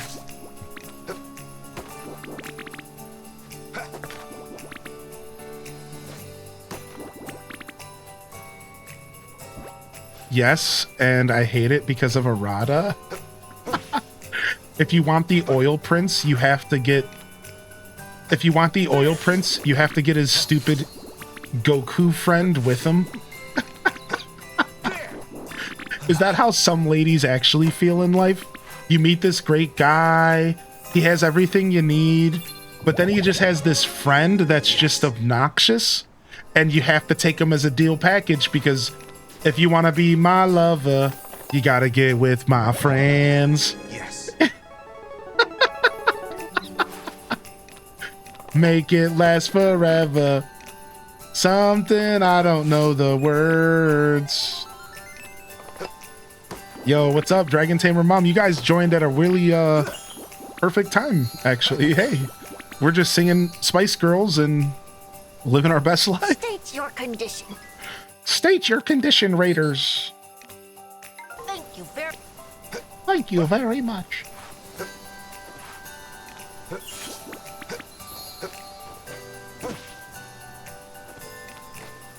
Yep, Cap.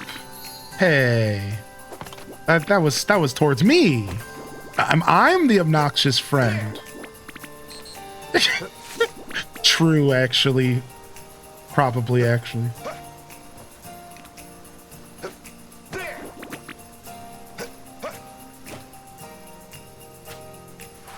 I'm not obnoxious in like a detriment to the individual. It's not that bad, but I'm obnoxious in the like, do you have to invite that dude over again because he doesn't stop talking ever? I'm not the obnoxious friend that's like bringing down your like boyfriend. I'm the obnoxious friend that you just don't really want to invite to dinner because I don't stop talking. It's like, dude, I don't want to invite that Josh guy back over again. He really just doesn't stop running his mouth.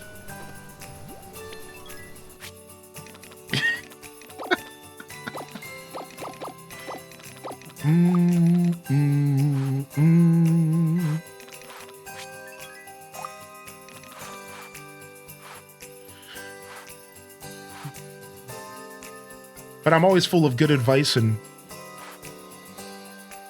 will help. I'm a fan of each one teach one, and gotta help each other grow. So I'm good for that. I'm good for something, you know. All right, the honey's all being processed. Going up. Wait, I missed a mushroom. Must have a Z mushroom. I think I can out yap you. At this point in my life, easy. I'm not much of a yapper anymore. I was mostly joking. That's like old me. That's like young me. I kind of keep my mouth shut nowadays. I don't really want to talk to anybody.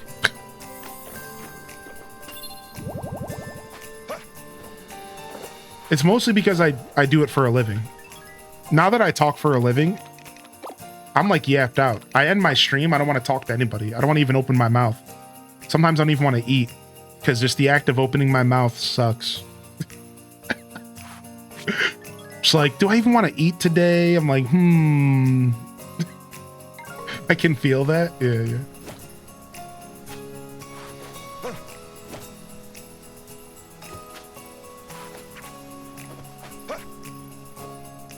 We'll have a block party. You can all come too.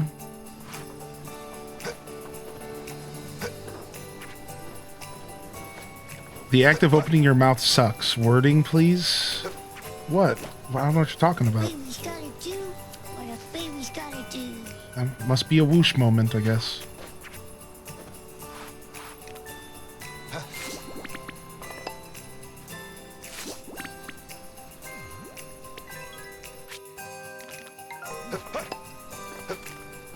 Dang it, I missed a bug there.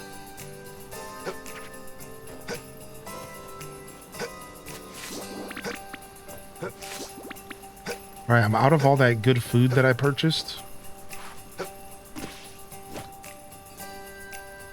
So now I'm gonna have to start eating my food again.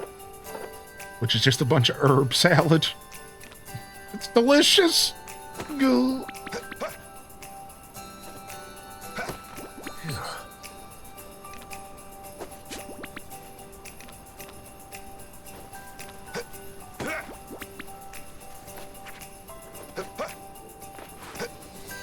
Hey. Yo. I'm so happy. Yo. Oh, there's all that honey I was looking for. There's all that honey. Boom, boom, boom, boom, boom. Drop off all this stuff.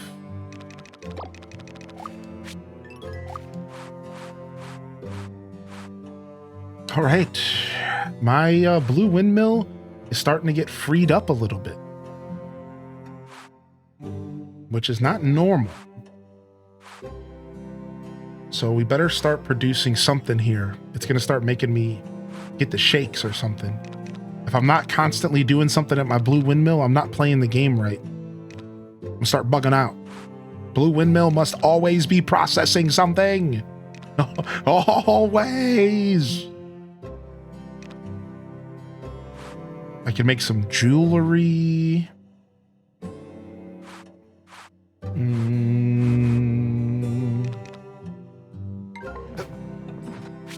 Always be processing. Yeah, ABP.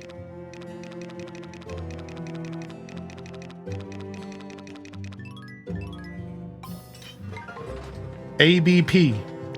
Always be processing. That's right. All right, we can get a new tool, though. Let's go ahead and get some tools going. Time to grab some gold. All right, gold watering can plus. Don't really need the upgrade, but we're going to go for it.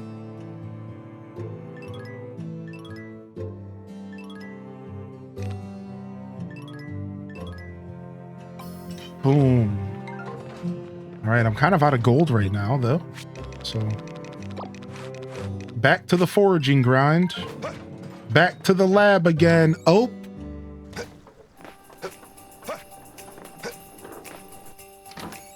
All right, hold on. I can't leave this thing behind the building. I just couldn't leave that. I could not leave it, dude. It had to be handled. All right, let's head back to the farm for the day. And then we're going to go out to the equestrian park. How you doing, winner chicken dinner? Good to see you. We'll see you later, Alto girl. Oh, you know what? We should fish. Yeah, we're going to take a break from the park today. We're going to fish, and then we can come take care of the animals. Then we can just go back fishing. Absolutely perfect.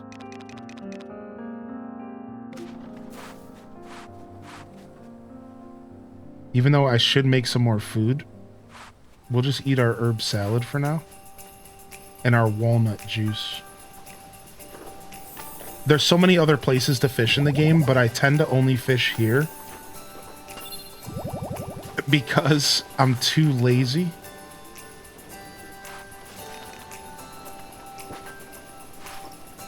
To go anywhere else.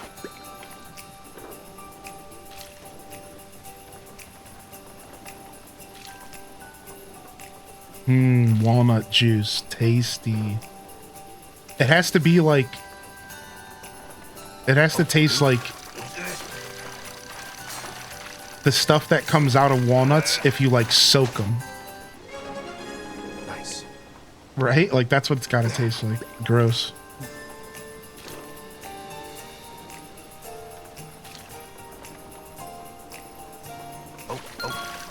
Oh. Dude, my character's from Ohio. You hear him?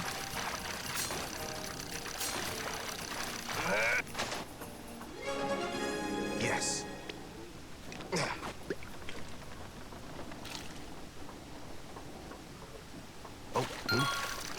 I think as we go into spring, year 1 or year 2, we're going to focus a little bit more on...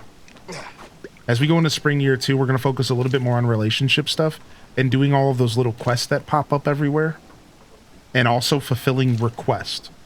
And we're actually going to start trying to fulfill requests again here before the end of winter as well.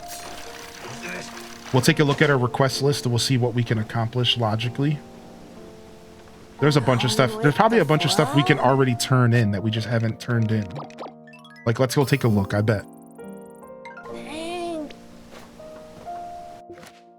Like, I wouldn't be surprised at all, right? So, like, this one is obviously tough because I need 2-star fish and I need a bunch of them. This person needs 1 2-star vegetable. It has to be potato, onion, or carrot. So easy. We could do that right now. It doesn't matter. This one needs 30 bottled walnuts or chestnuts. So let's start saving these walnuts now. This one needs any juice recipes, so we could make this relatively easy, but we might wait till spring. I already found this dude's lost item, so easy. I need 3 large fish for Sonia. I need any side dishes level 1 for Kagetsu. That's easy as well. I need to make a bouquet for Lori. And I need 5 ladybugs for Sylvia. I need 20 herbs for Sophie. I need to give presents. I can already turn this one in. I need 5 1-star mayos for Mina. And then we're working on getting the blue Wonderstone right now. I'm pretty close. I'm pretty close to the blue Wonderstone here. Oh, you can use Moonstone as well. Ooh, let's go take a look. We might be able to finish this. How difficult is the fishing mechanic? It's not too bad. I would say the fishing mechanic in this game is a lot easier than Stardew if that's one of your concerns. But I wouldn't say that it's free. I would say, here's what I'll say. The fishing mechanic in this game isn't difficult at all. All right. However, fishing in this game in general takes a lot of upgrades of the fishing rod. It's going to feel difficult because you're going to lose every time because you have to upgrade your fishing rod for it to like actually be a smooth experience. Does that make sense? So like, I wouldn't say the minigame itself is at all difficult, but you are going to fail a bunch trying to fish early on because the fishing in the game is just made to be like, you're made to fail a lot until you upgrade your fishing rod and stuff. And then it's all just pressing up. You just press a direction. You press left or up or right or down, whatever appears. And that's it. It's like playing Simon Says.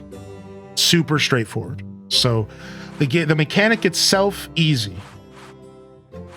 But it's going to feel brutal because the game wants you to get your upgrades fast. Like that was something we got advice from Zaradu really early in our playthrough. Zaradu being a member of the chat here. And they said that they hated the fishing so much. I think it was Zaradu. that they upgraded their fishing rod as much as they could as fast as possible so that it was just easier in general. Because it was like a little bit, it was just easy to fail. So that's why I've been focusing on upgrading my fishing rod as well, because I've realized like it makes a big difference in this game. Whereas like Stardew, you could almost argue was more skill-based fishing. Right? Like Stardew was almost like a skill-based fishing mechanic, where you had to be good at the minigame, period. Like you couldn't just coast by. Like Stardew's minigames are brutal, man.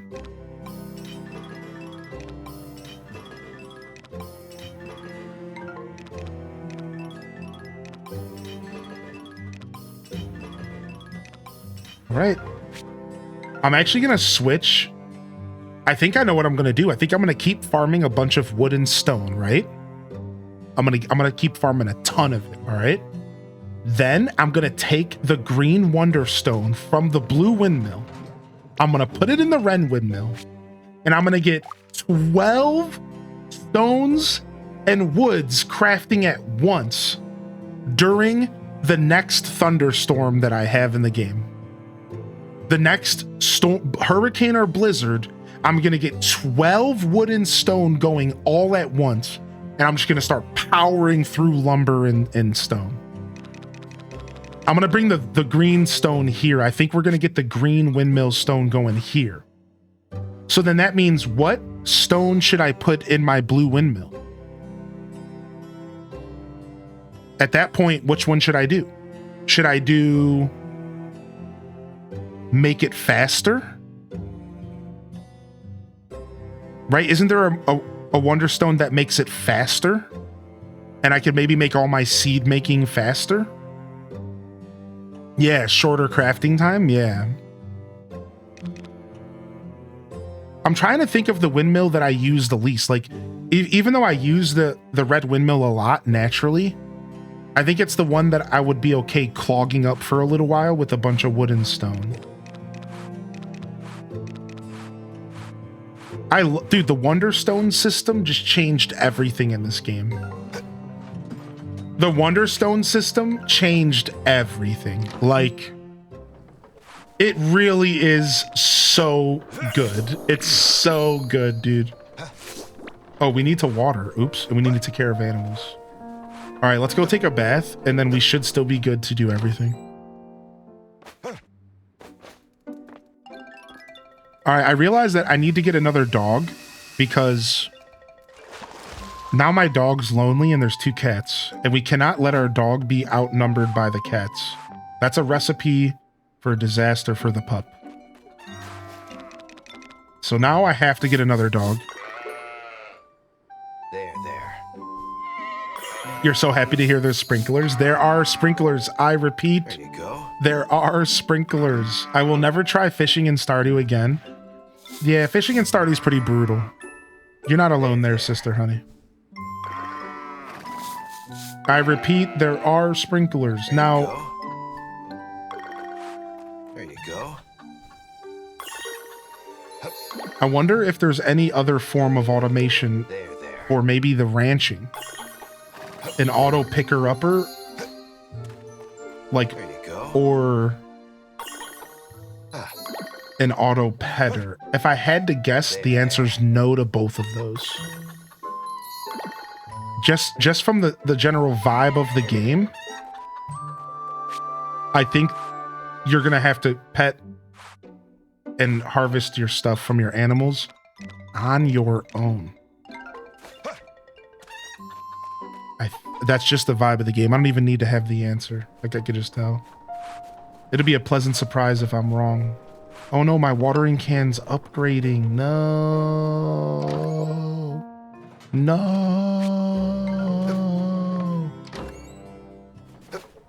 All right, let's go back and see how long it needs. It might need another like 4 hours.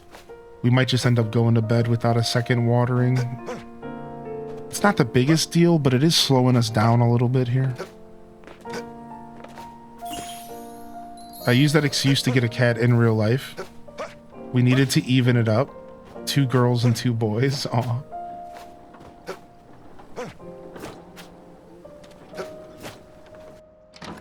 It said 8 hours for the watering can.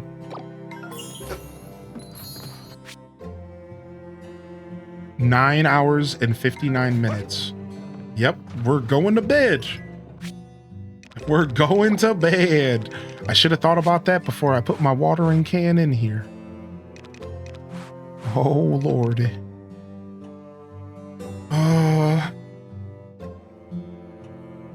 Let's get a piece of jewelry going.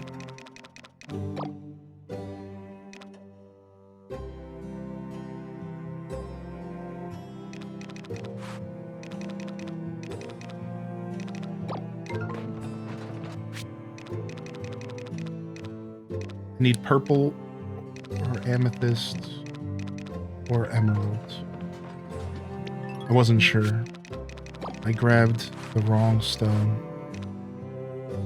Let's grab these 3.5ers.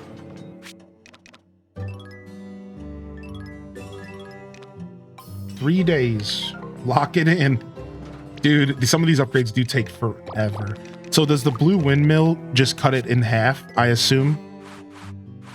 The blue, I'm talking about the blue stone. Maybe it cuts it in half. So 3 days would be 1.5. That sounds like it would be the most likely. Yeah, 50%. Yeah. Which is still amazing, but you know, could be better, I suppose. All right, I guess we're done. I guess we don't get to water tonight. I'm a little disappointed by that, but I should have thought ahead a little bit more.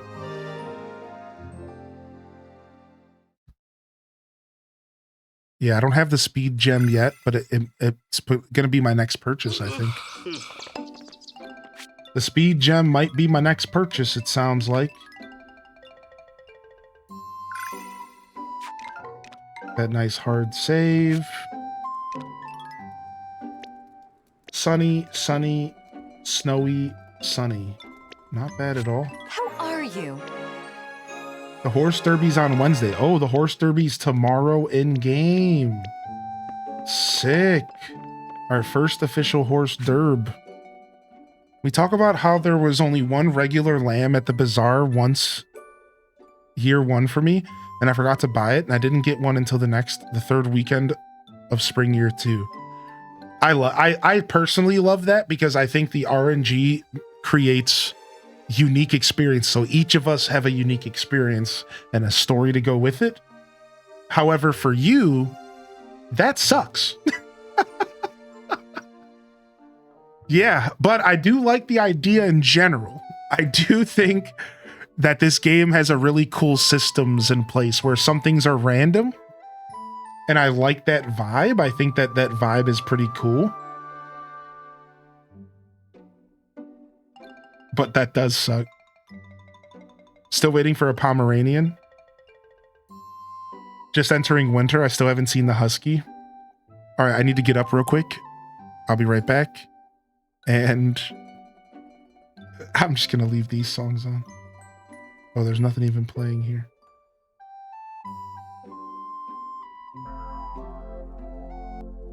All right. Yeah, I'll be right back. Thank you for your patience, everyone.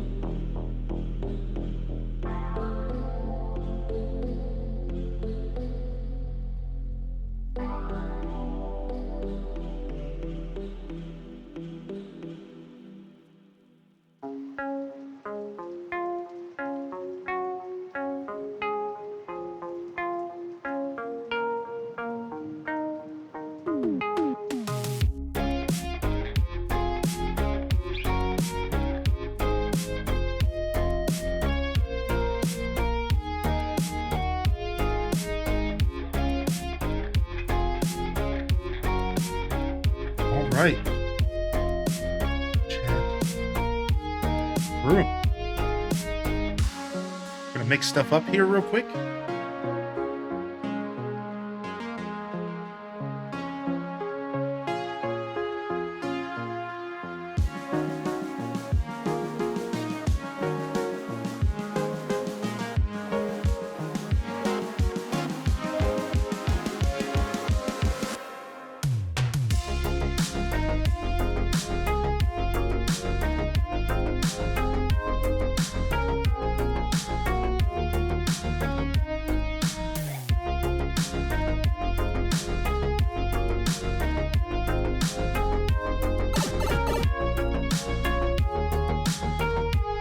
Oh, that's not good.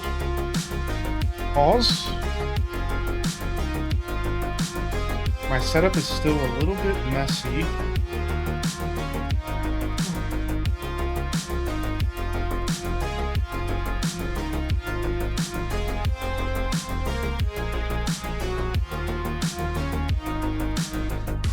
It's the worst thing I'm dealing with.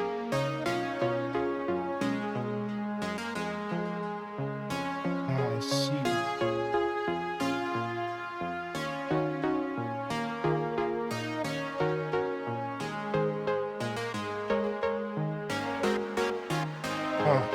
I have this one freaking light box that is just caught up in some cords. I just gotta get all the way back there and figure it out, dude.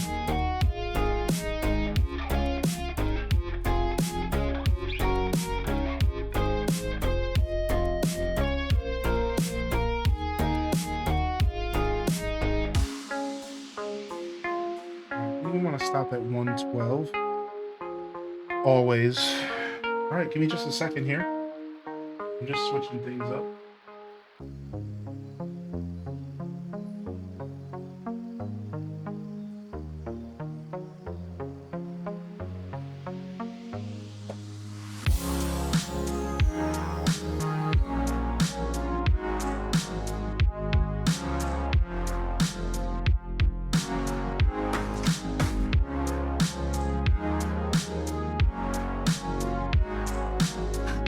All right, I'm back. Sorry about that.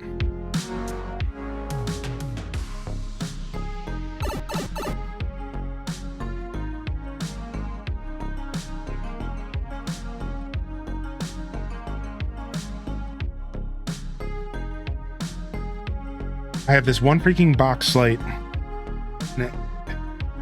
I recently had to change my whole setup, and I there's like all these cords that I haven't like tightened up, and my box light keeps getting caught up in these cords. It's so frustrating.